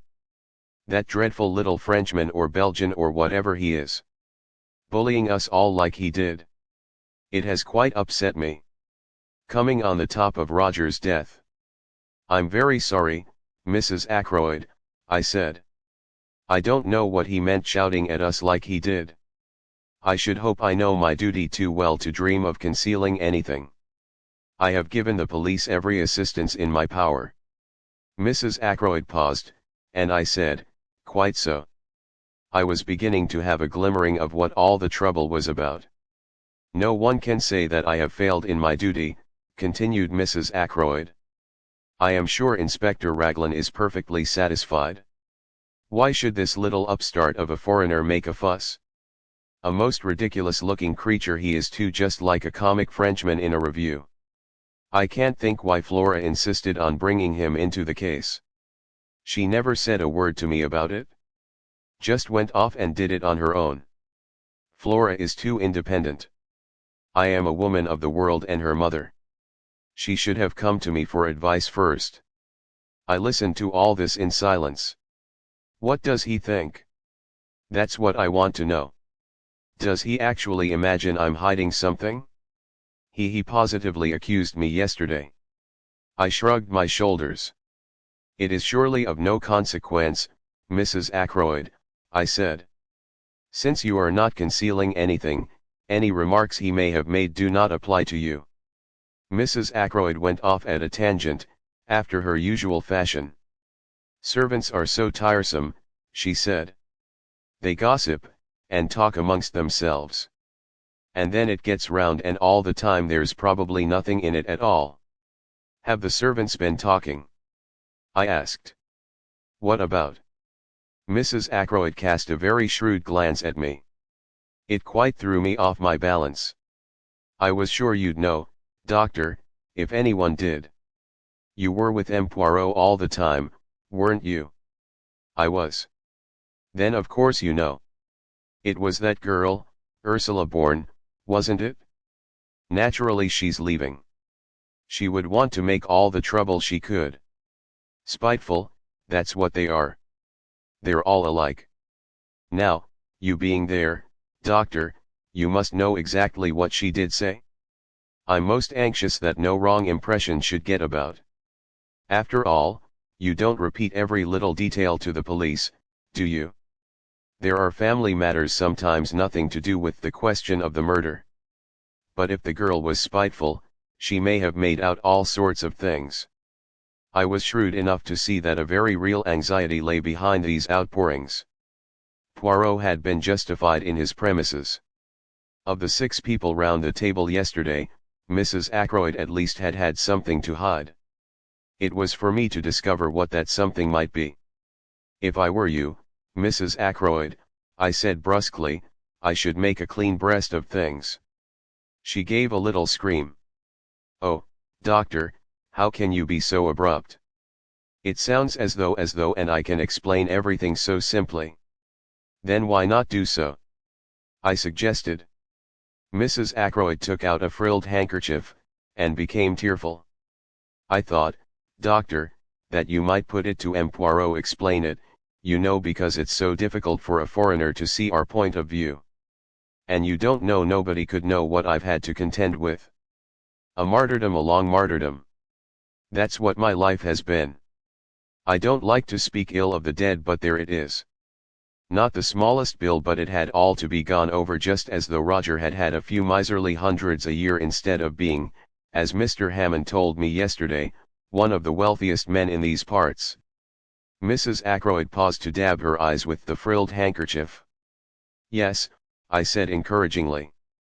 You were talking about bills. Those dreadful bills. And some I didn't like to show Roger at all.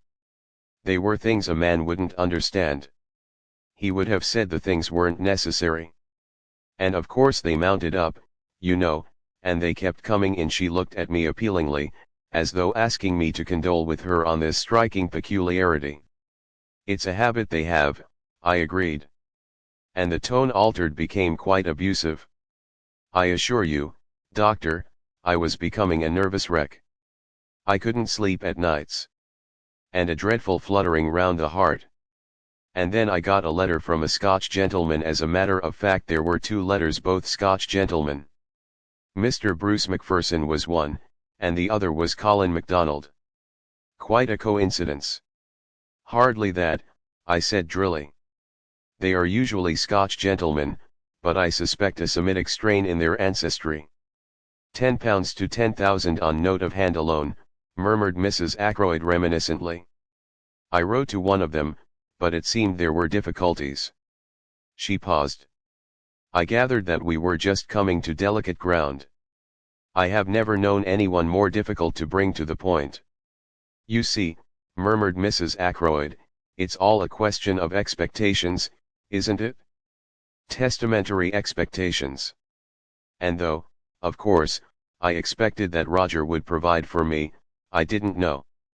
I thought that if only I could glance over a copy of his will, not in any sense of vulgar prying, but just so that I could make my own arrangements. She glanced sideways at me. The position was now very delicate indeed. Fortunately, words, ingeniously used, will serve to mask the ugliness of naked facts. I could only tell this to you, dear Dr. Sheppard, said Mrs. Ackroyd rapidly. I can trust you not to misjudge me, and to represent the matter in the right light to M. Poirot. It was on Friday afternoon she came to a stop and swallowed uncertainly. Yes, I repeated encouragingly. On Friday afternoon. Well. Everyone was out, or so I thought. And I went into Roger's study. I had some real reason for going there. I mean, there was nothing underhand about it. And as I saw all the papers heaped on the desk, it just came to me, like a flash, I wonder if Roger keeps his will in one of the drawers of the desk. I'm so impulsive, always was, from a child. I do things on the spur of the moment. He'd left his keys very careless of him in the lock of the top drawer. I see, I said helpfully. So you searched the desk. Did you find the will? Mrs. Ackroyd gave a little scream, and I realized that I had not been sufficiently diplomatic. How dreadful it sounds. But it wasn't at all like that really. Of course it wasn't, I said hastily. You must forgive my unfortunate way of putting things. Of course, men are so peculiar. In dear Roger's place, I should have not objected to revealing the provisions of my will. But men are so secretive. One is forced to adopt little subterfuges in self-defense. And the result of the little subterfuge? I asked. That's just what I'm telling you. As I got to the bottom drawer, Bourne came in. Most awkward. Of course I shut the drawer and stood up, and I called her attention to a few specks of dust on the surface. But I didn't like the way she looked, quite respectful in manner, but a very nasty light in her eyes. Almost contemptuous, if you know what I mean. I never have liked that girl very much. She's a good servant, and she says ma'am, and doesn't object to wearing caps and aprons, which I declare to you a lot of them do nowadays, and she can say not at home without scruples if she has to answer the door instead of Parker, and she doesn't have those peculiar gurgling noises inside which so many parlor maids seem to have when they wait at table. Let me see, where was I? You were saying, that in spite of several valuable qualities, you never liked Bourne. No more I do. She's odd. There's something different about her from the others. Too well educated, that's my opinion. You can't tell who are ladies and who aren't nowadays. And what happened next? I asked. Nothing. At least, Roger came in. And I thought he was out for a walk. And he said, "What's all this?" and I said nothing. I just came in to fetch punch. And I took punch and went out with it. Bourne stayed behind. I heard her asking Roger if she could speak to him for a minute. I went straight up to my room, to lie down. I was very upset. There was a pause. You will explain to M. Poirot, won't you? You can see for yourself what a trivial matter the whole thing was. But, of course, when he was so stern about concealing things, I thought of this at once. Bourne may have made some extraordinary story out of it, but you can explain, can't you? That is all. I said. You have told me everything. Yes, said Mrs. Ackroyd. Oh, yes, she added firmly. But I had noted the momentary hesitation, and I knew that there was still something she was keeping back. It was nothing less than a flash of sheer genius that prompted me to ask the question I did. Mrs. Ackroyd, I said, was it you who left the silver table open? I had my answer in the blush of guilt that even rouge and powder could not conceal. How did you know? She whispered. It was you, then. Yes, you see there were 1 or 2 pieces of old silver very interesting. I had been reading up the subject and there was an illustration of quite a small piece which had fetched an immense sum at Christie's. It looked to be just the same as the one in the silver table. I thought I would take it up to London with me when I went and have it valued. Then if it really was a valuable piece, just think what a charming surprise it would have been for Roger. I refrained from comments, accepting Mrs. Ackroyd's story on its merits.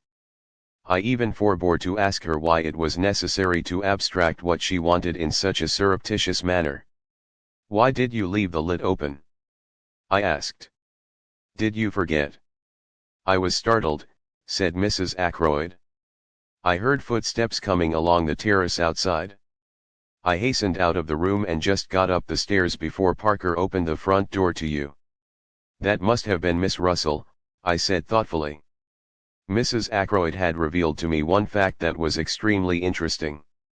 Whether her designs upon Ackroyd's silver had been strictly honorable I neither knew nor cared. What did interest me was the fact that Miss Russell must have entered the drawing room by the window, and that I had not been wrong when I judged her to be out of breath with running. Where had she been? I thought of the summer house and the scrap of cambric. I wonder if Miss Russell has had her handkerchief starched, I exclaimed on the spur of the moment. Mrs. Ackroyd's start recalled me to myself, and I rose. You think you can explain to M. Poirot? She asked anxiously. Oh, certainly. Absolutely. I got away at last, after being forced to listen to more justifications of her conduct. The parlour maid was in the hall, and it was she who helped me on with my overcoat. I observed her more closely than I had done heretofore. It was clear that she had been crying. How is it, I asked, that you told us that Mr. Ackroyd sent for you on Friday to his study? I hear now that it was you who asked to speak to him. For a minute the girl's eyes dropped before mine. Then she spoke. I meant to leave in any case, she said uncertainly. I said no more. She opened the front door for me.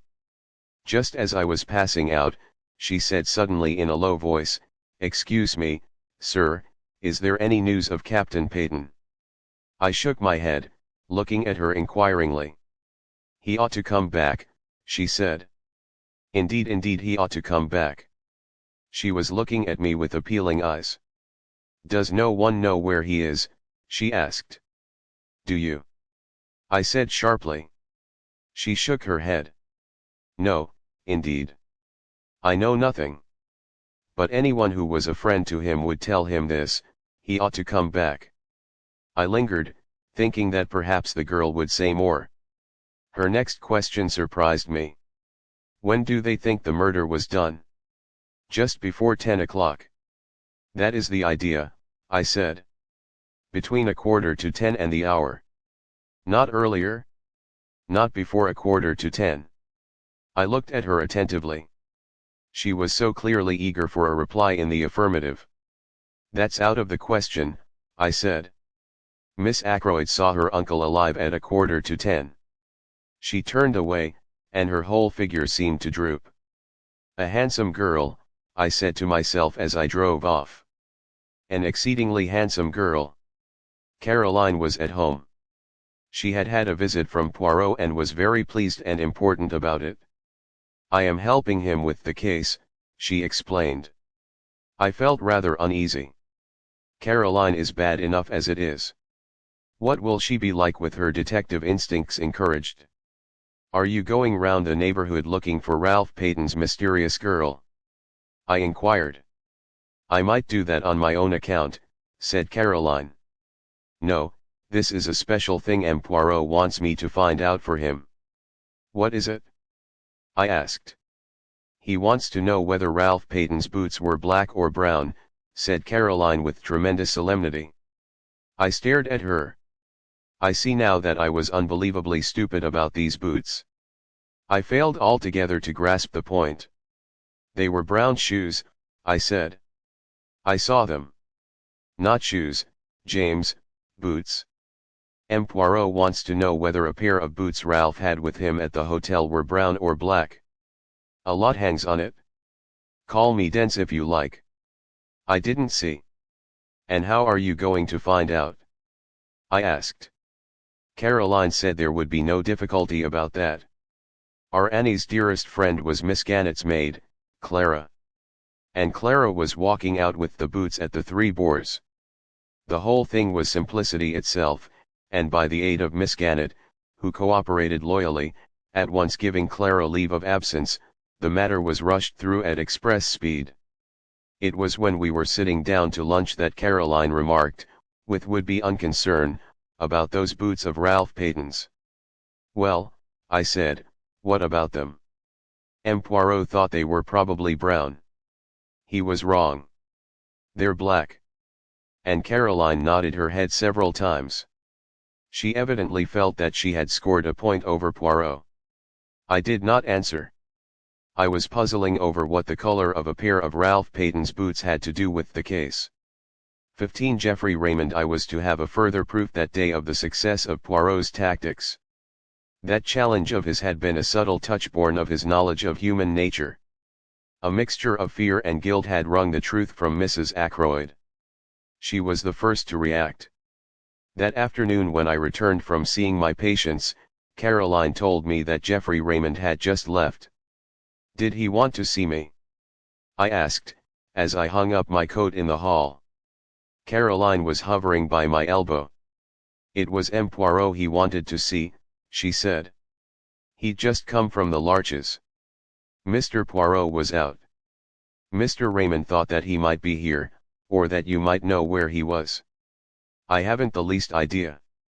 I tried to make him wait, said Caroline, but he said he would call back at the Larches in half an hour, and went away down the village. A great pity, because M. Poirot came in practically the minute after he left. Came in here? No, to his own house. How do you know? The side window, said Caroline briefly. It seemed to me that we had now exhausted the topic. Caroline thought otherwise. Aren't you going across? Across where? To the Larches, of course. My dear Caroline, I said, what for? Mr. Raymond wanted to see him very particularly, said Caroline. You might hear what it's all about. I raised my eyebrows. Curiosity is not my besetting sin, I remarked coldly. I can exist comfortably without knowing exactly what my neighbors are doing and thinking. Stuff and nonsense, James, said my sister. You want to know just as much as I do. You're not so honest, that's all. You always have to pretend. Really, Caroline, I said, and retired into my surgery. 10 minutes later Caroline tapped at the door and entered. In her hand she held what seemed to be a pot of jam. I wonder, James, she said, if you would mind taking this pot of medlar jelly across to M. Poirot? I promised it to him. He has never tasted any homemade medlar jelly. Why can't Annie go? I asked coldly. She's doing some mending. I can't spare her. Caroline and I looked at each other. Very well, I said, rising. But if I take the beastly thing, I shall just leave it at the door. You understand that? My sister raised her eyebrows. Naturally, she said. Who suggested you should do anything else? The honors were with Caroline. If you do happen to see M. Poirot, she said, as I opened the front door, you might tell him about the boots. It was a most subtle parting shot. I wanted dreadfully to understand the enigma of the boots. When the old lady with the Breton cap opened the door to me, I found myself asking if M. Poirot was in, quite automatically. Poirot sprang up to meet me, with every appearance of pleasure. Sit down, my good friend, he said. The big chair? This small one? The room is not too hot, no. I thought it was stifling, but refrained from saying so. The windows were closed, and a large fire burned in the grate. The English people, they have a mania for the fresh air, declared Poirot. The big air, it is all very well outside, where it belongs. Why admit it to the house? But let us not discuss such banalities. You have something for me, yes. 2 things, I said. First this from my sister. I handed over the pot of medlar jelly. How kind of Mademoiselle Caroline. She has remembered her promise. And the second thing. Information of a kind. And I told him of my interview with Mrs. Ackroyd. He listened with interest, but not much excitement. It clears the ground, he said thoughtfully. And it has a certain value as confirming the evidence of the housekeeper. She said, you remember, that she found the silver table lid open and closed it down in passing. What about her statement that she went into the drawing room to see if the flowers were fresh? Ah, we never took that very seriously, did we, my friend? It was patently an excuse, trumped up in a hurry, by a woman who felt it urgent to explain her presence, which, by the way, you would probably never have thought of questioning.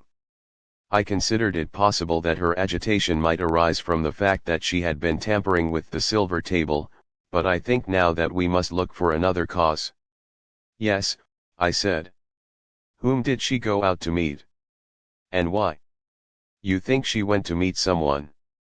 I do. Poirot nodded. So do I, he said thoughtfully. There was a pause. By the way, I said, I've got a message for you from my sister. Ralph Paton's boots were black, not brown. I was watching him closely as I gave the message, and I fancied that I saw a momentary flicker of discomposure. If so, it passed almost immediately. She is absolutely positive they are not brown. Absolutely. Ah, said Poirot regretfully. That is a pity. And he seemed quite crestfallen. He entered into no explanations, but at once started a new subject of conversation. The housekeeper, Miss Russell, who came to consult you on that Friday morning, is it indiscreet to ask what passed at the interview apart from the medical details, I mean? Not at all, I said. When the professional part of the conversation was over, we talked for a few minutes about poisons, and the ease or difficulty of detecting them, and about drug taking and drug takers. With special reference to cocaine, asked Poirot. How did you know? I asked, somewhat surprised. For answer, the little man rose and crossed the room to where newspapers were filed. He brought me a copy of the Daily Budget, dated Friday, September 16th, and showed me an article dealing with the smuggling of cocaine. It was a somewhat lurid article, written with an eye to picturesque effect. That is what put cocaine into her head, my friend, he said. I would have catechized him further, for I did not quite understand his meaning, but at that moment the door opened and Geoffrey Raymond was announced. He came in fresh and debonair as ever, and greeted us both. How are you, Doctor? Poirot, this is the second time I've been here this morning. I was anxious to catch you. Perhaps I'd better be off, I suggested rather awkwardly. Not on my account, Doctor. No, it's just this, he went on, seating himself at a wave of invitation from Poirot, I've got a confession to make. En vérité, said Poirot, with an air of polite interest. Oh, it's of no consequence, really. But, as a matter of fact, my conscience has been pricking me ever since yesterday afternoon. You accused us all of keeping back something, Poirot. I plead guilty. I've had something up my sleeve. And what is that, Raymond? As I say, it's nothing of consequence, just this. I was in debt badly, and that legacy came in the nick of time. £500 puts me on my feet again with a little to spare. He smiled at us both with that engaging frankness that made him such a likable youngster. You know how it is. Suspicious-looking policemen don't like to admit you were hard up for money, think it will look bad to them. But I was a fool, really, because Blunt and I were in the billiard room from 9:45 onwards, so I've got a watertight alibi and nothing to fear. Still, when you thundered out that stuff about concealing things, I felt a nasty prick of conscience, and I thought I'd like to get it off my mind. He got up again and stood smiling at us. You are a very wise young man, said Poirot, nodding at him with approval. See you, when I know that anyone is hiding things from me, I suspect that the thing hidden may be something very bad indeed. You have done well. I'm glad I'm cleared from suspicion, laughed Raymond. I'll be off now. So that is that, I remarked, as the door closed behind the young secretary. Yes, agreed Poirot. A mere bagatelle, but if he had not been in the billiard room, who knows? After all, Many crimes have been committed for the sake of less than £500. It all depends on what sum is sufficient to break a man. A question of relativity, is it not so? Have you reflected, my friend, that many people in that house stood to benefit by Mr. Ackroyd's death? Mrs. Ackroyd, Miss Flora, young Mr. Raymond, the housekeeper, Miss Russell.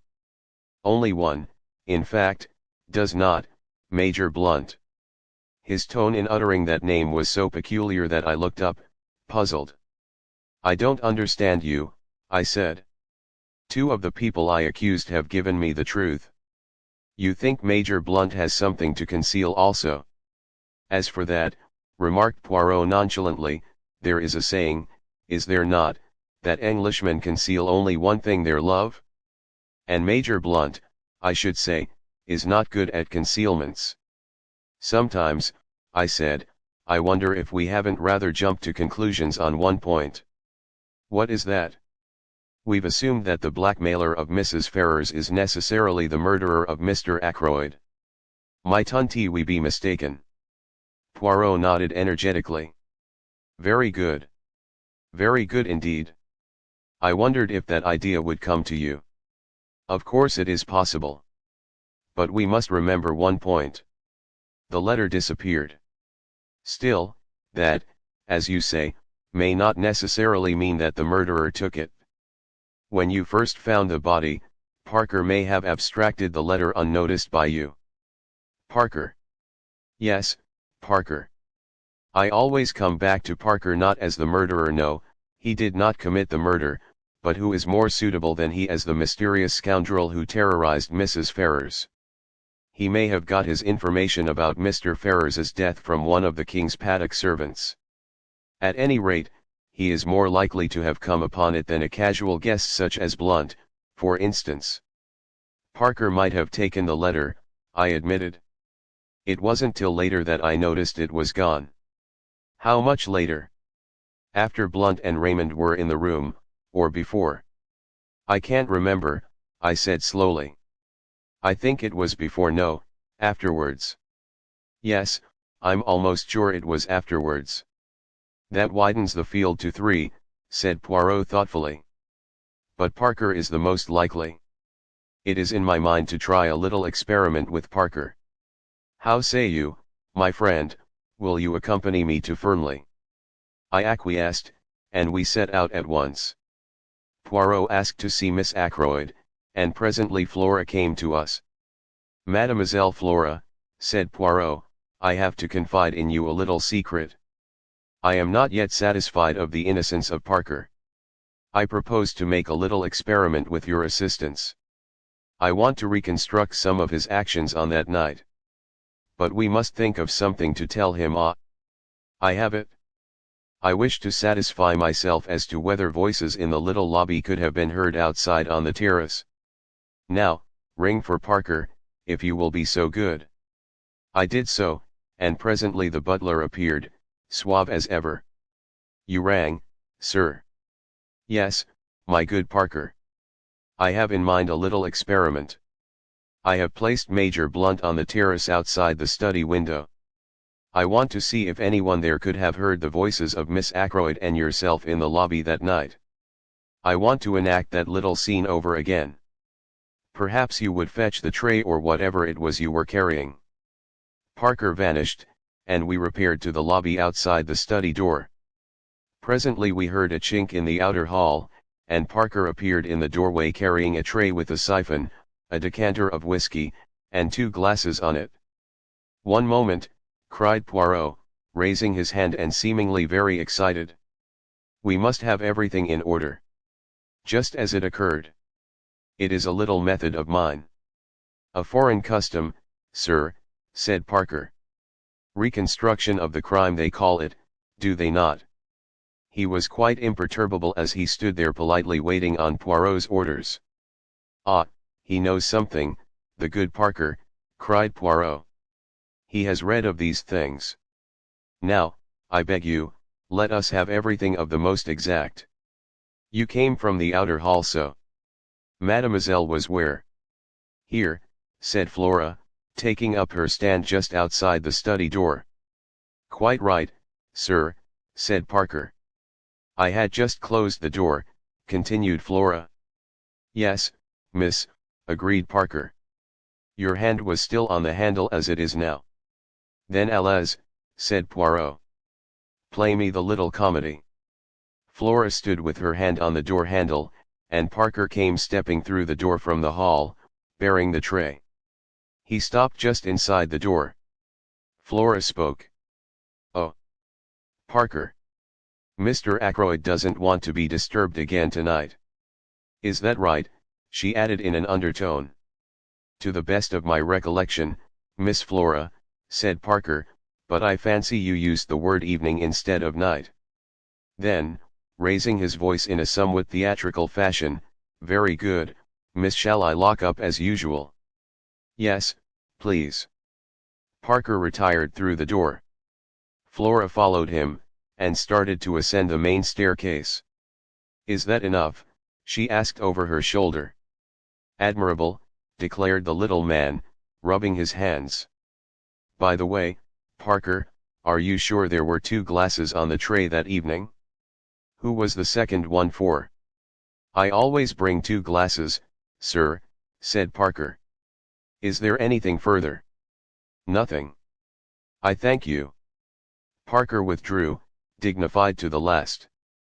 Poirot stood in the middle of the hall frowning. Flora came down and joined us. "Has your experiment been successful?" she asked. "I don't quite understand, you know." Poirot smiled admiringly at her. "It is not necessary that you should," he said. "But tell me, were there indeed 2 glasses on Parker's tray that night?"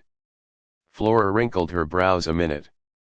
"I really can't remember," she said. "I think there were." Is that the object of your experiment?" Poirot took her hand and patted it. "Put it this way," he said. "I am always interested to see if people will speak the truth." "And did Parker speak the truth?" "I rather think he did," said Poirot thoughtfully. "A few minutes later saw us retracing our steps to the village." "What was the point of that question about the glasses?" I asked curiously. Poirot shrugged his shoulders. "One must say something," he remarked. "That particular question did as well as any other." I stared at him. "At any rate, my friend," he said seriously, "I know now something I wanted to know. Let us leave it at that. 16 an evening at Mahjong. That night we had a little Mahjong party. This kind of simple entertainment is very popular in King's Abbot. The guests arrive in galoshes and waterproofs after dinner. They partake of coffee and later of cake, sandwiches and tea. On this particular night our guests were Miss Gannett and Colonel Carter, who lives near the church. A good deal of gossip is handed round at these evenings, sometimes seriously interfering with the game in progress. We used to play bridge, chatty bridge of the worst description. We find Mahjong much more peaceful. The irritated demand as to why on earth your partner did not lead a certain card is entirely done away with, and though we still express criticisms frankly, there is not the same acrimonious spirit. "Very cold evening, Sheppard," said Colonel Carter, standing with his back to the fire. Caroline had taken Miss Gannett to her own room, and was there assisting her to disentangle herself from her many wraps. "Reminds me of the Afghan passes." "Indeed?" I said politely. "Very mysterious business this about poor Ackroyd," continued the Colonel, accepting a cup of coffee. "A deuce of a lot behind it, that's what I say. Between you and me, Sheppard, I've heard the word blackmail mentioned." The Colonel gave me the look which might be tabulated one man of the world to another. "A woman in it, no doubt," he said. "Depend upon it, a woman in it." Caroline and Miss Gannett joined us at this minute. Miss Gannett drank coffee whilst Caroline got out the Mahjong box and poured out the tiles upon the table. "Washing the tiles," said the Colonel facetiously. "That's right, washing the tiles, as we used to say in the Shanghai Club." It is the private opinion of both Caroline and myself that Colonel Carter has never been in the Shanghai Club in his life. more, that he has never been farther east than India, where he juggled with tins of bully beef and plum and apple jam during the Great War. But the Colonel is determinately military, and in King's Abbot we permit people to indulge their little idiosyncrasies freely. "Shall we begin?" said Caroline. We sat round the table. For some 5 minutes there was complete silence, owing to the fact that there is tremendous secret competition amongst us as to who can build their wall quickest. "Go on, James," said Caroline at last. "Your east wind." I discarded a tile. A round or two proceeded, broken by the monotonous remarks of 3 bamboos, 2 circles, pung, and frequently from Miss Gannett unpung, owing to that lady's habit of too hastily claiming tiles to which she had no right. "I saw Flora Ackroyd this morning," said Miss Gannett. "Pung no unpung. I made a mistake."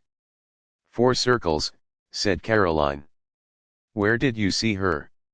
"She didn't see me," said Miss Gannett, with that tremendous significance only to be met with in small villages. "Ah," said Caroline interestedly. "Chow." "I believe," said Miss Gannett, temporarily diverted, "that it's the right thing nowadays to say chi not chow."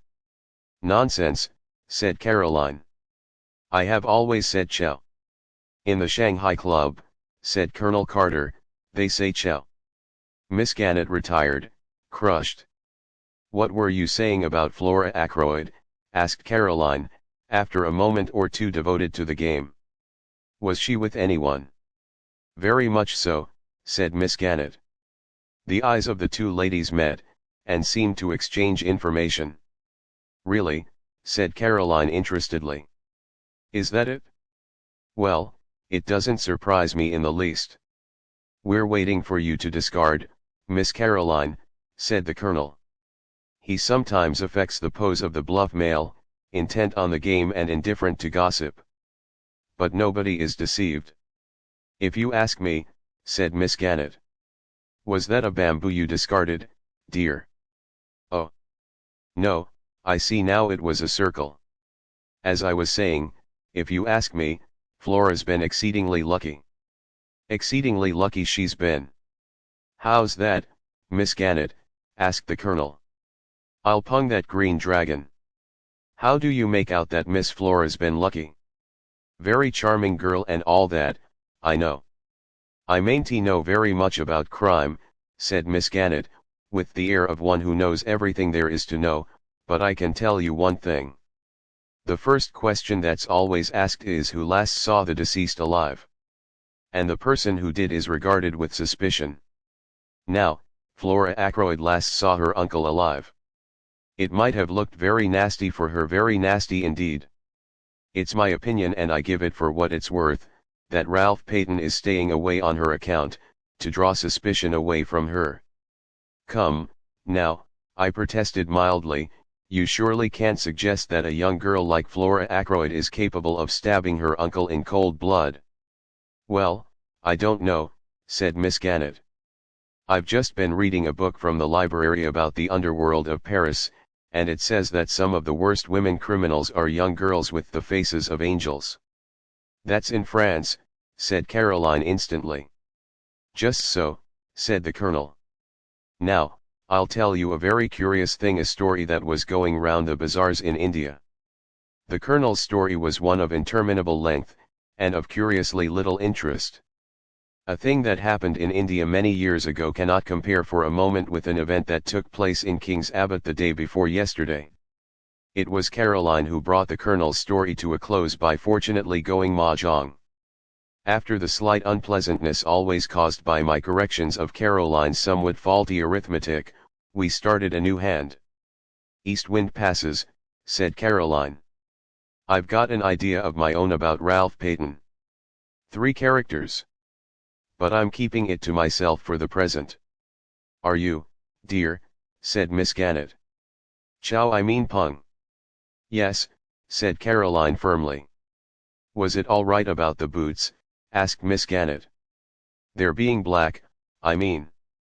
"Quite all right," said Caroline. "What was the point, do you think?" asked Miss Gannett. Caroline pursed up her lips, and shook her head with an air of knowing all about it. "Pung," said Miss Gannett. "No unpung. I suppose that now the doctor's in with M. Poirot he knows all the secrets." "Far from it," I said. "James is so modest," said Caroline. "Ah! A concealed Kong." The colonel gave vent to a whistle. For the moment gossip was forgotten. "Your own wind, too," he said. "And you've got 2 pungs of dragons. We must be careful. Miss Caroline's out for a big hand." We played for some minutes with no irrelevant conversation. "This M. Poirot now," said Colonel Carter, "is he really such a great detective?" "The greatest the world has ever known," said Caroline solemnly.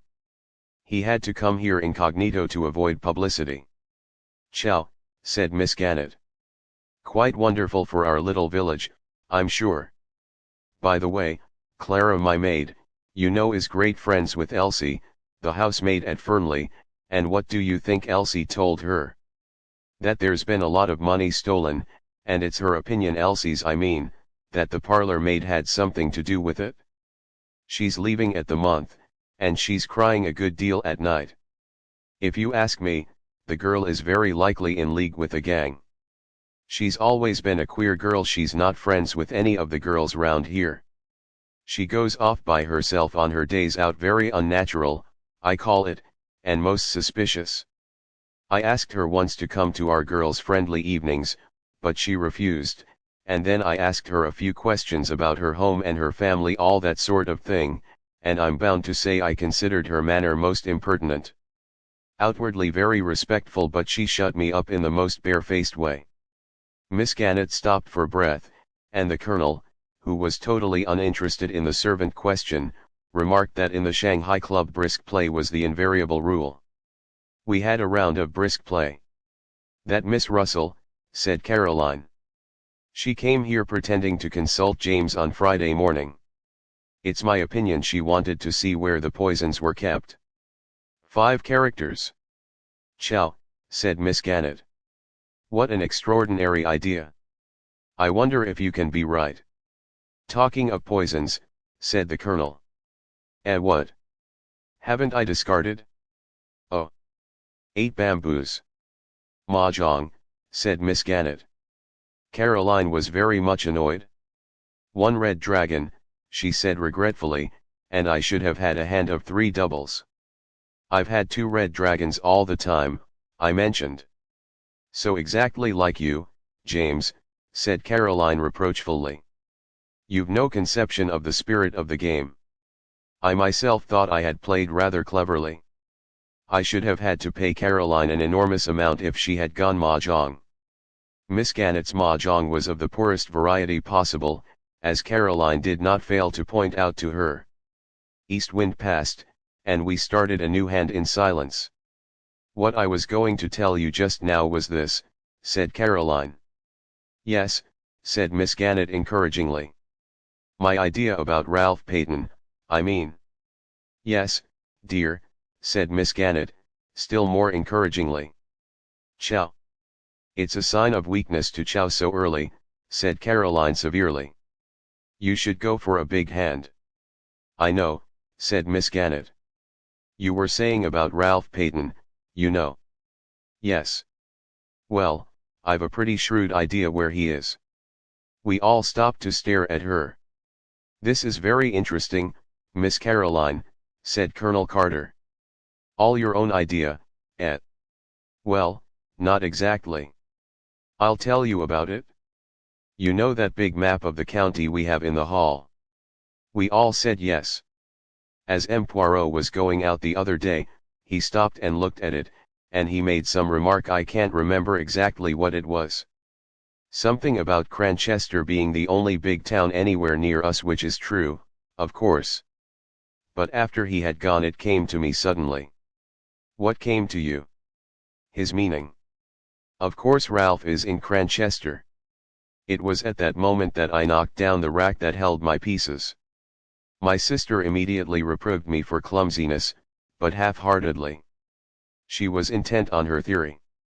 Cranchester, Miss Caroline, said Colonel Carter. Surely not Cranchester. It's so near. That's exactly it, cried Caroline triumphantly. It seems quite clear by now that he didn't get away from here by train. He must simply have walked into Cranchester. And I believe he's there still. No one would dream of his being so near at hand. I pointed out several objections to the theory, but when once Caroline has got something firmly into her head, nothing dislodges it. And you think M. Poirot has the same idea, said Miss Gannett thoughtfully.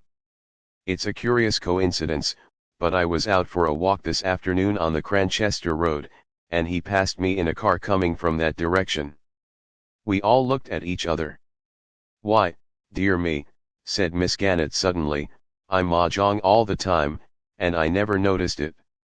Caroline's attention was distracted from her own inventive exercises. She pointed out to Miss Gannett that a hand consisting of mixed suits and too many chows was hardly worth going mahjong on.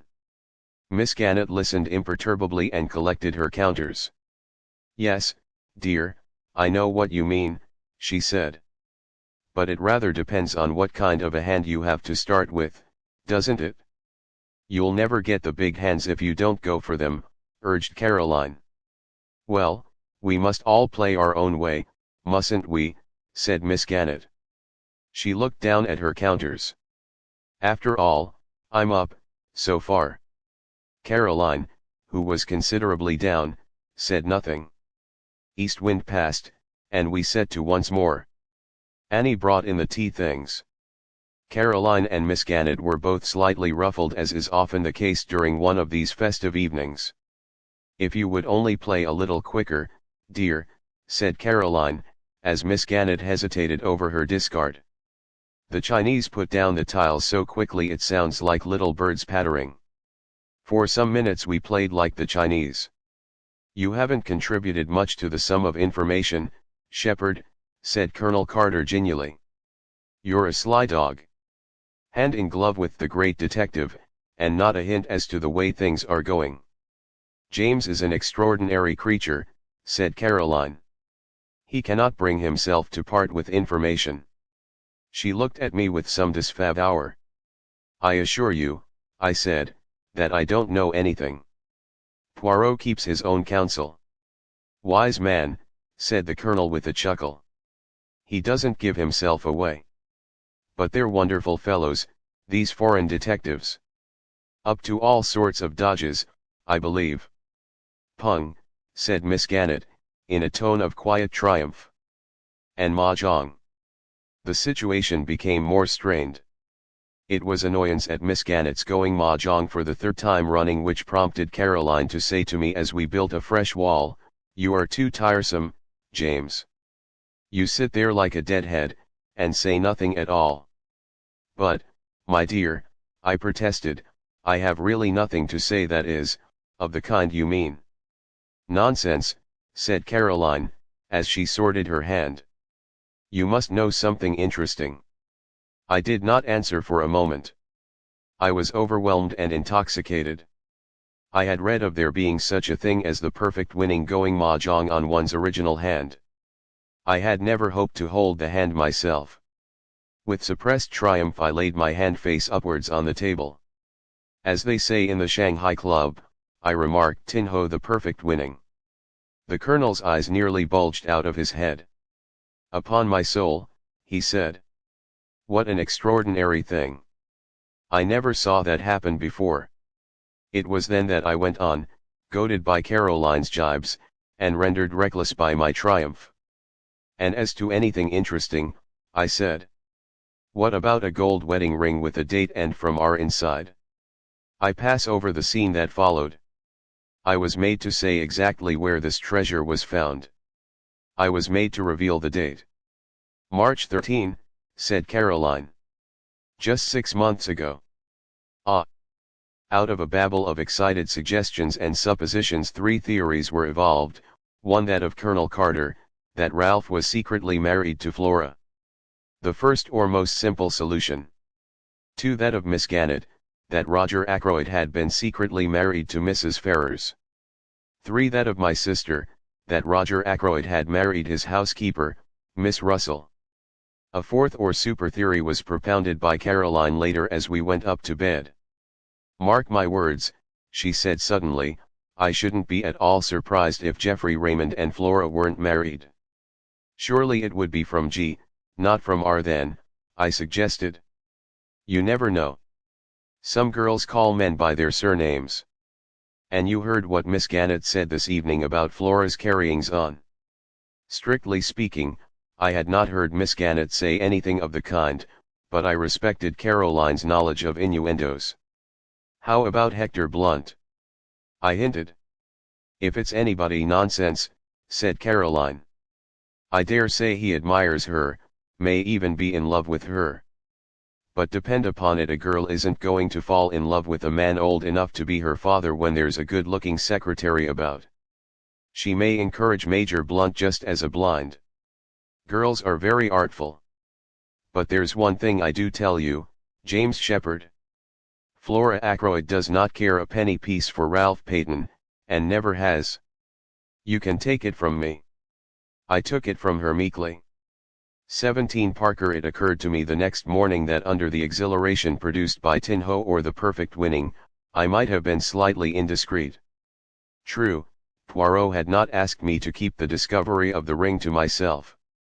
On the other hand, he had said nothing about it whilst at Fernley, and as far as I knew, I was the only person aware that it had been found. I felt distinctly guilty. The fact was by now spreading through King's Abbot like wildfire. I was expecting wholesale reproaches from Poirot any minute. The joint funeral of Mrs. Ferrars and Roger Ackroyd was fixed for 11 o'clock. It was a melancholy and impressive ceremony. All the party from Fernley were there. After it was over, Poirot, who had also been present, took me by the arm, and invited me to accompany him back to the Larches. He was looking very grave, and I feared that my indiscretion of the night before had got round to his ears. But it soon transpired that his thoughts were occupied by something of a totally different nature. "See you," he said. "We must act. With your help I propose to examine a witness. We will question him, we will put such fear into him that the truth is bound to come out." "What witness are you talking about?" I asked, very much surprised. "Parker," said Poirot. "I asked him to be at my house this morning at 12 o'clock. He should await us there at this very minute. What do you think?" I ventured, glancing sideways at his face. "I know this, that I am not satisfied. You think that it was he who blackmailed Mrs. Ferrars?" "Either that, or well," I said, after waiting a minute or two. "My friend, I will say this to you, I hope it was he." The gravity of his manner, and something indefinable that tinged it, reduced me to silence. On arrival at the Larches, we were informed that Parker was already there awaiting our return. As we entered the room, the butler rose respectfully. "Good morning, Parker," said Poirot pleasantly. "One instant, I pray of you." He removed his overcoat and gloves. "Allow me, sir," said Parker, and sprang forward to assist him. He deposited the articles neatly on a chair by the door. Poirot watched him with approval. "Thank you, my good Parker," he said.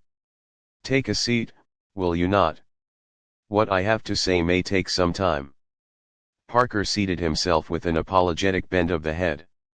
"Now what do you think I asked you to come here for this morning at?" Parker coughed. "I understood, sir, that you wished to ask me a few questions about my late master, private like." "Precisement," said Poirot, beaming. "Have you made many experiments in blackmail?" "Sir." The butler sprang to his feet. "Do not excite yourself," said Poirot placidly. "Do not play the farce of the honest, injured man. You know all there is to know about the blackmail, is it not so?" "Sir, I've never been insulted," suggested Poirot, "in such a way before." "Then why, my excellent Parker, were you so anxious to overhear the conversation in Mr. Ackroyd's study the other evening, after you had caught the word blackmail?" "I wasn't I who was your last master," rapped out Poirot suddenly. My last master? Yes, the master you were with before you came to Mr. Ackroyd. A Major Ellerby, Sir. Poirot took the words out of his mouth. Just so. Major Ellerby. Major Ellerby was addicted to drugs, was he not? You travelled about with him.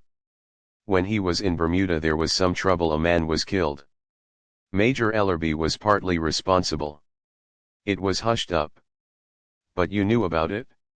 How much did Major Ellerby pay you to keep your mouth shut?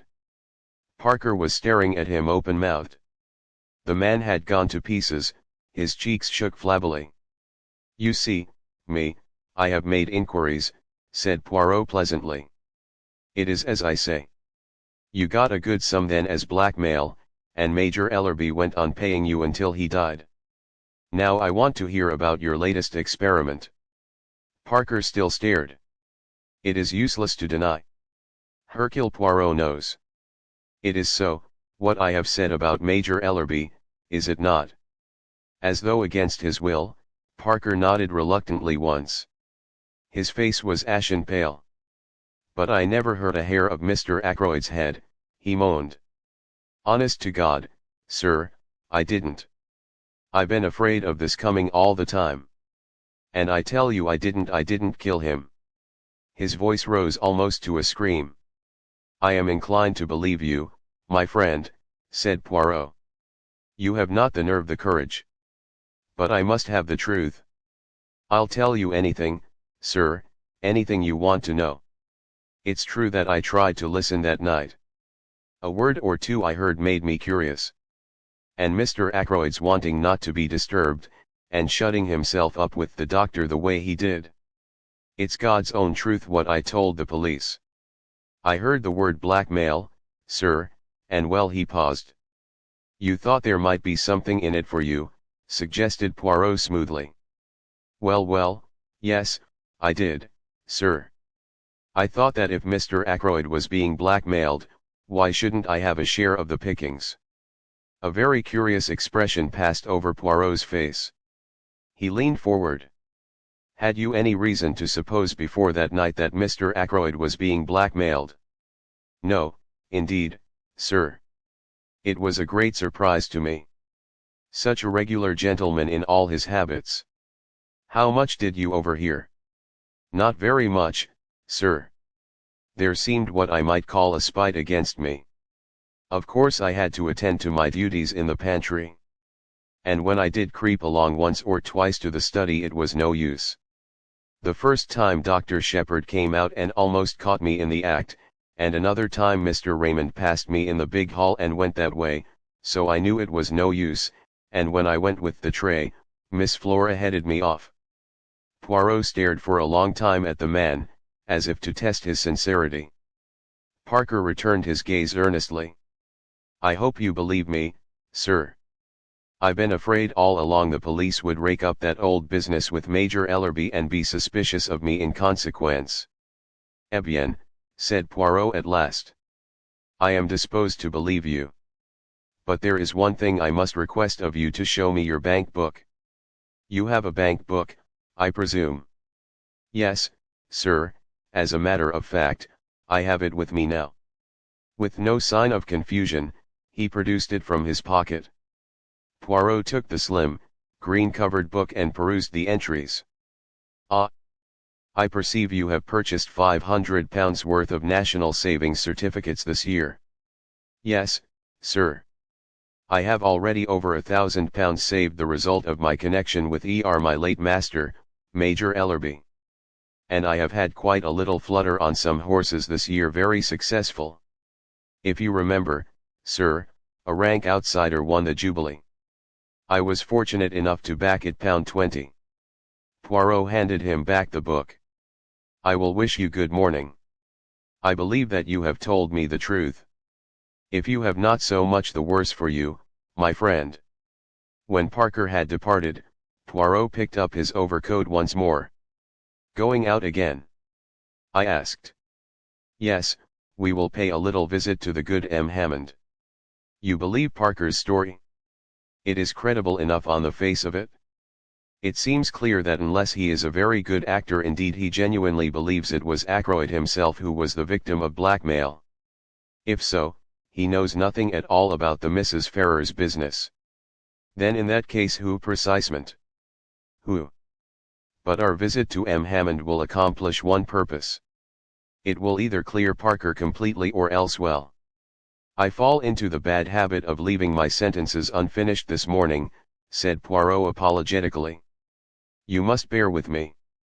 By the way, I said, rather sheepishly, I've got a confession to make. I'm afraid I have inadvertently let out something about that ring. What ring? The ring you found in the goldfish pond. Ah, yes, said Poirot, smiling broadly. I hope you're not annoyed. It was very careless of me. But not at all, my good friend, not at all. I laid no commands upon you. You were at liberty to speak of it if you so wished. She was interested, your sister. She was indeed. It created a sensation. All sorts of theories are flying about. Ah! And yet it is so simple. The true explanation leapt to the eye, did it not? Did it? I said drily. Poirot laughed. The wise man does not commit himself, he observed. Is not that so? But here we are at Mr. Hammond's. The lawyer was in his office, and we were ushered in without any delay. He rose and greeted us in his dry, precise manner. Poirot came at once to the point.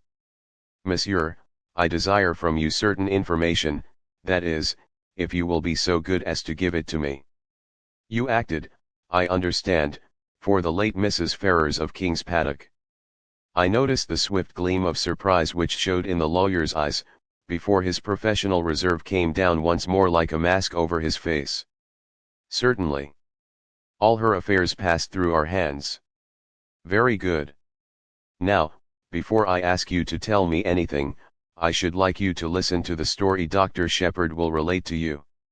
You have no objection, have you, my friend, to repeating the conversation you had with Mr. Ackroyd last Friday night?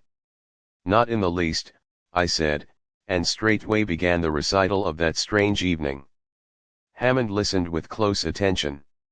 That is all, I said, when I had finished. Blackmail, said the lawyer thoughtfully. You are surprised, asked Poirot. The lawyer took off his pince-nez and polished them with his handkerchief. No, he replied, I can hardly say that I am surprised. I have suspected something of the kind for some time. That brings us, said Poirot, to the information for which I am asking. If anyone can give us an idea of the actual sums paid, you are the man, monsieur. I see no object in withholding the information, said Hammond, after a moment or two. During the past year, Mrs. Ferrars has sold out certain securities, and the money for them was paid into her account and not reinvested. As her income was a large one, and she lived very quietly after her husband's death, it seems certain that these sums of money were paid away for some special purpose. I once sounded her on the subject, and she said that she was obliged to support several of her husband's poor relations. I let the matter drop, of course. Until now, I have always imagined that the money was paid to some woman who had had a claim on Ashley Ferrars. I never dreamed that Mrs. Ferrars herself was involved. And the amount? Asked Poirot. In all, I should say the various sums totaled at least £20,000. £20,000! I exclaimed. In 1 year. Mrs. Ferrars was a very wealthy woman, said Poirot drily. And the penalty for murder is not a pleasant one. Is there anything else that I can tell you? Inquired Mr. Hammond. I thank you, no, said Poirot, rising. All my excuses for having deranged you. Not at all, not at all. The word derange, I remarked, when we were outside again, is applicable to mental disorder only. Ah, cried Poirot, never will my English be quite perfect. A curious language. I should then have said disarranged, nsce pa. Disturbed is the word you had in mind. I thank you, my friend. The word exact, you are zealous for it? Eh bien, what about our friend Parker now? With £20,000 in hand, would he have continued being a butler? Jene pense pas. It is, of course, possible that he banked the money under another name, but I am disposed to believe he spoke the truth to us. If he is a scoundrel, he is a scoundrel on a mean scale. He has not the big ideas. That leaves us as a possibility, Raymond, or well Major Blunt. Surely not Raymond, I objected. Since we know that he was desperately hard up for a matter of £500. That is what he says, yes. And as to Hector Blunt, I will tell you something as to the good Major Blunt, interrupted Poirot. It is my business to make inquiries. I make them. Eh bien, that legacy of which he speaks, I have discovered that the amount of it was close upon £20,000. What do you think of that? I was so taken aback that I could hardly speak. It's impossible, I said at last. A well-known man like Hector Blunt. Poirot shrugged his shoulders. Who knows? At least he is a man with big ideas.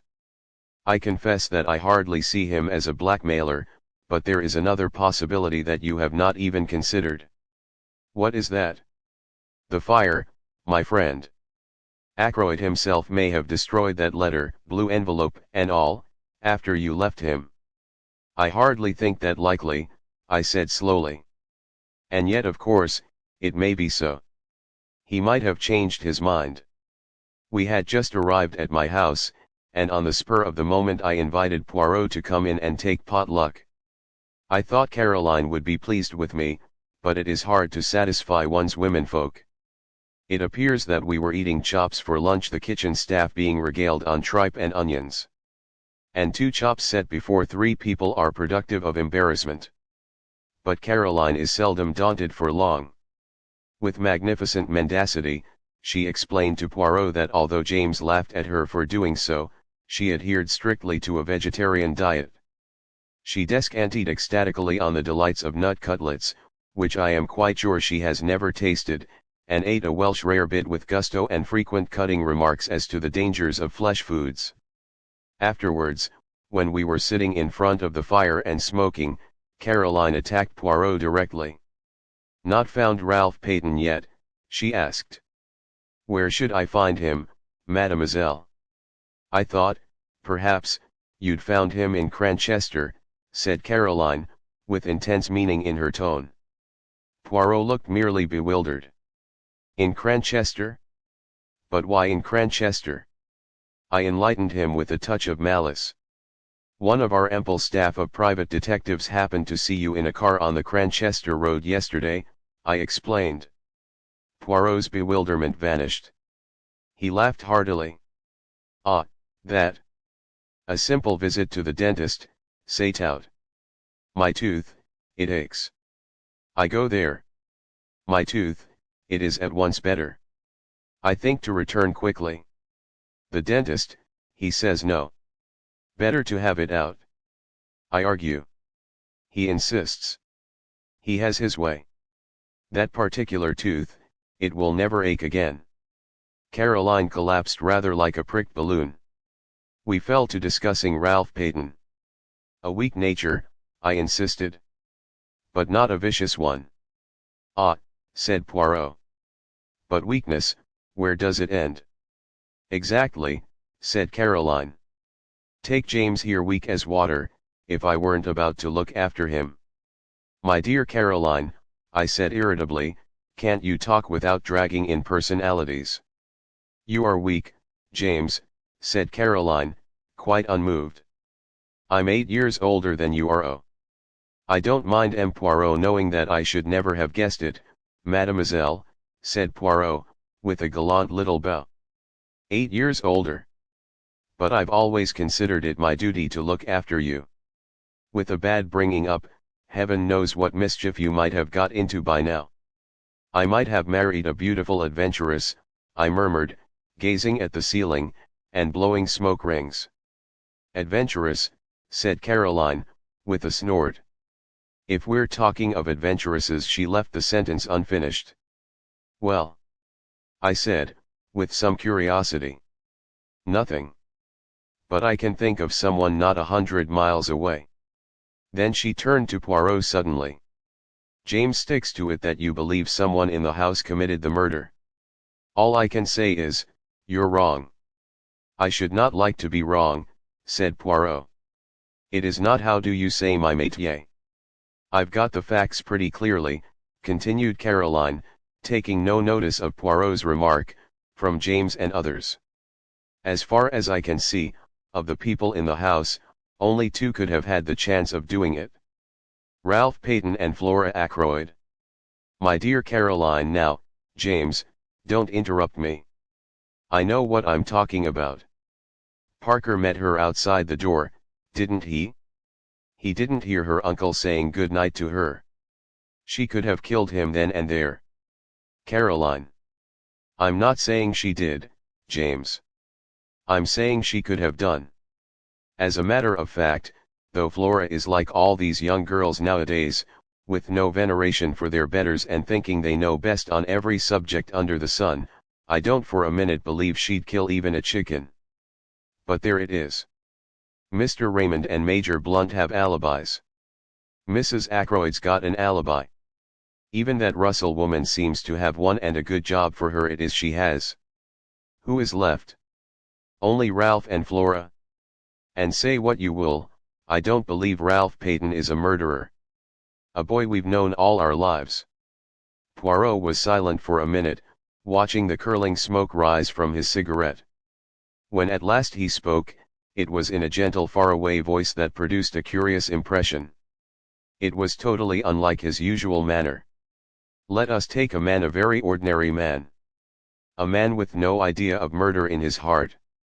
There is in him somewhere a strain of weakness deep down. It has so far never been called into play. Perhaps it never will be, and if so, he will go to his grave honored and respected by everyone. But let us suppose that something occurs. He is in difficulties, or perhaps not that even.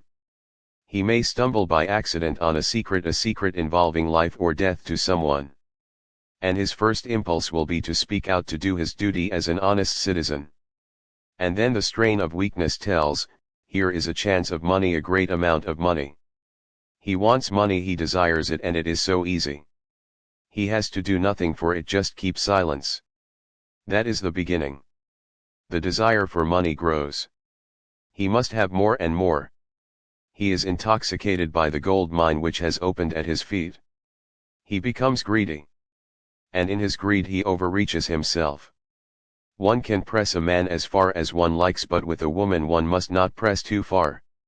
For a woman has at heart a great desire to speak the truth. How many husbands who have deceived their wives go comfortably to their graves, carrying their secret with them? How many wives who have deceived their husbands wreck their lives by throwing the fact in those same husbands' teeth? They have been pressed too far.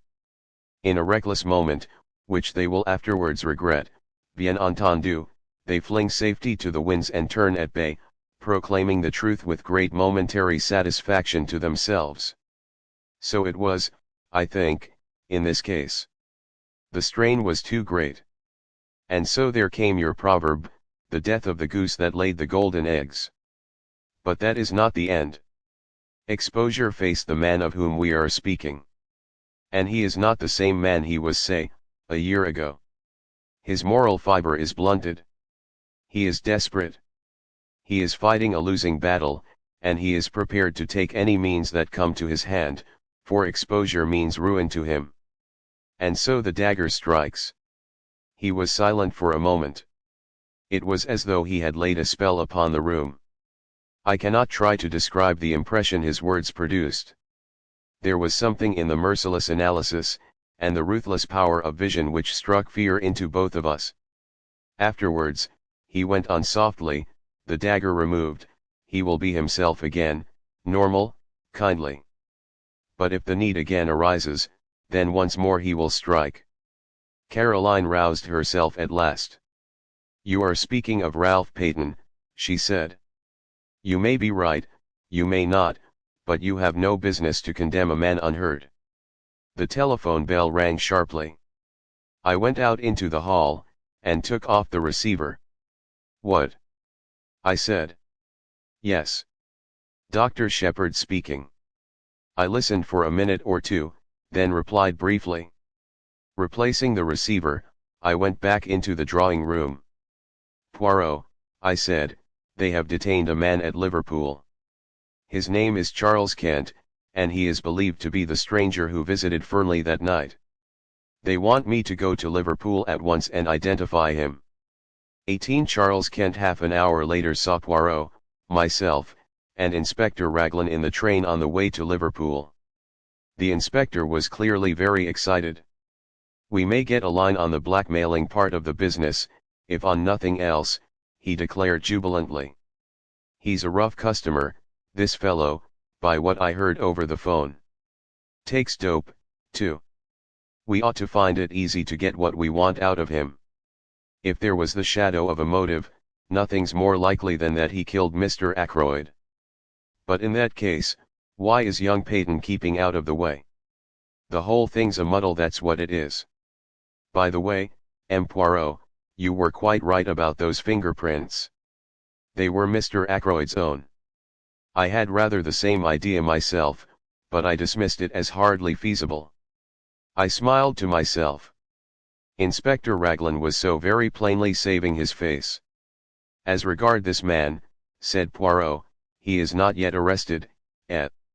"No, detained under suspicion." "And what account does he give of himself?" "Precious little," said the inspector, with a grin. "He's a wary bird, I gather. A lot of abuse, but very little more." On arrival at Liverpool I was surprised to find that Poirot was welcomed with acclamation. Superintendent Hayes, who met us, had worked with Poirot over some case long ago, and had evidently an exaggerated opinion of his powers. "Now we've got M. Poirot here we shan't be long," he said cheerfully. "I thought you'd retired, monsieur." "So I had, my good Hayes, so I had. But how tedious is retirement! You cannot imagine to yourself the monotony with which day comes after day." "Very likely. So you've come to have a look at our own particular find. Is this Dr. Sheppard? Think you'll be able to identify him, sir?" "I'm not very sure," I said doubtfully. "How did you get hold of him?" inquired Poirot. "Description was circulated, as you know. In the press and privately. Not much to go on, I admit. This fellow has an American accent all right, and he doesn't deny that he was near King's Abbot that night. Just asks what the hell it is to do with us, and that he'll see us in before he answers any questions." "Is it permitted that I, too, see him?" asked Poirot. The superintendent closed one eye knowingly. "Very glad to have you, sir. You've got permission to do anything you please. Inspector Japp of Scotland Yard was asking after you the other day. Said he'd heard you were connected unofficially with this case. Where's Captain Paton hiding, sir, can you tell me that?" "I doubt if it would be wise at the present juncture," said Poirot primly, and I bit my lips to prevent a smile. The little man really did it very well. After some further parley, we were taken to interview the prisoner. He was a young fellow, I should say not more than 22 or 3. Tall, thin, with slightly shaking hands, and the evidences of considerable physical strength some would run to seed. His hair was dark, but his eyes were blue and shifty, seldom meeting a glance squarely. I had all along cherished the illusion that there was something familiar about the figure I had met that night, but if this were indeed he, I was completely mistaken. He did not remind me in the least of anyone I knew. "Now then, Kent," said the superintendent. "Stand up. Here are some visitors come to see you. Recognize any of them?" Kent glared at us sullenly, but did not reply. I saw his glance waver over the 3 of us, and come back to rest on me. "Well, sir," said the superintendent to me, "what do you say?" "The height's the same," I said, "and as far as general appearance goes it might well be the man in question." Beyond that, I couldn't go. What the hell's the meaning of all this? Asked Kent. What have you got against me? Come on, out with it. What am I supposed to have done? I nodded my head. It's the man, I said. I recognize the voice. Recognize my voice, do you? Where do you think you heard it before? On Friday evening last, outside the gates of Fernley Park. You asked me the way there. I did I? Do you admit it? Asked the inspector. I don't admit anything. Not till I know what you've got on me. Have you not read the papers in the last few days? Asked Poirot, speaking for the first time. The man's eyes narrowed. So that's it, is it? I saw an old gent had been croaked at Fernley. Trying to make out I did the job, are you? You were there that night, said Poirot quietly. How do you know, mister? By this. Poirot took something from his pocket and held it out. It was the goose quill we had found in the summer house. At the sight of it the man's face changed. He half held out his hand. Snow, said Poirot thoughtfully. No, my friend, it is empty. It lay where you dropped it in the summer house that night. Charles Kent looked at him uncertainly. You seem to know a hell of a lot about everything, you little foreign cock-duck. Perhaps you remember this, the papers say that the old gent was croaked between 10:15 and 10 o'clock. That is so, agreed Poirot. Yes, but is it really so? That's what I'm getting at. This gentleman will tell you, said Poirot. He indicated Inspector Raglan. The latter hesitated, glanced at Superintendent Hayes, then at Poirot, and finally, as though receiving sanction, he said, That's right. Between 10:15 and 10 o'clock. Then you've nothing to keep me here for, said Kent. I was away from Fernley Park by 25 minutes past 9. You can ask at the Dog and Whistle.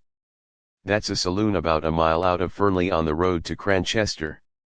I kicked up a bit of a row there, I remember. As near as nothing to 10:15, it was.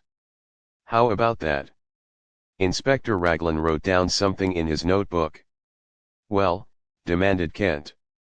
Inquiries will be made, said the inspector. If you've spoken the truth, you won't have anything to complain about. What were you doing at Fernley Park anyway? Went there to meet someone. Who? That's none of your business. You'd better keep a civil tongue in your head, my man, the superintendent warned him. To hell with a civil tongue. I went there on my own business, and that's all there is to it. If I was clear away before the murder was done, that's all that concerns the cops. Your name, it is Charles Kent, said Poirot. Where were you born? The man stared at him, then he grinned. I'm a full-blown Britisher all right, he said. Yes, said Poirot meditatively. I think you are. I fancy you were born in Kent. The man stared. Why's that? Because of my name. What's that to do with it? Is a man whose name is Kent bound to be born in that particular county? Under certain circumstances, I can imagine he might be, said Poirot very deliberately. Under certain circumstances, you comprehend. There was so much meaning in his voice as to surprise the two police officers. As for Charles Kent, he flushed a brick red, and for a moment I thought he was going to spring at Poirot. He thought better of it, however, and turned away with a kind of laugh. Poirot nodded as though satisfied, and made his way out through the door. He was joined presently by the two officers. We'll verify that statement, remarked Raglan. I don't think he's lying, though. But he's got to come clean with a statement as to what he was doing at Fernley. It looks to me as though we'd got our blackmailer all right. On the other hand, granted his story's correct, he couldn't have had anything to do with the actual murder. He'd got £10 on him when he was arrested, rather a large sum.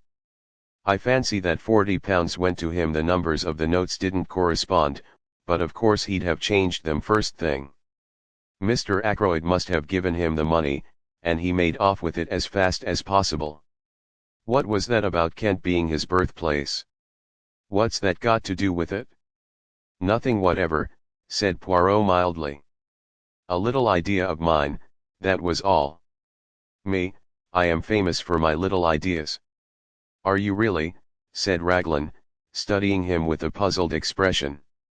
The superintendent went into a roar of laughter. Many's the time I've heard Inspector Japp say that. M. Poirot and his little ideas. Too fanciful for me, he'd say, but always something in them. You mock yourself at me, said Poirot, smiling, but never mind. The old ones they laugh last sometimes, when the young, clever ones do not laugh at all. And nodding his head at them in a sage manner he walked out into the street. He and I lunched together at an hotel. I know now that the whole thing lay clearly unraveled before him. He had got the last thread he needed to lead him to the truth. But at the time I had no suspicion of the fact. I overestimated his general self-confidence, and I took it for granted that the things which puzzled me must be equally puzzling to him. My chief puzzle was what the man Charles Kent could have been doing at Fernley. Again and again I put the question to myself and could get no satisfactory reply.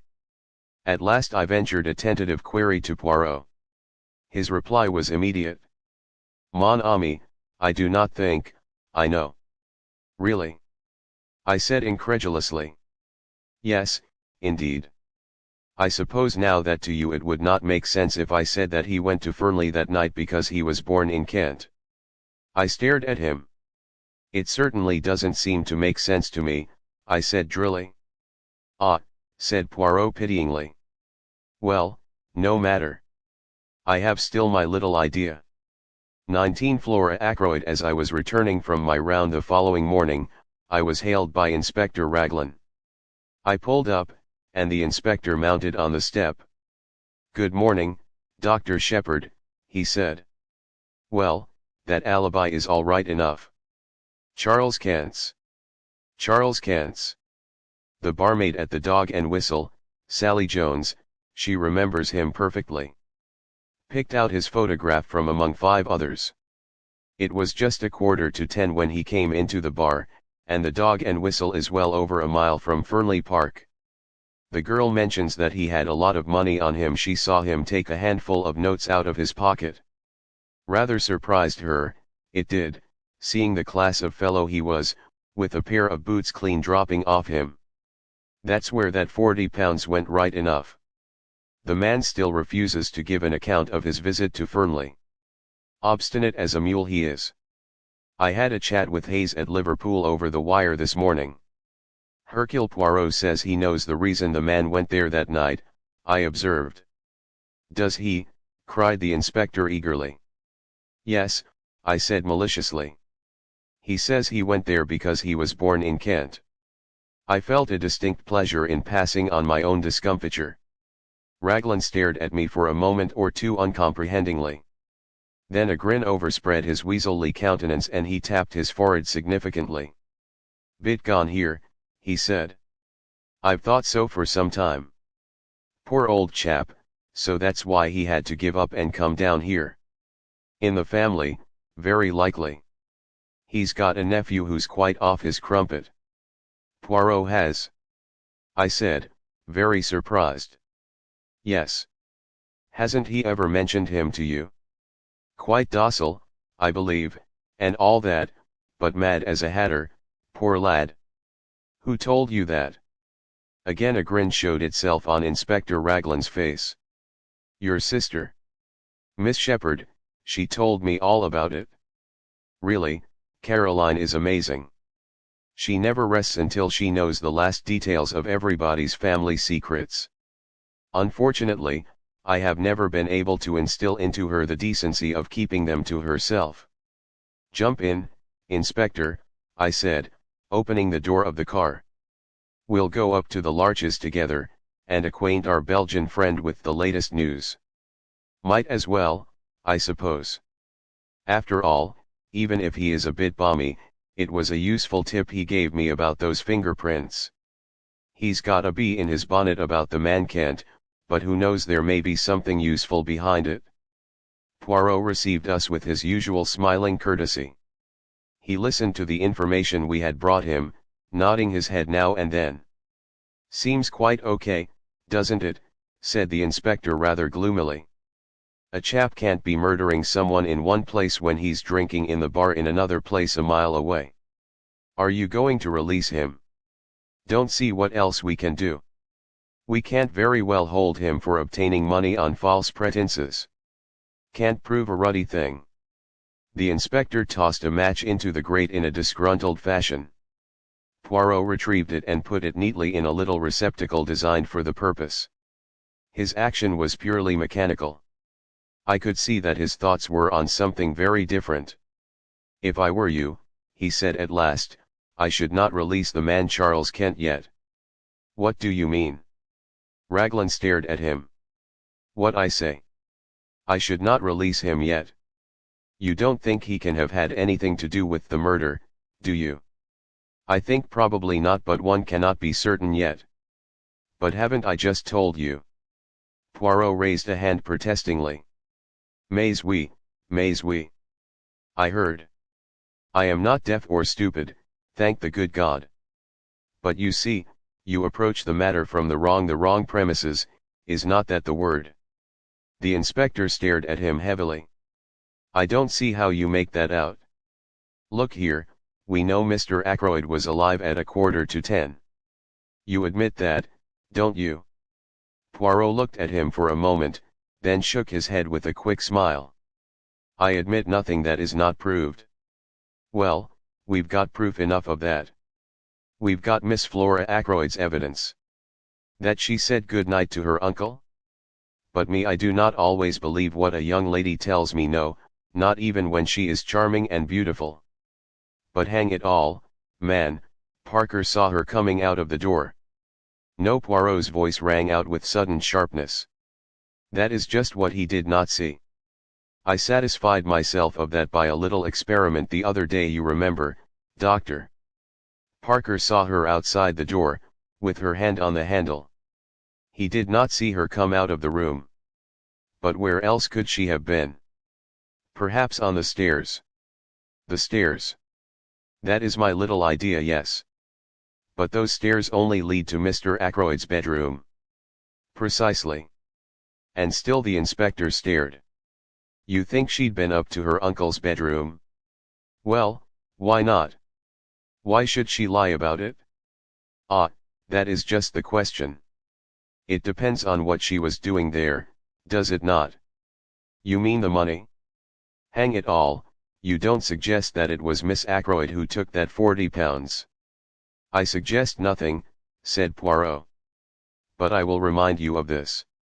Life was not very easy for that mother and daughter. There were bills, there was constant trouble over small sums of money. Roger Ackroyd was a peculiar man over money matters. The girl might be at her wit's end for a comparatively small sum. Figure to yourself then what happens. She has taken the money, she descends the little staircase. When she is halfway down she hears the chink of glass from the hall. She has not a doubt of what it is, Parker coming to the study. At all costs she must not be found on the stairs. Parker will not forget it, he will think it odd. If the money is missed, Parker is sure to remember having seen her come down those stairs. She has just time to rush down to the study door with her hand on the handle to show that she has just come out, when Parker appears in the doorway. She says the first thing that comes into her head, a repetition of Roger Ackroyd's orders earlier in the evening, and then goes upstairs to her own room." "Yes, but later," persisted the inspector, "she must have realized the vital importance of speaking the truth." "Why, the whole case hinges on it." "Afterwards," said Poirot drily, "it was a little difficult for Mademoiselle Flora. She is told simply that the police are here and that there has been a robbery. Naturally she jumps to the conclusion that the theft of the money has been discovered. Her one idea is to stick to her story. When she learns that her uncle is dead she is panic-stricken. Young women do not faint nowadays, monsieur, without considerable provocation. Eh bien. There it is. She is bound to stick to her story, or else confess everything. And a young and pretty girl does not like to admit that she is a thief, especially before those whose esteem she is anxious to retain. Raglan brought his fist down with a thump on the table. "I'll not believe it," he said. It's not credible. And you've known this all along." "The possibility has been in my mind from the first," admitted Poirot. "I was always convinced that Mademoiselle Flora was hiding something from us. To satisfy myself, I made the little experiment I told you of. Dr. Sheppard accompanied me." "A test for Parker, you said it was," I remarked bitterly. "Mon ami," said Poirot apologetically, "as I told you at the time, one must say something." The inspector rose. "There's only one thing for it," he declared. "We must tackle the young lady right away. You'll come up to Fernley with me, M. Poirot?" "Certainly.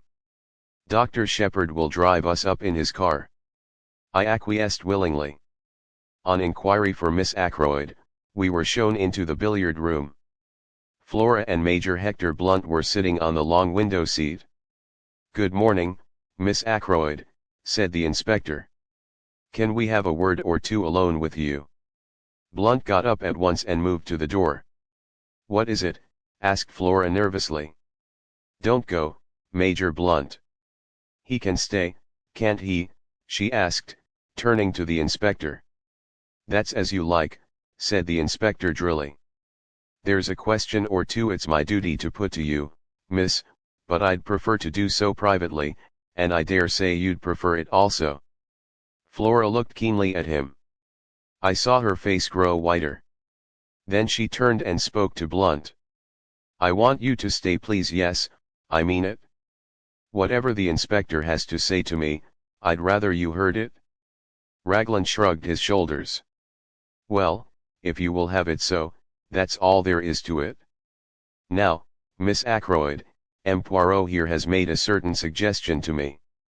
He suggests that you weren't in the study at all last Friday night, that you never saw Mr. Ackroyd to say good night to him, that instead of being in the study you were on the stairs leading down from your uncle's bedroom when you heard Parker coming across the hall." Flora's gaze shifted to Poirot. He nodded back at her. "Mademoiselle, the other day, when we sat round the table, I implored you to be frank with me. What one does not tell to Papa Poirot he finds out. It was that, was it not? See, I will make it easy for you. You took the money, did you not?" "The money," said Blunt sharply. There was a silence which lasted for at least a minute. Then Flora drew herself up and spoke. "M. Poirot is right. I took that money. I stole. I am a thief, yes, a common, vulgar little thief. Now you know. I am glad it has come out. It's been a nightmare, these last few days." She sat down suddenly and buried her face in her hands. She spoke huskily through her fingers. "You don't know what my life has been since I came here. Wanting things, scheming for them, lying, cheating, running up bills, promising to pay. Oh, I hate myself when I think of it all. That's what brought us together, Ralph and I. We were both weak. I understood him, and I was sorry because I'm the same underneath. We're not strong enough to stand alone, either of us. We're weak, miserable, despicable things." She looked at Blunt and suddenly stamped her foot. "Why do you look at me like that, as though you couldn't believe? I may be a thief, but at any rate I'm real now. I'm not lying anymore. I'm not pretending to be the kind of girl you like, young and innocent and simple. I don't care if you never want to see me again. I hate myself, despise myself, but you've got to believe one thing: if speaking the truth would have made things better for Ralph, I would have spoken out. But I've seen all along that it wouldn't be better for Ralph. It makes the case against him blacker than ever. I was not doing him any harm by sticking to my lie." "Ralph," said Blunt. "I see always Ralph." "You don't understand," said Flora hopelessly. "You never will." She turned to the inspector. I admit everything, I was at my wit's end for money. I never saw my uncle that evening after he left the dinner table. As to the money, you can take what steps you please. Nothing could be worse than it is now. Suddenly she broke down again, hid her face in her hands, and rushed from the room. Well, said the inspector in a flat tone, so that's that. He seemed rather at a loss what to do next. Blunt came forward. Inspector Raglan, he said quietly, that money was given to me by Mr. Ackroyd for a special purpose. Miss Ackroyd never touched it? When she says she did, she is lying with the idea of shielding Captain Paton. The truth is as I said, and I am prepared to go into the witness box and swear to it. He made a kind of jerky bow, then turning abruptly he left the room. Poirot was after him in a flash. He caught the other up in the hall.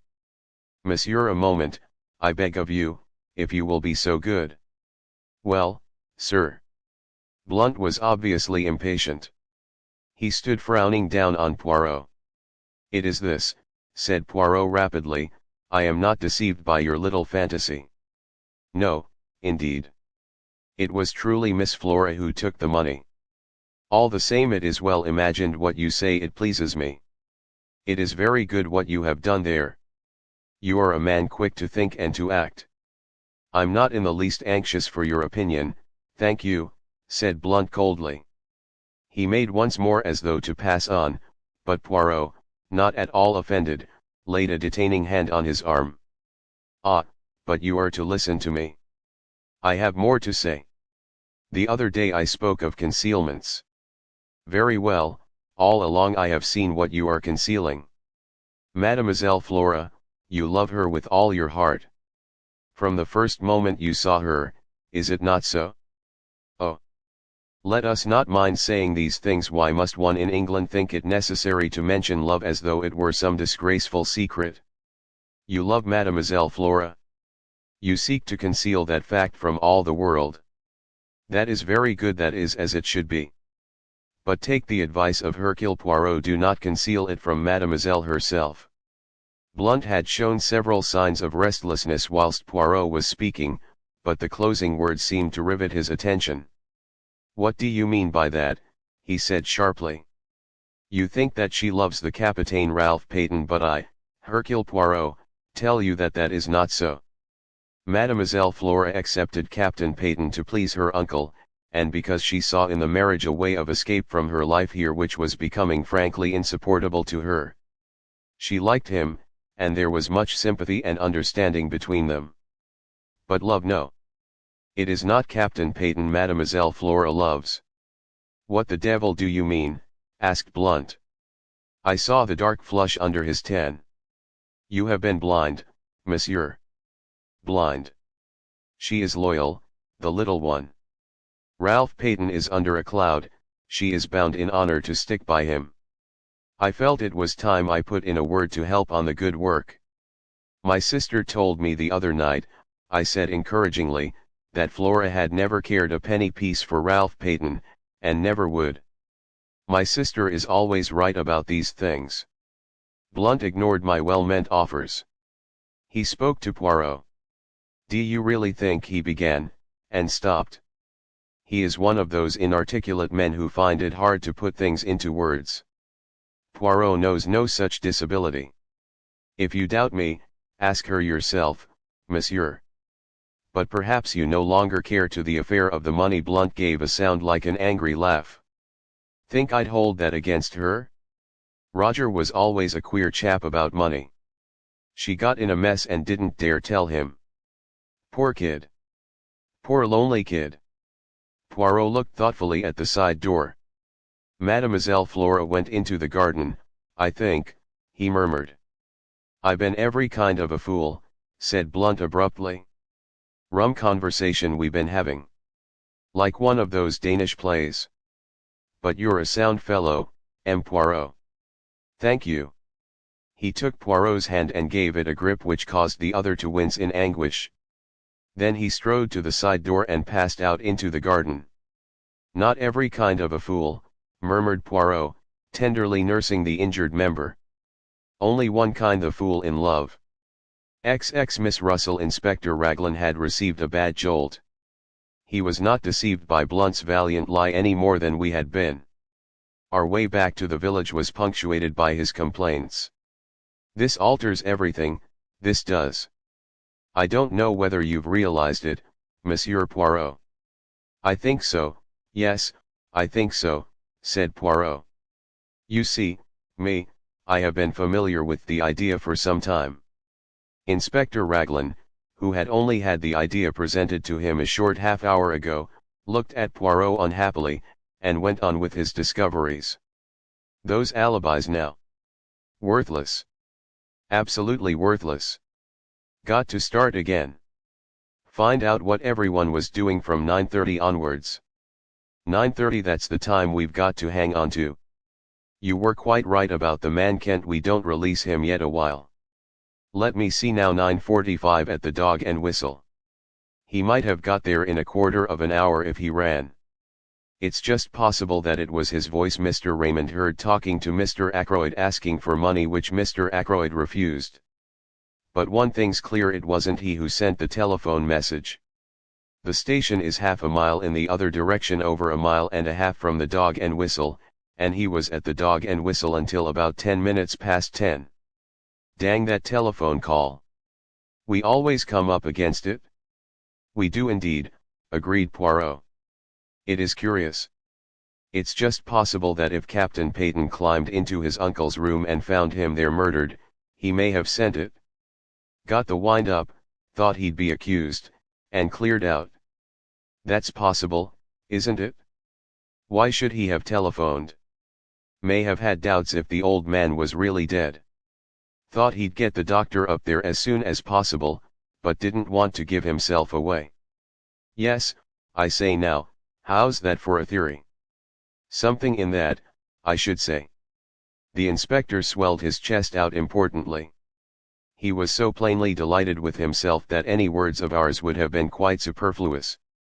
We arrived back at my house at this minute, and I hurried into my surgery patients, who had all been waiting a considerable time, leaving Poirot to walk to the police station with the inspector. Having dismissed the last patient, I strolled into the little room at the back of the house which I call my workshop. I am rather proud of the homemade wireless set I turned out. Caroline hates my workroom.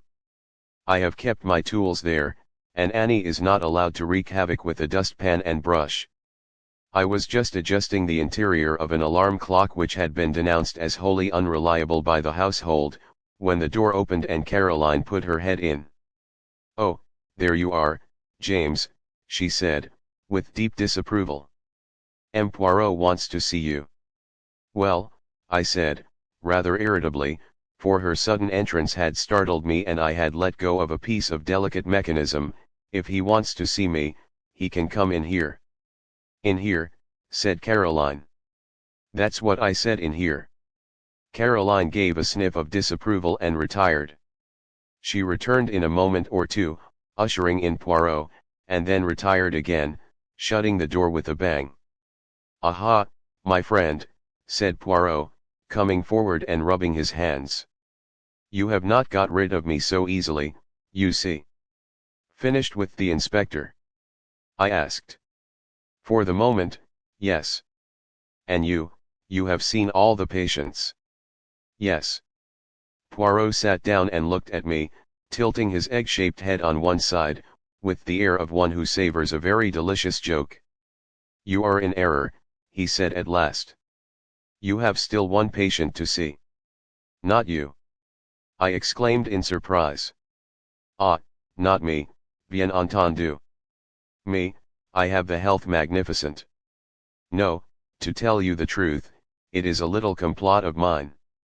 There is someone I wish to see, you understand, and at the same time it is not necessary that the whole village should intrigue itself about the matter, which is what would happen if the lady were seen to come to my house, for it is a lady. But to you she has already come as a patient before." "Miss Russell?" I exclaimed. "Precisement.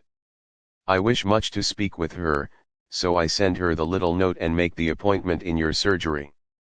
You are not annoyed with me?" "On the contrary, I said. That is, presuming I am allowed to be present at the interview. But naturally. In your own surgery. You know, I said, throwing down the pincers I was holding, it's extraordinarily intriguing, the whole thing. Every new development that arises is like the shake you give to a kaleidoscope, the thing changes entirely in aspect. Now, why are you so anxious to see Miss Russell? Poirot raised his eyebrows. Surely it is obvious, he murmured. There you go again, I grumbled. According to you everything is obvious. But you leave me walking about in a fog. Poirot shook his head genially to me. You mock yourself at me. Take the matter of Mademoiselle Flora. The inspector was surprised, but you were not. I never dreamed of her being the thief, I expostulated. That perhaps no. But I was watching your face and you were not like Inspector Raglan, startled and incredulous. I thought for a minute or two. Perhaps you are right, I said at last. All along I felt that Flora was keeping back something, so the truth, when it came, was subconsciously expected. It upset Inspector Raglan very much indeed, poor man. Ah, poor CA, oui. The poor man must rearrange all his ideas. I profited by his state of mental chaos to induce him to grant me a little favor. What was that? Poirot took a sheet of notepaper from his pocket. Some words were written on it, and he read them aloud. The police have, for some days, been seeking for Captain Ralph Paton, the nephew of Mr. Ackroyd of Fernley Park, whose death occurred under such tragic circumstances last Friday. Captain Paton has been found at Liverpool, where he was on the point of embarking for America. He folded up the piece of paper again. That, my friend, will be in the newspapers tomorrow morning. I stared at him, dumbfounded. But it isn't true. He's not at Liverpool. Poirot beamed on me. You have the intelligence so quick. No, he has not been found at Liverpool. Inspector Raglan was very loath to let me send this paragraph to the press, especially as I could not take him into my confidence. But I assured him most solemnly that very interesting results would follow its appearance in print, so he gave in, after stipulating that he was, on no account, to bear the responsibility.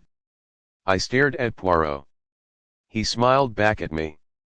It beats me, I said at last, what you expect to get out of that.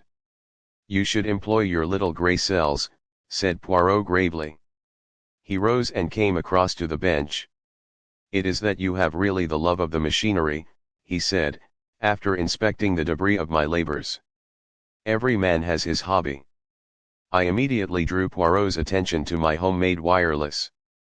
Finding him sympathetic, I showed him one or two little inventions of my own, trifling things, but useful in the house. Decidedly, said Poirot, you should be an inventor by trade, not a doctor. But I hear the bell, that is your patient. Let us go into the surgery. Once before I had been struck by the remnants of beauty in the housekeeper's face. This morning I was struck anew. Very simply dressed in black, tall, upright, and independent as ever, with her big dark eyes and an unwonted flush of color in her usually pale cheeks, I realized that as a girl she must have been startlingly handsome. Good morning, mademoiselle, said Poirot. Will you be seated? Dr. Sheppard is so kind as to permit me the use of his surgery for a little conversation I am anxious to have with you. Miss Russell sat down with her usual composure. If she felt any inward agitation, it did not display itself in any outward manifestation. It seems a queer way of doing things, if you'll allow me to say so, she remarked. Miss Russell, I have news to give you. Indeed. Charles Kent has been arrested at Liverpool. Not a muscle of her face moved. She merely opened her eyes a trifle wider, and asked, with a tinge of defiance, well, what of it? But at that moment it came to me, the resemblance that had haunted me all along, something familiar in the defiance of Charles Kent's manner. The two voices, one rough and coarse, the other painfully ladylike, were strangely the same in timbre. It was of Miss Russell that I had been reminded that night outside the gates of Fernley Park. I looked at Poirot, full of my discovery, and he gave me an imperceptible nod. In answer to Miss Russell's question, he threw out his hands in a thoroughly French gesture. "I thought you might be interested, that is all," he said mildly. "Well, I'm not particularly," said Miss Russell. "Who is this Charles Kent anyway?" "He is a man, mademoiselle, who was at Fernley on the night of the murder." "Really?" "Fortunately for him, he has an alibi. At 9:15 he was at a public house a mile from here." "Lucky for him," commented Miss Russell. "But we still do not know what he was doing at Fernley, who it was he went to meet, for instance." "I'm afraid I can't help you at all," said the housekeeper politely. "Nothing came to my ears." "If that is all," she made a tentative movement as though to rise. Poirot stopped her. "It is not quite all," he said smoothly. "This morning fresh developments have arisen. It seems now that Mr. Ackroyd was murdered, not at 9:15, but before. Between 10 minutes to 9, when Dr. Sheppard left, and 9:15. I saw the color drain from the housekeeper's face, leaving it dead white. She leaned forward, her figure swaying. "But Miss Ackroyd said, Miss Ackroyd has admitted that she was lying. She was never in the study at all that evening." Then it would seem that in this Charles Kent we have the man we are looking for. He came to Fernley, can give no account of what he was doing there. I can tell you what he was doing there. He never touched a hair of old Ackroyd's head. He never went near the study. He didn't do it, I tell you." She was leaning forward. That iron self-control was broken through at last. Terror and desperation was in her face. "M. Poirot. M. Poirot. Oh, do believe me." Poirot got up and came to her. He patted her reassuringly on the shoulder. But yes, I will believe. I had to make you speak, you know." For an instant suspicion flared up in her. "Is what you said true? That Charles Kent is suspected of the crime?" "Yes, that is true. You alone can save him, by telling the reason for his being at Fernley." "He came to see me." She spoke in a low, hurried voice. "I went out to meet him in the summer house." "Yes, I know." "How do you know?" "Mademoiselle, it is the business of Hercule Poirot to know things. I know that you went out earlier in the evening, that you left a message in the summer house to say what time you would be there." "Yes, I did. I had heard from him saying he was coming. I dared not let him come to the house. I wrote to the address he gave me and said I would meet him in the summer house, and described it to him so that he would be able to find it. Then I was afraid he might not wait there patiently, and I ran out and left a piece of paper to say I would be there about 10 minutes past 9. I didn't want the servants to see me, so I slipped out through the drawing-room window. As I came back, I met Dr. Sheppard, and I fancied that he would think it queer. I was out of breath, for I had been running. I had no idea that he was expected to dinner that night." She paused. "Go on," said Poirot. "You went out to meet him at 10 minutes past 9. What did you say to each other?" "It's difficult. You see, mademoiselle," said Poirot, interrupting her, "in this matter I must have the whole truth. What you tell us need never go beyond these four walls. Dr. Sheppard will be discreet, and so shall I. See, I will help you. This Charles Kent, he is your son, is he not?" She nodded. The color had flamed into her cheeks. "No one has ever known. It was long ago down in Kent. I was not married. So you took the name of the county as a surname for him. I understand. I got work. I managed to pay for his board and lodging. I never told him that I was his mother. But he turned out badly, he drank, then took to drugs. I managed to pay his passage out to Canada. I didn't hear of him for a year or two. Then, somehow or other, he found out that I was his mother. He wrote asking me for money. Finally, I heard from him back in this country again. He was coming to see me at Fernley, he said. I dared not let him come to the house. I have always been considered so very respectable. If anyone got an inkling it would have been all up with my post as housekeeper. So I wrote to him in the way I have just told you. And in the morning you came to see Dr. Sheppard. Yes. I wondered if something could be done. He was not a bad boy before he took to drugs. I see, said Poirot. Now let us go on with the story. He came that night to the summer house. Yes, he was waiting for me when I got there. He was very rough and abusive. I had brought with me all the money I had, and I gave it to him. We talked a little, and then he went away. What time was that? It must have been between 20 and 25 minutes past 9. It was not yet 1/2 when I got back to the house. Which way did he go? Straight out the same way he came, by the path that joined the drive just inside the lodge gates. Poirot nodded. And you, what did you do? I went back to the house. Major Blunt was walking up and down the terrace smoking, so I made a detour to get round to the side door. It was just then on 9:30, as I tell you. Poirot nodded again. He made a note or two in a microscopic pocketbook. I think that is all, he said thoughtfully. Ought I? She hesitated. Ought I to tell all this to Inspector Raglan? It may come to that. But let us not be in a hurry. Let us proceed slowly, with due order and method. Charles Kent is not yet formally charged with murder. Circumstances may arise which will render your story unnecessary. Miss Russell rose. Thank you very much, M. Poirot, she said. You have been very kind indeed. You do believe me, don't you? That Charles had nothing to do with this wicked murder. There seems no doubt that the man who was talking to Mr. Ackroyd in the library at 9:30 could not possibly have been your son. Be of good courage, mademoiselle. All will yet be well. Miss Russell departed. Poirot and I were left together. So that's that, I said. Every time we come back to Ralph Paton. How did you manage to spot Miss Russell as the person Charles Kent came to meet? Did you notice the resemblance? I had connected her with the unknown man long before we actually came face to face with him. As soon as we found that quill. The quill suggested dope, and I remembered your account of Miss Russell's visit to you. Then I found the article on cocaine in that morning's paper.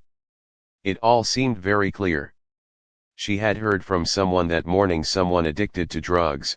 She read the article in the paper, and she came to ask you a few tentative questions. She mentioned cocaine, since the article in question was on cocaine.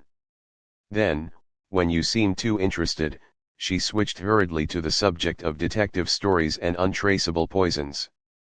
I suspected a son or a brother, or some other undesirable male relation. Ah! But I must go. It is the time of the lunch. Stay and lunch with us, I suggested. Poirot shook his head. A faint twinkle came into his eye. Not again today. I should not like to force Mademoiselle Caroline to adopt a vegetarian diet 2 days in succession. It occurred to me that there was not much which escaped Hercule Poirot. XXI. The paragraph in the paper. Caroline, of course, had not failed to see Miss Russell come to the surgery door. I had anticipated this, and had ready an elaborate account of the lady's bad knee. But Caroline was not in a cross-questioning mood. Her point of view was that she knew what Miss Russell had really come for and that I didn't. Pumping you, James, said Caroline. Pumping you in the most shameless manner, I've no doubt. It's no good interrupting. I dare say you hadn't the least idea she was doing it even. Men are so simple. She knows that you are in M. Poirot's confidence, and she wants to find out things. Do you know what I think, James? I couldn't begin to imagine. You think so many extraordinary things. It's no good being sarcastic. I think Miss Russell knows more about Mr. Ackroyd's death than she is prepared to admit. Caroline leaned back triumphantly in her chair. Do you really think so? I said absently. You are very dull today, James. No animation about you. It's that liver of yours. Our conversation then dealt with purely personal matters. The paragraph inspired by Poirot duly appeared in our daily paper the next morning. I was in the dark as to its purpose, but its effect on Caroline was immense. She began by stating, most untruly, that she had said as much all along. I raised my eyebrows, but did not argue. Caroline, however, must have felt a prick of conscience, for she went on, I mayn't have actually mentioned Liverpool, but I knew he'd try to get away to America. That's what Crippen did. Without much success, I reminded her. Poor boy, and so they've caught him. I consider, James, that it's your duty to see that he isn't hung. What do you expect me to do? Why, you're a medical man, aren't you? You've known him from a boy upwards. Not mentally responsible. That's the line to take, clearly. I read only the other day that they're very happy in Broadmoor. It's quite like a high-class club. But Caroline's words had reminded me of something. I never knew that Poirot had an imbecile nephew. I said curiously. Didn't you? Oh, he told me all about it. Poor lad. It's a great grief to all the family. They've kept him at home so far, but it's getting to such a pitch that they're afraid he'll have to go into some kind of institution. I suppose you know pretty well everything there is to know about Poirot's family by this time, I said, exasperated. Pretty well, said Caroline complacently. It's a great relief to people to be able to tell all their troubles to someone. It might be, I said, if they were ever allowed to do so spontaneously. Whether they enjoy having confidences screwed out of them by force is another matter. Caroline merely looked at me with an air of a Christian martyr enjoying martyrdom. You are so self-contained, James, she said. You hate speaking out, or parting with any information yourself, and you think everybody else must be just like you. I should hope that I never screw confidences out of anybody. For instance, if M. Poirot comes in this afternoon, as he said he might do, I shall not dream of asking him who it was arrived at his house early this morning. Early this morning? I queried. Very early, said Caroline. Before the milk came. I just happened to be looking out of the window. The blind was flapping. It was a man. He came in a closed car, and he was all muffled up. I couldn't get a glimpse of his face. But I will tell you my idea, and you'll see that I'm right. What's your idea? Caroline dropped her voice mysteriously. A home office expert, she breathed. A home office expert, I said, amazed. My dear Caroline. Mark my words, James, you'll see that I'm right. That Russell woman was here that morning after your poisons. Roger Ackroyd might easily have been poisoned in his food that night. I laughed out loud. Nonsense, I cried. He was stabbed in the neck. You know that as well as I do. After death, James, said Caroline, to make a false clue. My good woman, I said, I examined the body, and I know what I'm talking about. That wound wasn't inflicted after death, it was the cause of death, and you need make no mistake about it. Caroline merely continued to look omniscient, which so annoyed me that I went on, perhaps you will tell me, Caroline, if I have a medical degree or if I have not. You have the medical degree, I dare say, James, at least, I mean I know you have. But you've no imagination whatever. Having endowed you with a treble portion, there was none left over for me, I said drily. I was amused to see Caroline's maneuvers that afternoon when Poirot duly arrived. My sister, without asking a direct question, skirted the subject of the mysterious guest in every way imaginable. By the twinkle in Poirot's eyes, I saw that he realized her object.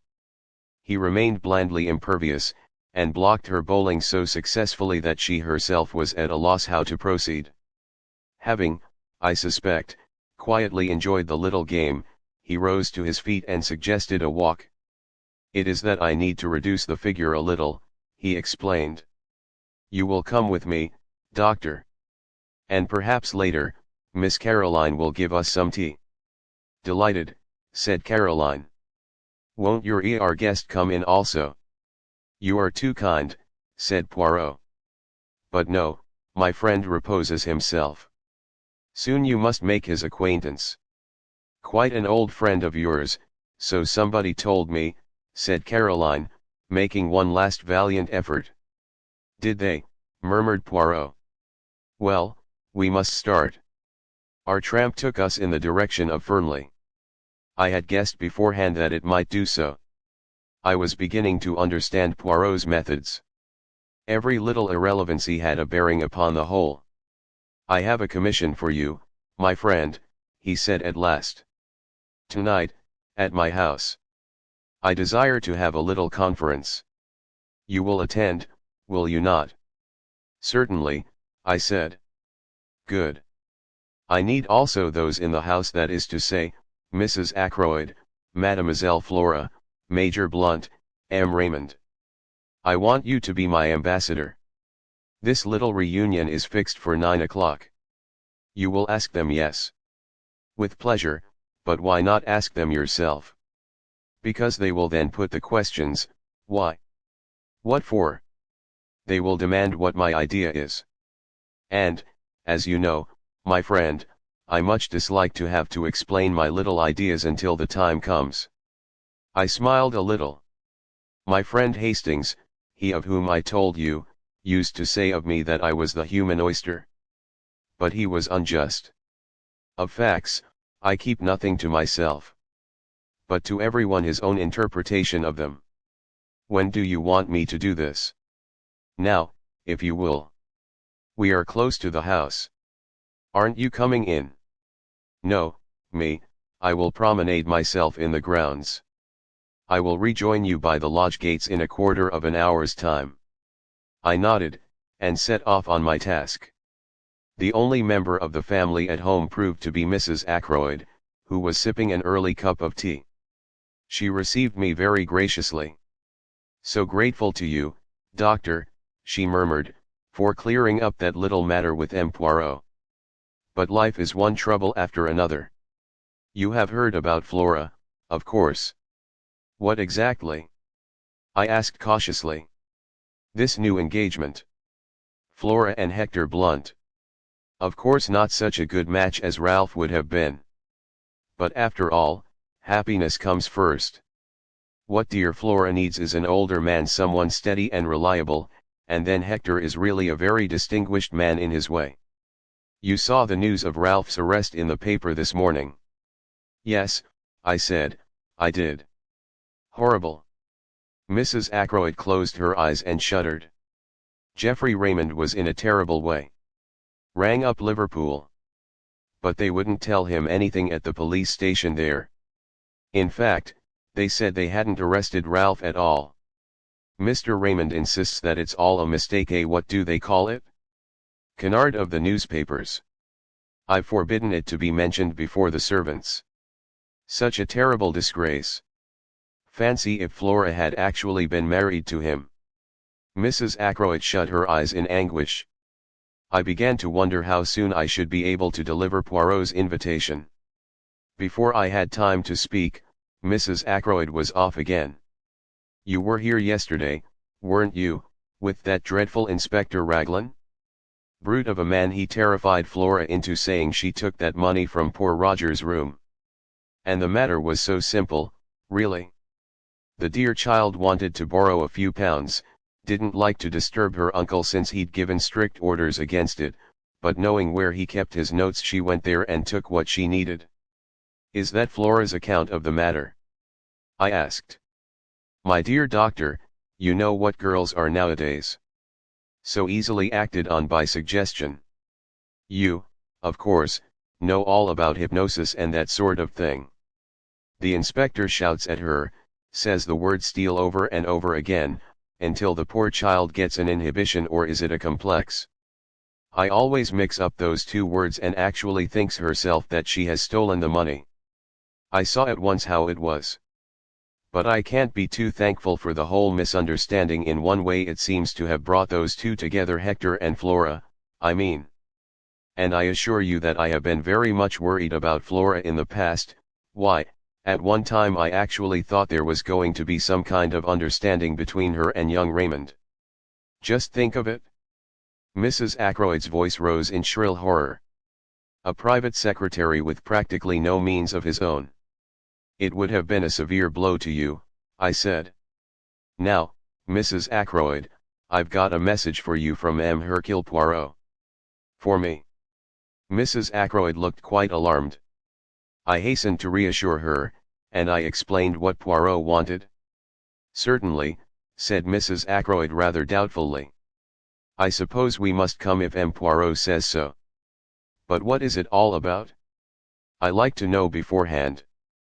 I assured the lady truthfully that I myself did not know any more than she did. Very well, said Mrs. Ackroyd at last, rather grudgingly, I will tell the others, and we will be there at 9 o'clock. Thereupon I took my leave, and joined Poirot at the agreed meeting place. I've been longer than a quarter of an hour, I'm afraid, I remarked. But once that good lady starts talking, it's a matter of the utmost difficulty to get a word in edgeways. It is of no matter, said Poirot. I have been well amused. This park is magnificent. We set off homewards. When we arrived, to our great surprise, Caroline, who had evidently been watching for us, herself opened the door. She put her finger to her lips. Her face was full of importance and excitement. Ursula Bourne, she said, the parlour maid from Fernley. She's here. I've put her in the dining room. She's in a terrible way, poor thing. Says she must see Poirot at once. I've done all I could. Taken her a cup of hot tea. It really goes to one's heart to see anyone in such a state. In the dining room, asked Poirot. This way, I said, and flung open the door. Ursula Bourne was sitting by the table. Her arms were spread out in front of her, and she had evidently just lifted her head from where it had been buried. Her eyes were red with weeping. Ursula Bourne, I murmured. But Poirot went past me with outstretched hands. No, he said, that is not quite right, I think. It is not Ursula Bourne, is it, my child, but Ursula Paton? Mrs. Ralph Paton. XXII Ursula's story. For a moment or two the girl looked mutely at Poirot. Then, her reserve breaking down completely, she nodded her head once, and burst into an outburst of sobs. Caroline pushed past me, and putting her arm round the girl, patted her on the shoulder. There, my dear, she said soothingly, it will be all right. You'll see everything will be all right. Buried under curiosity and scandal-mongering there is a lot of kindness in Caroline. For the moment, even the interest of Poirot's revelation was lost in the sight of the girl's distress. Presently Ursula sat up and wiped her eyes. This is very weak and silly of me, she said. No, my child, said Poirot kindly. We can all realize the strain of this last week. It must have been a terrible ordeal, I said. And then to find that you knew, continued Ursula. How did you know? Was it Ralph who told you? Poirot shook his head. You know what brought me to you tonight, went on the girl. This, she held out a crumpled piece of newspaper, and I recognized the paragraph that Poirot had inserted. It says that Ralph has been arrested. So everything is useless. I need not pretend any longer. Newspaper paragraphs are not always true, mademoiselle, murmured Poirot, having the grace to look ashamed of himself. All the same, I think you will do well to make a clean breast of things. The truth is what we need now. The girl hesitated, looking at him doubtfully. You do not trust me, said Poirot gently. Yet all the same you came here to find me, did you not? Why was that? "Because I don't believe that Ralph did it," said the girl in a very low voice. "And I think that you are clever, and will find out the truth. And also yes. I think you are kind." Poirot nodded his head several times. "It is very good that yes, it is very good. Listen, I do in verity believe that this husband of yours is innocent, but the affair marches badly. If I am to save him, I must know all there is to know, even if it should seem to make the case against him blacker than before." "How well you understand," said Ursula. "So you will tell me the whole story, will you not? From the beginning. You're not going to send me away, I hope," said Caroline, settling herself comfortably in an armchair.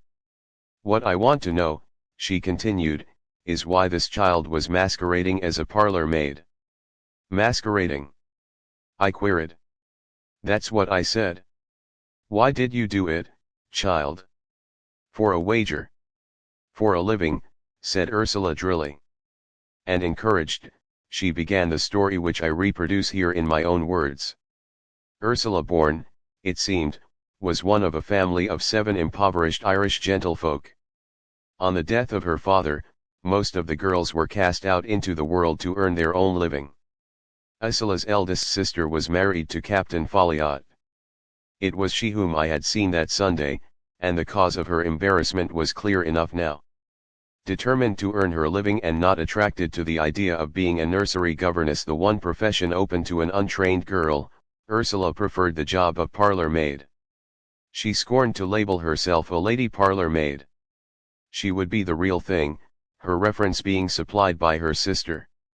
At Fernley, despite an aloofness which, as has been seen, caused some comment, she was a success at her job, quick, competent, and thorough. "I enjoyed the work," she explained. "And I had plenty of time to myself." And then came her meeting with Ralph Paton, and the love affair which culminated in a secret marriage. Ralph had persuaded her into that, somewhat against her will. He had declared that his stepfather would not hear of his marrying a penniless girl. Better to be married secretly, and break the news to him at some later and more favorable minute. And so the deed was done, and Ursula born became Ursula Paton. Ralph had declared that he meant to pay off his debts, find a job, and then, when he was in a position to support her, and independent of his adopted father, they would break the news to him. But to people like Ralph Paton, turning over a new leaf is easier in theory than in practice. He hoped that his stepfather, whilst still in ignorance of the marriage, might be persuaded to pay his debts and put him on his feet again. But the revelation of the amount of Ralph's liabilities merely enraged Roger Ackroyd, and he refused to do anything at all. Some months passed, and then Ralph was bidden once more to Fernley. Roger Ackroyd did not beat about the bush.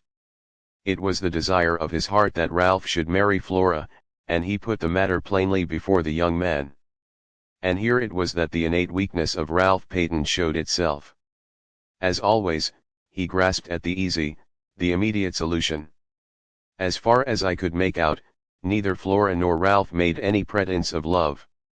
It was, on both sides, a business arrangement. Roger Ackroyd dictated his wishes, they agreed to them. Flora accepted a chance of liberty, money, and an enlarged horizon. Ralph, of course, was playing a different game. But he was in a very awkward hole financially. He seized at the chance. His debts would be paid. He could start again with a clean sheet. His was not a nature to envisage the future, but I gather that he saw vaguely the engagement with Flora being broken off after a decent interval had elapsed. Both Flora and he stipulated that it should be kept a secret for the present. He was anxious to conceal it from Ursula. He felt instinctively that her nature, strong and resolute, with an inherent distaste for duplicity, was not one to welcome such a course. Then came the crucial moment when Roger Ackroyd, always high-handed, decided to announce the engagement.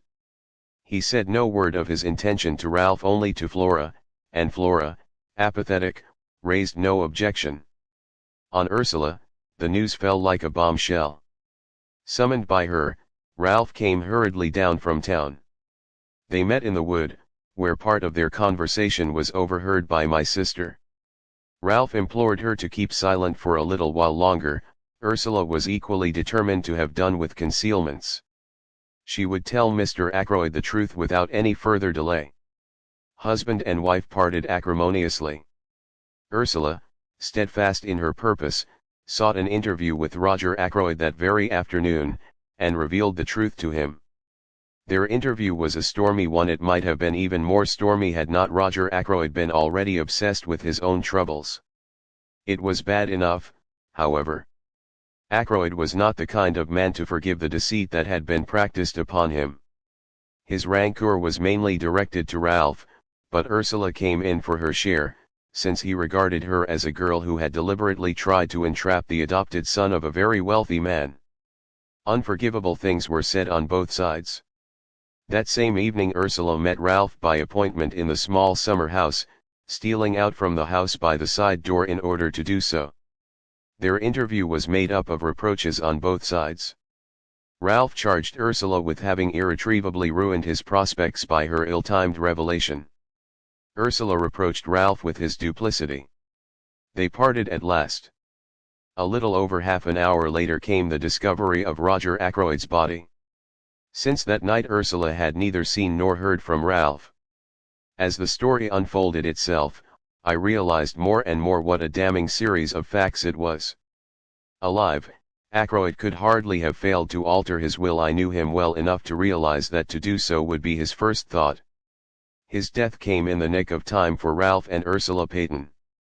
Small wonder the girl had held her tongue, and played her part so consistently. My meditations were interrupted.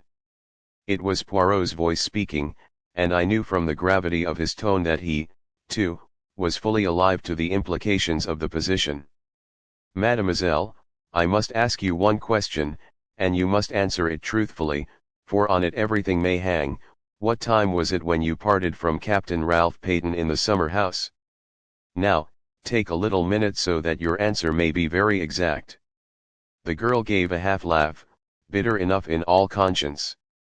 "Do you think I haven't gone over that again and again in my own mind? It was just 9:30 when I went out to meet him. Major Blunt was walking up and down the terrace, so I had to go round through the bushes to avoid him. It must have been about 27 minutes to 10 when I reached the summer house. Ralph was waiting for me. I was with him 10 minutes, not longer, for it was just 9:15 when I got back to the house." I saw now the insistence of her question the other day. If only Ackroyd could have been proved to have been killed before 9:45, and not after. I saw the reflection of that thought in Poirot's next question. "Who left the summer house first?" "I did." "Leaving Ralph Paton in the summer house?" "Yes, but you don't think, mademoiselle, it is of no importance what I think." "What did you do when you got back to the house?" "I went up to my room." "And stayed there until when?" "Until about 10 o'clock. "Is there anyone who can prove that?" "Prove? That I was in my room, you mean?" "Oh. No. But surely oh. I see, they might think I saw the dawning horror in her eyes." Poirot finished the sentence for her. "That it was you who entered by the window and stabbed Mr. Ackroyd as he sat in his chair?" "Yes, they might think just that." "Nobody but a fool would think any such thing," said Caroline indignantly. She patted Ursula on the shoulder. The girl had her face hidden in her hands. "Horrible," she was murmuring. "Horrible." Caroline gave her a friendly shake. "Don't worry, my dear," she said. "M. Poirot doesn't think that really. As for that husband of yours, I don't think much of him, and I tell you so candidly. Running away and leaving you to face the music." But Ursula shook her head energetically. "Oh, no," she cried. "It wasn't like that at all. Ralph would not run away on his own account. I see now. If he heard of his stepfather's murder, he might think himself that I had done it." "He wouldn't think any such thing," said Caroline. "I was so cruel to him that night, so hard and bitter. I wouldn't listen to what he was trying to say, wouldn't believe that he really cared. I just stood there telling him what I thought of him, and saying the coldest, cruelest things that came into my mind, trying my best to hurt him. "Do him no harm," said Caroline. "Never worry about what you say to a man. They're so conceited that they never believe you mean it if it's unflattering." Ursula went on nervously twisting and untwisting her hands. "When the murder was discovered and he didn't come forward, I was terribly upset. Just for a moment I wondered, but then I knew he couldn't. But I wished he would come forward and say openly that he'd had nothing to do with it. I knew that he was fond of Dr. Sheppard, and I fancied that perhaps Dr. Sheppard might know where he was hiding." She turned to me. "That's why I said what I did to you that day. I thought, if you knew where he was, you might pass on the message to him." I exclaimed. "Why should James know where he was?" demanded Caroline sharply. "It was very unlikely, I know," admitted Ursula, "but Ralph had often spoken of Dr. Sheppard, and I knew that he would be likely to consider him as his best friend in King's Abbot." "My dear child," I said, "I have not the least idea where Ralph Paton is at the present moment." "That is true enough," said Poirot. But Ursula held out the newspaper cutting in a puzzled fashion. "Ah, that," said Poirot, slightly embarrassed, "a bagatelle, mademoiselle. A rien du tout. Not for a moment do I believe that Ralph Paton has been arrested." "But then," began the girl slowly. Poirot went on quickly, "there is one thing I should like to know. Did Captain Paton wear shoes or boots that night?" Ursula shook her head. "I can't remember." "A pity. But how should you? Now, madam," he smiled at her, his head on one side, his forefinger wagging eloquently, "no questions. And do not torment yourself. Be of good courage, and place your faith in Hercule Poirot." "XXIII Poirot's little reunion and now," said Caroline, rising, "that child is coming upstairs to lie down. Don't you worry, my dear. M. Poirot will do everything he can for you, be sure of that." "I ought to go back to Fernley," said Ursula uncertainly. But Caroline silenced her protests with a firm hand. "Nonsense. You're in my hands for the time being. You'll stay here for the present, anyway, M. Poirot." "It will be the best plan," agreed the little Belgian. "This evening I shall want Mademoiselle, I beg her pardon, Madame, to attend my little reunion. 9 o'clock at my house. It is most necessary that she should be there." Caroline nodded, and went with Ursula out of the room. The door shut behind them. Poirot dropped down into a chair again. "So far, so good," he said. "Things are straightening themselves out. They're getting to look blacker and blacker against Ralph Paton," I observed gloomily. Poirot nodded. "Yes, that is so. But it was to be expected, was it not?" I looked at him, slightly puzzled by the remark. He was leaning back in the chair, his eyes half closed, the tips of his fingers just touching each other. Suddenly he sighed and shook his head. "What is it?" I asked. "It is that there are moments when a great longing for my friend Hastings comes over me. That is the friend of whom I spoke to you, the one who resides now in the Argentine. Always, when I have had a big case, he has been by my side. And he has helped me, yes, often he has helped me. For he had a knack, that one, of stumbling over the truth unawares without noticing it himself, bien entendu. At times, he has said something particularly foolish, and behold, that foolish remark has revealed the truth to me. And then, too, it was his practice to keep a written record of the cases that proved interesting." I gave a slightly embarrassed cough. "As far as that goes," I began, and then stopped. Poirot sat upright in his chair. His eyes sparkled. "But yes? What is it that you would say?" "Well, as a matter of fact, I've read some of Captain Hastings's narratives, and I thought, why not try my hand at something of the same kind? Seemed a pity not to. Unique opportunity, probably the only time I'll be mixed up with anything of this kind." I felt myself getting hotter and more incoherent, as I floundered through the above speech. Poirot sprang from his chair. I had a moment's terror that he was going to embrace me French fashion, but mercifully he refrained. But this is magnificent. You have then written down your impressions of the case as you went along. I nodded. Epotant, cried Poirot. Let me see them this instant. I was not quite prepared for such a sudden demand. I racked my brains to remember certain details. I hope you won't mind, I stammered. I may have been a little personal now and then. Oh. I comprehend perfectly. You have referred to me as comic, as, perhaps, ridiculous now and then? It matters not at all. Hastings, he also was not always polite. Me, I have the mind above such trivialities.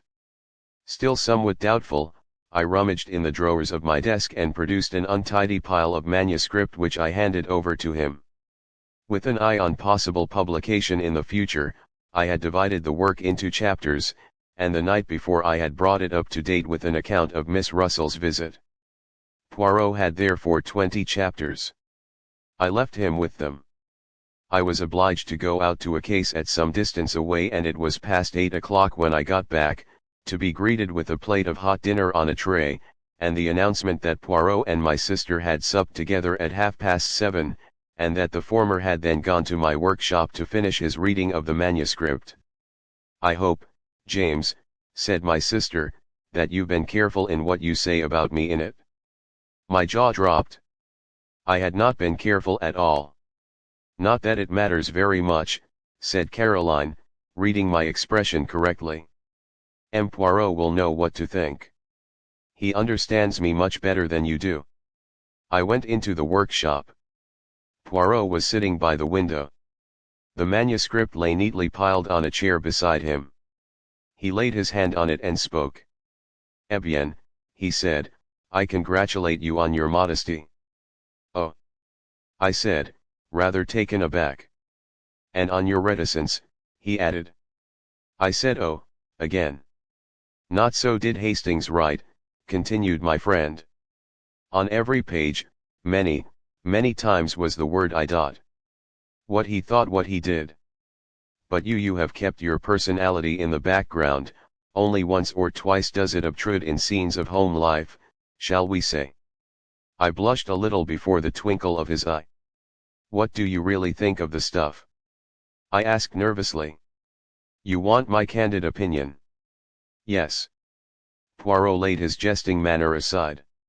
"A very meticulous and accurate account," he said kindly. "You have recorded all the facts faithfully and exactly, though you have shown yourself becomingly reticent as to your own share in them. And it has helped you." "Yes. I may say that it has helped me considerably. Come, we must go over to my house and set the stage for my little performance." Caroline was in the hall. I think she hoped that she might be invited to accompany us. Poirot dealt with the situation tactfully. "I should much like to have had you present, mademoiselle," he said regretfully, "but at this juncture it would not be wise. See you, all these people tonight are suspects. Amongst them, I shall find the person who killed Mr. Ackroyd." "You really believe that?" I said incredulously. "I see that you do not," said Poirot drily. "Not yet do you appreciate Hercule Poirot at his true worth." At that minute Ursula came down the staircase. "You are ready, my child," said Poirot. "That is good. We will go to my house together. Mademoiselle Caroline, believe me, I do everything possible to render you service. Good evening." We went off, leaving Caroline rather like a dog who has been refused a walk, standing on the front doorstep gazing after us. The sitting room at the Larches had been got ready. On the table were various syrops and glasses. Also a plate of biscuits. Several chairs had been brought in from the other room. Poirot ran to and fro rearranging things. Pulling out a chair here, altering the position of a lamp there, occasionally stooping to straighten one of the mats that covered the floor. He was specially fussing over the lighting. The lamps were arranged in such a way as to throw a clear light on the side of the room where the chairs were grouped, at the same time leaving the other end of the room, where I presumed Poirot himself would sit, in a dim twilight. Ursula and I watched him. Presently a bell was heard. "They arrive," said Poirot. "Good, all is in readiness." The door opened and the party from Fernley filed in. Poirot went forward and greeted Mrs. Ackroyd and Flora. "It is most good of you to come," he said. "And Major Blunt and Mr. Raymond." The secretary was debonair as ever. "What's the great idea?" he said, laughing. "Some scientific machine? Do we have bands round our wrists which register guilty heartbeats? There is such an invention, isn't there?" "I have read of it, yes," admitted Poirot. "But me, I am old-fashioned. I use the old methods. I work only with the little grey cells. Now let us begin, but first I have an announcement to make to you all." He took Ursula's hand and drew her forward. "This lady is Mrs. Ralph Paton. She was married to Captain Paton last March." A little shriek burst from Mrs. Ackroyd. "Ralph? Married? Last March? Oh! But it's absurd. How could he be?" She stared at Ursula as though she had never seen her before. "Married to Bourne," she said. "Really, M. Poirot, I don't believe you." Ursula flushed and began to speak, but Flora forestalled her. Going quickly to the other girl's side, she passed her hand through her arm.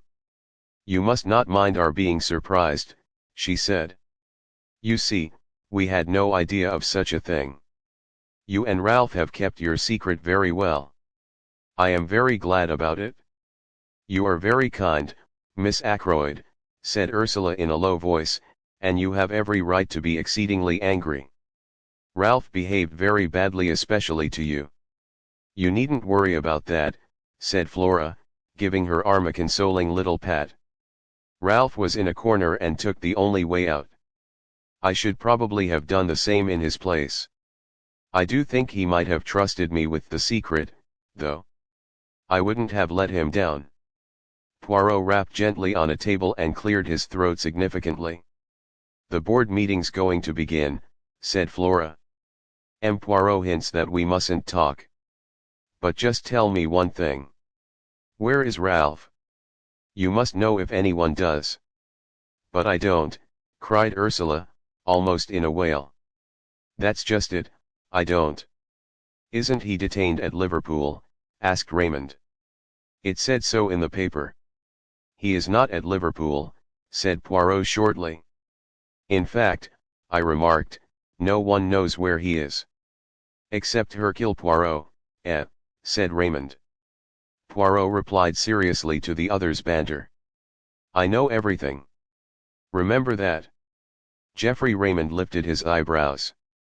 "Everything?" He whistled. "Whew, that's a tall order. Do you mean to say you can really guess where Ralph Paton is hiding?" I asked incredulously. "You call it guessing. I call it knowing, my friend." "In Cranchester?" I hazarded. "No," replied Poirot gravely, "not in Cranchester." He said no more, but at a gesture from him the assembled party took their seats. As they did so, the door opened once more and two other people came in and sat down near the door. They were Parker and the housekeeper. "The number is complete," said Poirot. "Everyone is here." There was a ring of satisfaction in his tone. And with the sound of it I saw a ripple of something like uneasiness pass over all those faces grouped at the other end of the room. There was a suggestion in all this as of a trap that had closed. Poirot read from a list in an important manner. Mrs. Ackroyd, Miss Flora Ackroyd, Major Blunt, Mr. Geoffrey Raymond, Mrs. Ralph Paton, John Parker, Elizabeth Russell. He laid the paper down on the table. "What's the meaning of all this?" began Raymond. "The list I have just read," said Poirot, "is a list of suspected persons. Every one of you present had the opportunity to kill Mr. Ackroyd." With a cry Mrs. Ackroyd sprang up, her throat working. "I don't like it," she wailed. "I don't like it? I would much prefer to go home." "You cannot go home, madam," said Poirot sternly, "until you have heard what I have to say." He paused a moment, then cleared his throat. "I will start at the beginning. When Miss Ackroyd asked me to investigate the case, I went up to Fernley Park with the good Dr. Sheppard. I walked with him along the terrace, where I was shown the footprints on the window sill. From there Inspector Raglan took me along the path which leads to the drive. My eye was caught by a little summer house, and I searched it thoroughly. I found two things: a scrap of starched cambric and an empty goose quill. The scrap of cambric immediately suggested to me a maid's apron.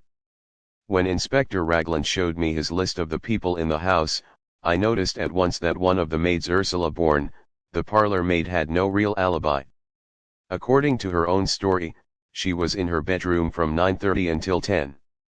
But supposing that instead she was in the summer house? If so, she must have gone there to meet someone. Now we know from Dr. Sheppard that someone from outside did come to the house that night, the stranger whom he met just by the gate. At first glance it would seem that our problem was solved, and that the stranger went to the summer house to meet Ursula Bourne. It was fairly certain that he did go to the summer house because of the goose quill. That suggested at once to my mind a taker of drugs and one who had acquired the habit on the other side of the Atlantic, where sniffing snow is more common than in this country. The man whom Dr. Sheppard met had an American accent, which fitted in with that supposition. But I was held up by one point. The times did not fit. Ursula Bourne could certainly not have gone to the summer house before 9:30, whereas the man must have got there by a few minutes past 9. I could, of course, assume that he waited there for half an hour. The only alternative supposition was that there had been two separate meetings in the summer house that night. Eh bien, as soon as I went into that alternative I found several significant facts. I discovered that Miss Russell, the housekeeper, had visited Dr. Sheppard that morning, and had displayed a good deal of interest in cures for victims of the drug habit. Taking that in conjunction with the goose quill, I assumed that the man in question came to Fernley to meet the housekeeper, and not Ursula Bourne. Who, then, did Ursula Bourne come to the rendezvous to meet? I was not long in doubt. First I found a ring, a wedding ring with from R and a date inside it. Then I learnt that Ralph Paton had been seen coming up the path which led to the summer house at 25 minutes past 9, and I also heard of a certain conversation which had taken place in the wood near the village that very afternoon, a conversation between Ralph Paton and some unknown girl. So I had my facts succeeding each other in a neat and orderly manner. A secret marriage, an engagement announced on the day of the tragedy, the stormy interview in the wood, and the meeting arranged for the summer house that night. Incidentally, this proved to me one thing, that both Ralph Paton and Ursula Bourne, or Paton, had the strongest motives for wishing Mr. Ackroyd out of the way. And it also made one other point unexpectedly clear. It could not have been Ralph Paton who was with Mr. Ackroyd in the study at 9:30. So we come to another and most interesting aspect of the crime. Who was it in the room with Mr. Ackroyd at 9:30? Not Ralph Paton, who was in the summer house with his wife. Not Charles Kent, who had already left.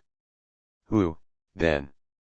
I posed my cleverest, my most audacious question: was anyone with him? Poirot leaned forward and shot the last words triumphantly at us, drawing back afterwards with the air of one who has made a decided hit. Raymond, however, did not seem impressed, and lodged a mild protest. "I don't know if you're trying to make me out a liar, M. Poirot, but the matter does not rest on my evidence alone, except perhaps as to the exact words used. Remember, Major Blunt also heard Mr. Ackroyd talking to someone. He was on the terrace outside, and couldn't catch the words clearly, but he distinctly heard the voices." Poirot nodded. "I have not forgotten," he said quietly. "But Major Blunt was under the impression that it was you to whom Mr. Ackroyd was speaking." For a moment Raymond seemed taken aback. Then he recovered himself. "Blunt knows now that he was mistaken," he said. "Exactly," agreed the other man. Yet there must have been some reason for his thinking so, mused Poirot. Oh, no, he held up his hand in protest. I know the reason you will give, but it is not enough. We must seek elsewhere. I will put it this way. From the beginning of the case I have been struck by one thing: the nature of those words which Mr. Raymond overheard. It has been amazing to me that no one has commented on them, has seen anything odd about them. He paused a minute, and then quoted softly, "The calls on my purse have been so frequent of late that I fear it is impossible for me to accede to your request. Does nothing strike you as odd about that?" "I don't think so," said Raymond. "He has frequently dictated letters to me, using almost exactly those same words." "Exactly," cried Poirot. "That is what I seek to arrive at. Would any man use such a phrase in talking to another? Impossible that that should be part of a real conversation.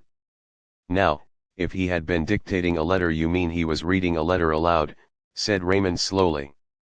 "Even so, he must have been reading to someone. But why? We have no evidence that there was anyone else in the room. No other voice but Mr. Ackroyd's was heard, remember. Surely a man wouldn't read letters of that type aloud to himself, not unless he was well going balmy." "You have all forgotten one thing," said Poirot softly, "the stranger who called at the house the preceding Wednesday." They all stared at him. "But yes," said Poirot, nodding encouragingly, "on Wednesday. The young man was not of himself important. But the firm he represented interested me very much." "The dictaphone company," gasped Raymond. "I see it now. A dictaphone. That's what you think?" Poirot nodded. "Mr. Ackroyd had promised to invest in a dictaphone, you remember. I had the curiosity to inquire of the company in question. Their reply is that Mr. Ackroyd did purchase a dictaphone from their representative. Why he concealed the matter from you, I do not know." "He must have meant to surprise me with it," murmured Raymond. "He had quite a childish love of surprising people. Meant to keep it up his sleeve for a day or so. Probably was playing with it like a new toy." "Yes, it fits in. You're quite right, no one would use quite those words in casual conversation. It explains, too," said Poirot, "why Major Blunt thought it was you who were in the study. Such scraps as came to him were fragments of dictation, and so his subconscious mind deduced that you were with him. His conscious mind was occupied with something quite different, the white figure he had caught a glimpse of. He fancied it was Miss Ackroyd. Really, of course, it was Ursula Bourne's white apron he saw as she was stealing down to the summer house." Raymond had recovered from his first surprise.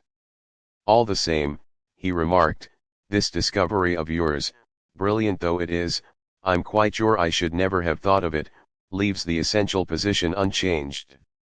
Mr. Ackroyd was alive at 9:30, since he was speaking into the dictaphone. It seems clear that the man Charles Kent was really off the premises by then. As to Ralph Paton—" He hesitated, glancing at Ursula. Her color flared up, but she answered steadily enough. "Ralph and I parted just before 9:45. He never went near the house, I am sure of that. He had no intention of doing so. The last thing on earth he wanted was to face his stepfather. He would have flunked it badly." "It isn't that I doubt your story for a moment," explained Raymond. "I've always been quite sure Captain Paton was innocent. But one has to think of a court of law and the questions that would be asked. He is in a most unfortunate position, but if he were to come forward—" Poirot interrupted. "That is your advice, yes? That he should come forward?" "Certainly. If you know where he is, I perceive that you do not believe that I do know. And yet I have told you just now that I know everything. The truth of the telephone call, of the footprints on the window sill, of the hiding place of Ralph Paton." "Where is he?" said Blunt sharply. "Not very far away," said Poirot, smiling. "In Cranchester?" I asked. Poirot turned towards me. "Always you ask me that. The idea of Cranchester it is with you any day, Feeks." "No, He is not in Cranchester. He is there. He pointed a dramatic finger. Everyone's head turned. Ralph Paton was standing in the doorway. XXIV Ralph Paton's story. It was a very uncomfortable minute for me. I hardly took in what happened next, but there were exclamations and cries of surprise. When I was sufficiently master of myself to be able to realize what was going on, Ralph Paton was standing by his wife, her hand in his, and he was smiling across the room at me.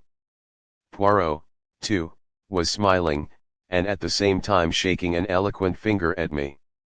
Have I not told you at least 36 times that it is useless to conceal things from Hercule Poirot? He demanded. That in such a case he finds out. He turned to the others. One day, you remember, we held a little séance about a table, just the 6 of us. I accused the other 5 persons present of concealing something from me. 4 of them gave up their secret. Dr. Sheppard did not give up his. But all along I have had my suspicions. Dr. Sheppard went to the Three Boars that night hoping to find Ralph. He did not find him there, but supposing, I said to myself, that he met him in the street on his way home. Dr. Sheppard was a friend of Captain Paton's, and he had come straight from the scene of the crime. He must know that things looked very black against him.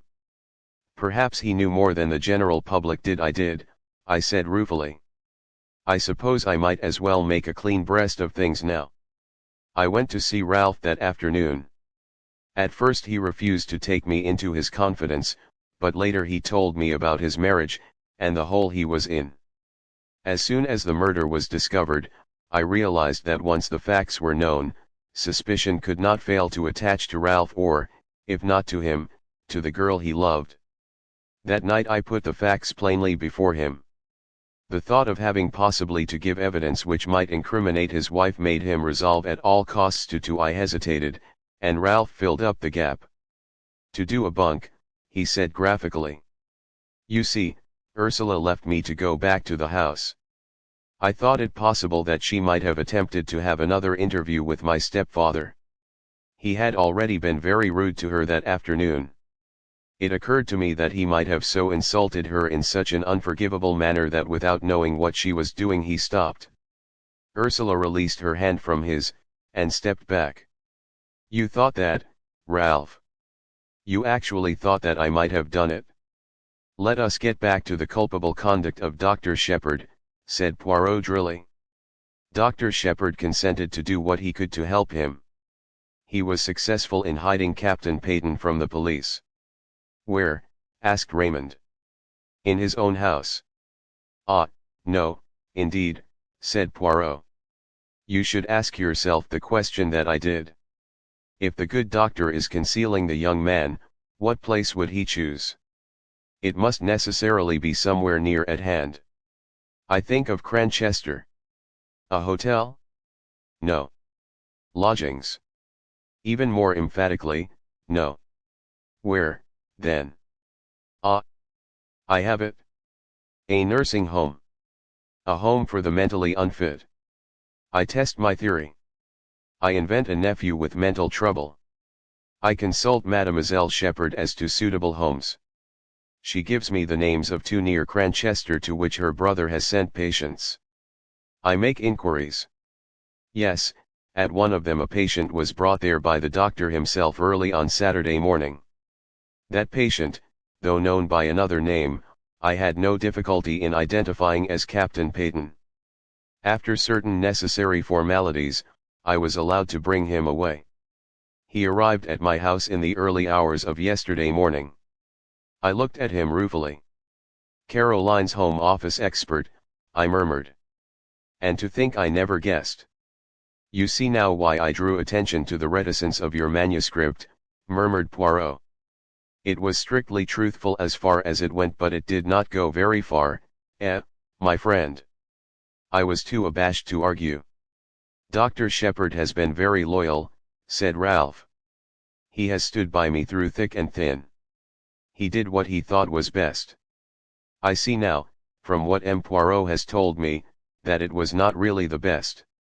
I should have come forward and faced the music. You see, in the home, we never saw a newspaper. I knew nothing of what was going on. Dr. Sheppard has been a model of discretion, said Poirot drily. But me, I discover all the little secrets. It is my business. Now we can have your story of what happened that night, said Raymond impatiently. You know it already, said Ralph. There's very little for me to add. I left the summer house about 9:45, and tramped about the lanes, trying to make up my mind as to what to do next, what line to take. I'm bound to admit that I've not the shadow of an alibi, but I give you my solemn word that I never went to the study, that I never saw my stepfather alive or dead. Whatever the world thinks, I'd like all of you to believe me. No alibi, murmured Raymond. That's bad. I believe you, of course, but it's a bad business. It makes things very simple, though, said Poirot, in a cheerful voice. Very simple indeed. We all stared at him. You see what I mean? No. Just this: to save Captain Paton, the real criminal must confess. He beamed round at us all. But yes, I mean what I say. See now, I did not invite Inspector Raglan to be present. That was for a reason. I did not want to tell him all that I knew, at least I did not want to tell him tonight.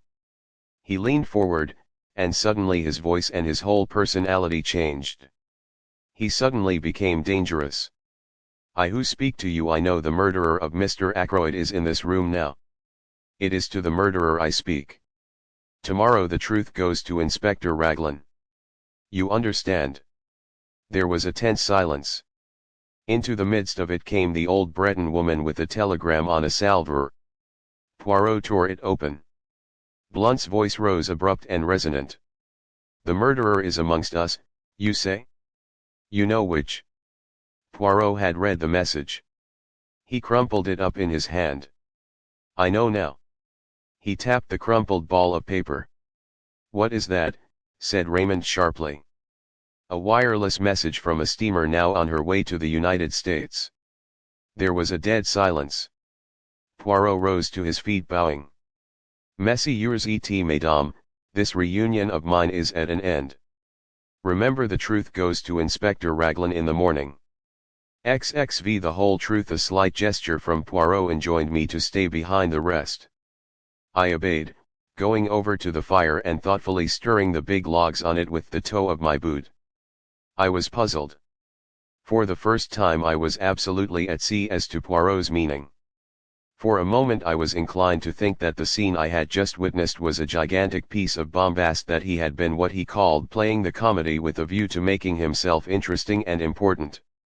But, in spite of myself, I was forced to believe in an underlying reality. There had been real menace in his words, a certain indisputable sincerity. But I still believed him to be on entirely the wrong tack. When the door shut behind the last of the party, he came over to the fire. Well, my friend, he said quietly, and what do you think of it all? I don't know what to think, I said frankly. What was the point? Why not go straight to Inspector Raglan with the truth instead of giving the guilty person this elaborate warning? Poirot sat down and drew out his case of tiny Russian cigarettes. He smoked for a minute or two in silence. Then, use your little grey cells, he said. There is always a reason behind my actions. I hesitated for a moment, and then I said slowly, the first one that occurs to me is that you yourself do not know who the guilty person is, but that you are sure that he is to be found amongst the people here tonight. Therefore your words were intended to force a confession from the unknown murderer. Poirot nodded approvingly. A clever idea, but not the truth. I thought, perhaps, that by making him believe you knew, you might force him out into the open, not necessarily by confession. He might try to silence you as he formerly silenced Mr. Ackroyd before you could act tomorrow morning. A trap with myself as the bait. Merci, mon ami, but I am not sufficiently heroic for that. Then I fail to understand you. Surely you are running the risk of letting the murderer escape by thus putting him on his guard. Poirot shook his head. He cannot escape, he said gravely. There is only one way out, and that way does not lead to freedom. You really believe that one of those people here tonight committed the murder? I asked incredulously. Yes, my friend. Which one? There was a silence for some minutes. Then Poirot tossed the stump of his cigarette into the grate and began to speak in a quiet, reflective tone. I will take you the way that I have traveled myself. Step by step you shall accompany me, and see for yourself that all the facts point indisputably to one person. Now, to begin with, there were two facts and one little discrepancy in time which especially attracted my attention. The first fact was the telephone call. If Ralph Paton were indeed the murderer, the telephone call became meaningless and absurd. Therefore, I said to myself, Ralph Paton is not the murderer. I satisfied myself that the call could not have been sent by anyone in the house, yet I was convinced that it was amongst those present on the fatal evening that I had to look for my criminal. Therefore I concluded that the telephone call must have been sent by an accomplice. I was not quite pleased with that deduction, but I let it stand for the minute. I next examined the motive for the call. That was difficult. I could only get at it by judging its result. Which was that the murder was discovered that night instead of in all probability the following morning. You agree with that? Yes, I admitted. Yes. As you say, Mr. Ackroyd, having given orders that he was not to be disturbed, nobody would have been likely to go to the study that night. Très bien. The affair marches, does it not? But matters were still obscure. What was the advantage of having the crime discovered that night in preference to the following morning? The only idea I could get hold of was that the murderer, knowing the crime was to be discovered at a certain time, could make sure of being present when the door was broken in, or at any rate immediately afterwards. And now we come to the second fact: the chair pulled out from the wall. Inspector Raglan dismissed that as of no importance. I, on the contrary, have always regarded it as of supreme importance. In your manuscript you have drawn a neat little plan of the study. If you had it with you this minute you would see that the chair being drawn out in the position indicated by Parker, it would stand in a direct line between the door and the window. The window? I said quickly. You, too, have my first idea. I imagined that the chair was drawn out so that something connected with the window should not be seen by anyone entering through the door. But I soon abandoned that supposition, for though the chair was a grandfather with a high back, it obscured very little of the window, only the part between the sash and the ground. No, mon ami, but remember that just in front of the window there stood a table with books and magazines upon it. Now that table was completely hidden by the drawn-out chair, and immediately I had my first shadowy suspicion of the truth. Supposing that there had been something on that table not intended to be seen? Something placed there by the murderer? As yet I had no inkling of what that something might be. But I knew certain very interesting facts about it. For instance, it was something that the murderer had not been able to take away with him at the time that he committed the crime. At the same time it was vital that it should be removed as soon as possible after the crime had been discovered. And so the telephone message, and the opportunity for the murderer to be on the spot when the body was discovered. Now 4 people were on the scene before the police arrived. Yourself, Parker, Major Blunt, and Mr. Raymond. Parker I eliminated at once, since at whatever time the crime was discovered, he was the one person certain to be on the spot. Also it was he who told me of the pulled-out chair. Parker, then, was cleared, of the murder, that is. I still thought it possible that he had been blackmailing Mrs. Ferrars. Raymond and Blunt, however, remained under suspicion since, if the crime had been discovered in the early hours of the morning, it was quite possible that they might have arrived on the scene too late to prevent the object on the round table being discovered. Now what was that object? You heard my arguments tonight in reference to the scrap of conversation overheard? As soon as I learned that a representative of a dictaphone company had called, the idea of a dictaphone took root in my mind. You heard what I said in this room not half an hour ago? They all agreed with my theory, but one vital fact seems to have escaped them. Granted that a dictaphone was being used by Mr. Ackroyd that night, why was no dictaphone found? I never thought of that, I said. We know that a dictaphone was supplied to Mr. Ackroyd. But no dictaphone has been found amongst his effects. So, if something was taken from the table, why should not that something be the dictaphone? But there were certain difficulties in the way. The attention of everyone was, of course, focused on the murdered man. I think anyone could have gone to the table unnoticed by the other people in the room.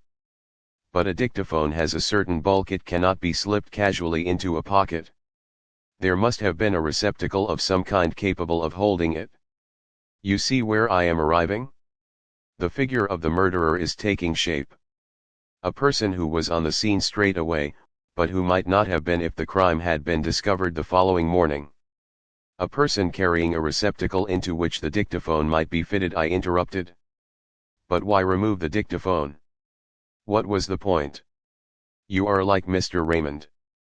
You take it for granted that what was heard at 9:30 was Mr. Ackroyd's voice speaking into a dictaphone.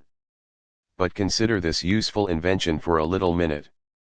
You dictate into it, do you not? And at some later time a secretary or a typist turns it on, and the voice speaks again. You mean? I gasped. Poirot nodded. Yes, I meant that. At 9:30 Mr. Ackroyd was already dead. It was the dictaphone speaking, not the man. And the murderer switched it on. Then he must have been in the room at that minute. Possibly. But we must not exclude the likelihood of some mechanical device having been applied, something after the nature of a time lock, or even of a simple alarm clock. But in that case we must add two qualifications to our imaginary portrait of the murderer. It must be someone who knew of Mr. Ackroyd's purchase of the dictaphone, and also someone with the necessary mechanical knowledge. I had got thus far in my own mind when we came to the footprints on the window ledge. Here there were three conclusions open to me. 1. They might really have been made by Ralph Paton. He had been at Fernley that night, and might have climbed into the study and found his uncle dead there. That was one hypothesis. 2. There was the possibility that the footmarks might have been made by somebody else who happened to have the same kind of studs in his shoes. But the inmates of the house had shoes soled with crepe rubber, and I declined to believe in the coincidence of someone from outside having the same kind of shoes as Ralph Paton wore. Charles Kent, as we know from the barmaid of the Dog and Whistle, had on a pair of boots clean dropping off him. 3. Those prints were made by someone deliberately trying to throw suspicion on Ralph Paton. To test this last conclusion, it was necessary to ascertain certain facts. One pair of Ralph's shoes had been obtained from the Three Boars by the police. Neither Ralph nor anyone else could have worn them that evening, since they were downstairs being cleaned. According to the police theory, Ralph was wearing another pair of the same kind, and I found out that it was true that he had two pairs. Now for my theory to be proved correct, it was necessary for the murderer to have worn Ralph's shoes that evening, in which case Ralph must have been wearing yet a third pair of footwear of some kind. I could hardly suppose that he would bring three pairs of shoes all alike. The third pair of footwear were more likely to be boots. I got your sister to make inquiries on this point, laying some stress on the color, in order, I admit it frankly, to obscure the real reason for my asking. You know the result of her investigations. Ralph Paton had had a pair of boots with him.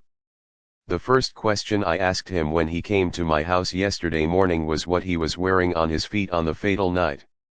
He replied at once that he had worn boots. He was still wearing them, in fact having nothing else to put on. So we get a step further in our description of the murderer, a person who had the opportunity to take these shoes of Ralph Paton's from the Three Boars that day. He paused, and then said, with a slightly raised voice, there is one further point. The murderer must have been a person who had the opportunity to purloin that dagger from the silver table. You might argue that anyone in the house might have done so, but I will recall to you that Miss Ackroyd was very positive that the dagger was not there when she examined the silver table. He paused again. Let us recapitulate now that all is clear. A person who was at the Three Boars earlier that day, a person who knew Ackroyd well enough to know that he had purchased a dictaphone, a person who was of a mechanical turn of mind, who had the opportunity to take the dagger from the silver table before Miss Flora arrived, who had with him a receptacle suitable for hiding the dictaphone such as a black bag, and who had the study to himself for a few minutes after the crime was discovered while Parker was telephoning for the police. In fact, Dr. Sheppard. XXVI and nothing but the truth. There was a dead silence for a minute and a half. Then I laughed. "You're mad," I said. "No," said Poirot placidly. "I am not mad. It was the little discrepancy in time that first drew my attention to you right at the beginning." "Discrepancy in time?"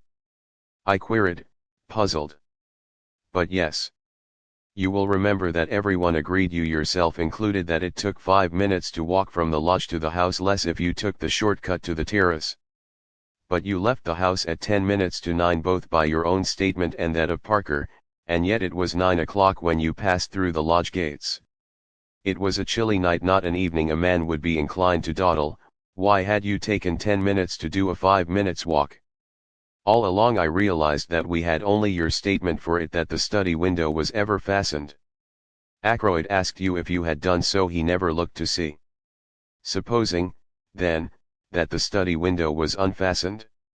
Would there be time in that 10 minutes for you to run round the outside of the house, change your shoes, climb in through the window, kill Ackroyd, and get to the gate by 9 o'clock? I decided against that theory, since in all probability a man as nervous as Ackroyd was that night would hear you climbing in, and then there would have been a struggle. But supposing that you killed Ackroyd before you left, as you were standing beside his chair? Then you go out of the front door, run round to the summer house, take Ralph Paton's shoes out of the bag you brought up with you that night, slip them on, walk through the mud in them, and leave prints on the window ledge. You climb in, lock the study door on the inside, run back to the summer house, change back into your own shoes, and race down to the gate.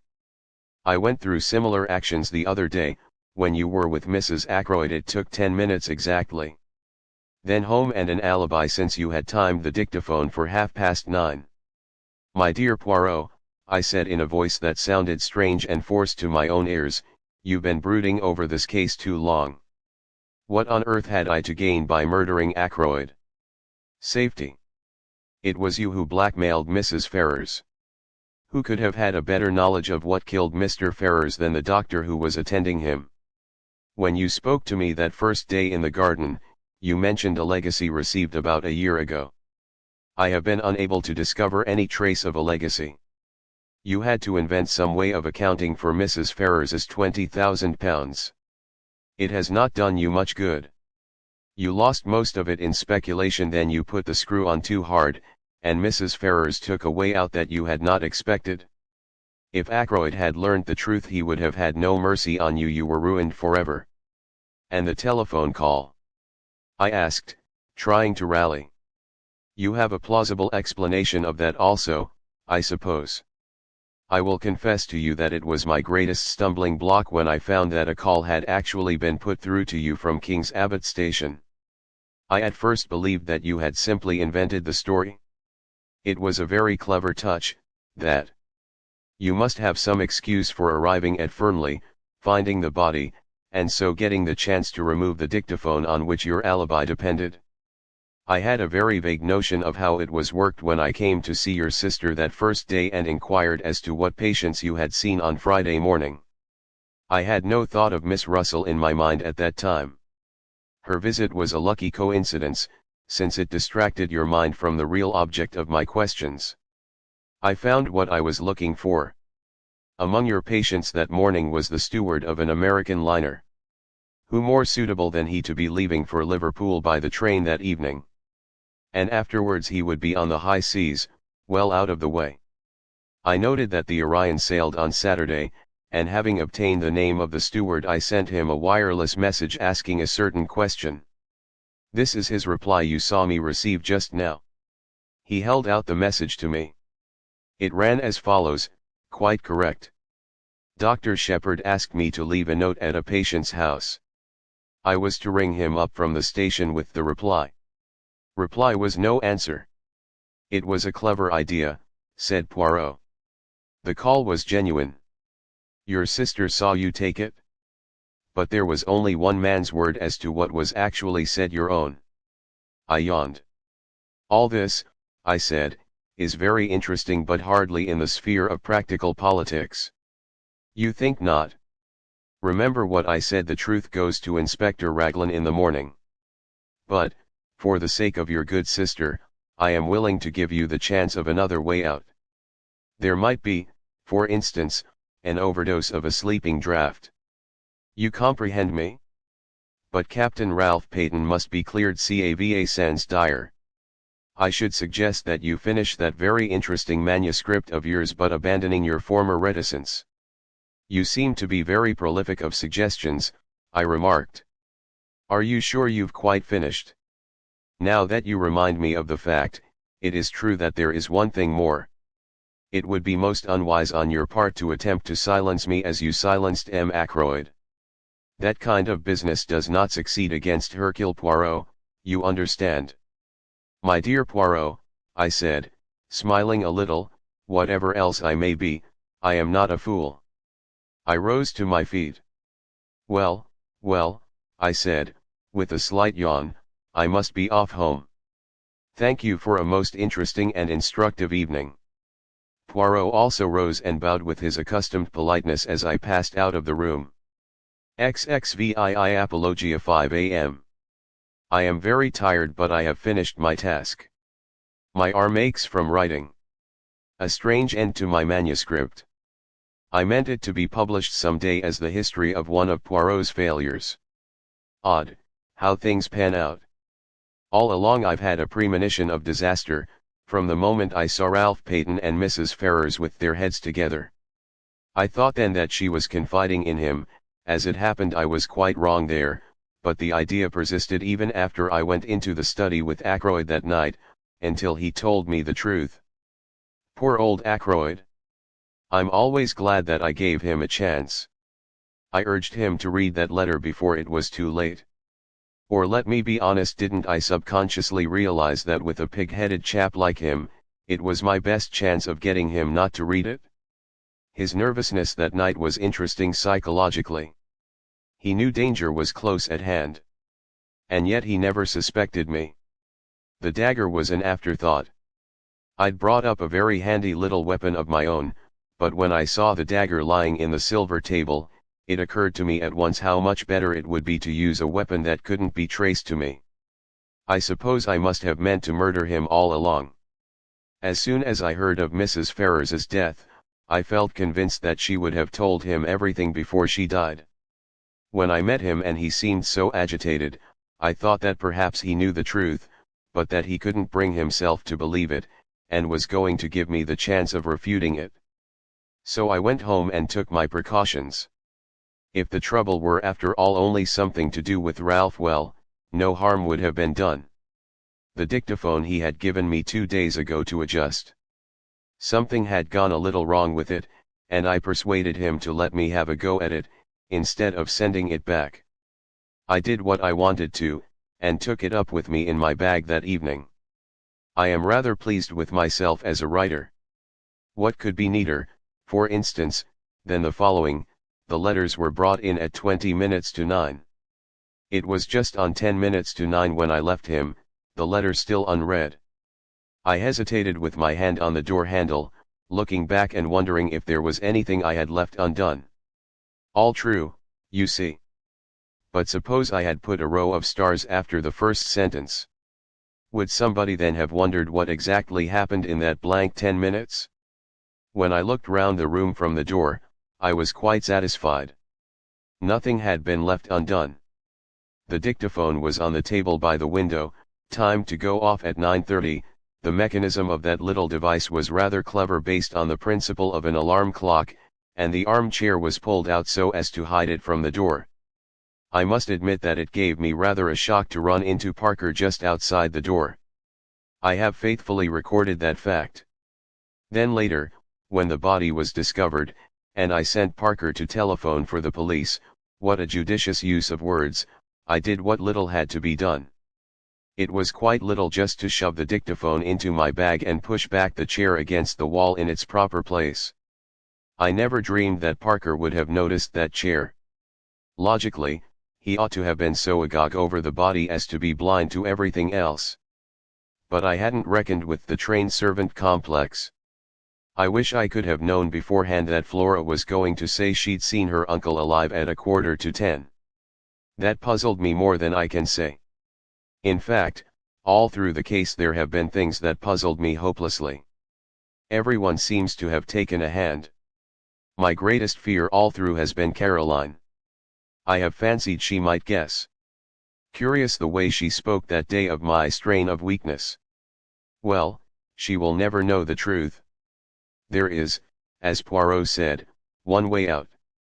I can trust him. He and Inspector Raglan will manage it between them. I should not like Caroline to know. She is fond of me, and then, too, she is proud. My death will be a grief to her, but grief passes. When I have finished writing, I shall enclose this whole manuscript in an envelope and address it to Poirot. And then what shall it be? Veronal. There would be a kind of poetic justice. Not that I take any responsibility for Mrs. Ferrars's death.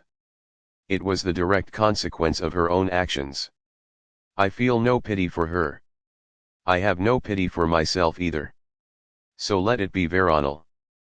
But I wish Hercule Poirot had never retired from work and come here to grow vegetable marrows. List of illustrations: the main house floor plan. From the northwest corner going east is the pantry, dining room, and drawing room. From the southwest corner going east is the billiard room, hall/staircase, and stairs/study. There is a terrace outside on the north and east sides. The front door is on the south opening into the hall, and a small summer house and lodge are further south of the big house. The layout of the study crime scene. The door into the room is on the north center wall, the fireplace is on the west center wall.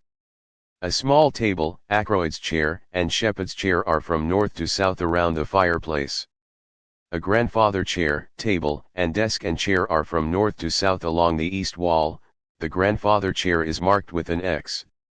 Call off on the Murder of Roger Ackroyd was published in 1927 by Agatha Christie. This ebook was produced for Standard eBooks by Vince Rice, and is based on digital scans from the Hathitrust Digital Library. The cover page is adapted from Portrait of Alderman Charles Gabriel Bale, a painting completed in 1901 by Walter William O'Ulis. The cover and title pages feature the League Spartan and Sorts Mill Gaudy typefaces created in 2014 and 2009 by the League of Movable Type. This edition was released on June 16, 2022, 9:31 p.m. and is based on revision 46C26B3.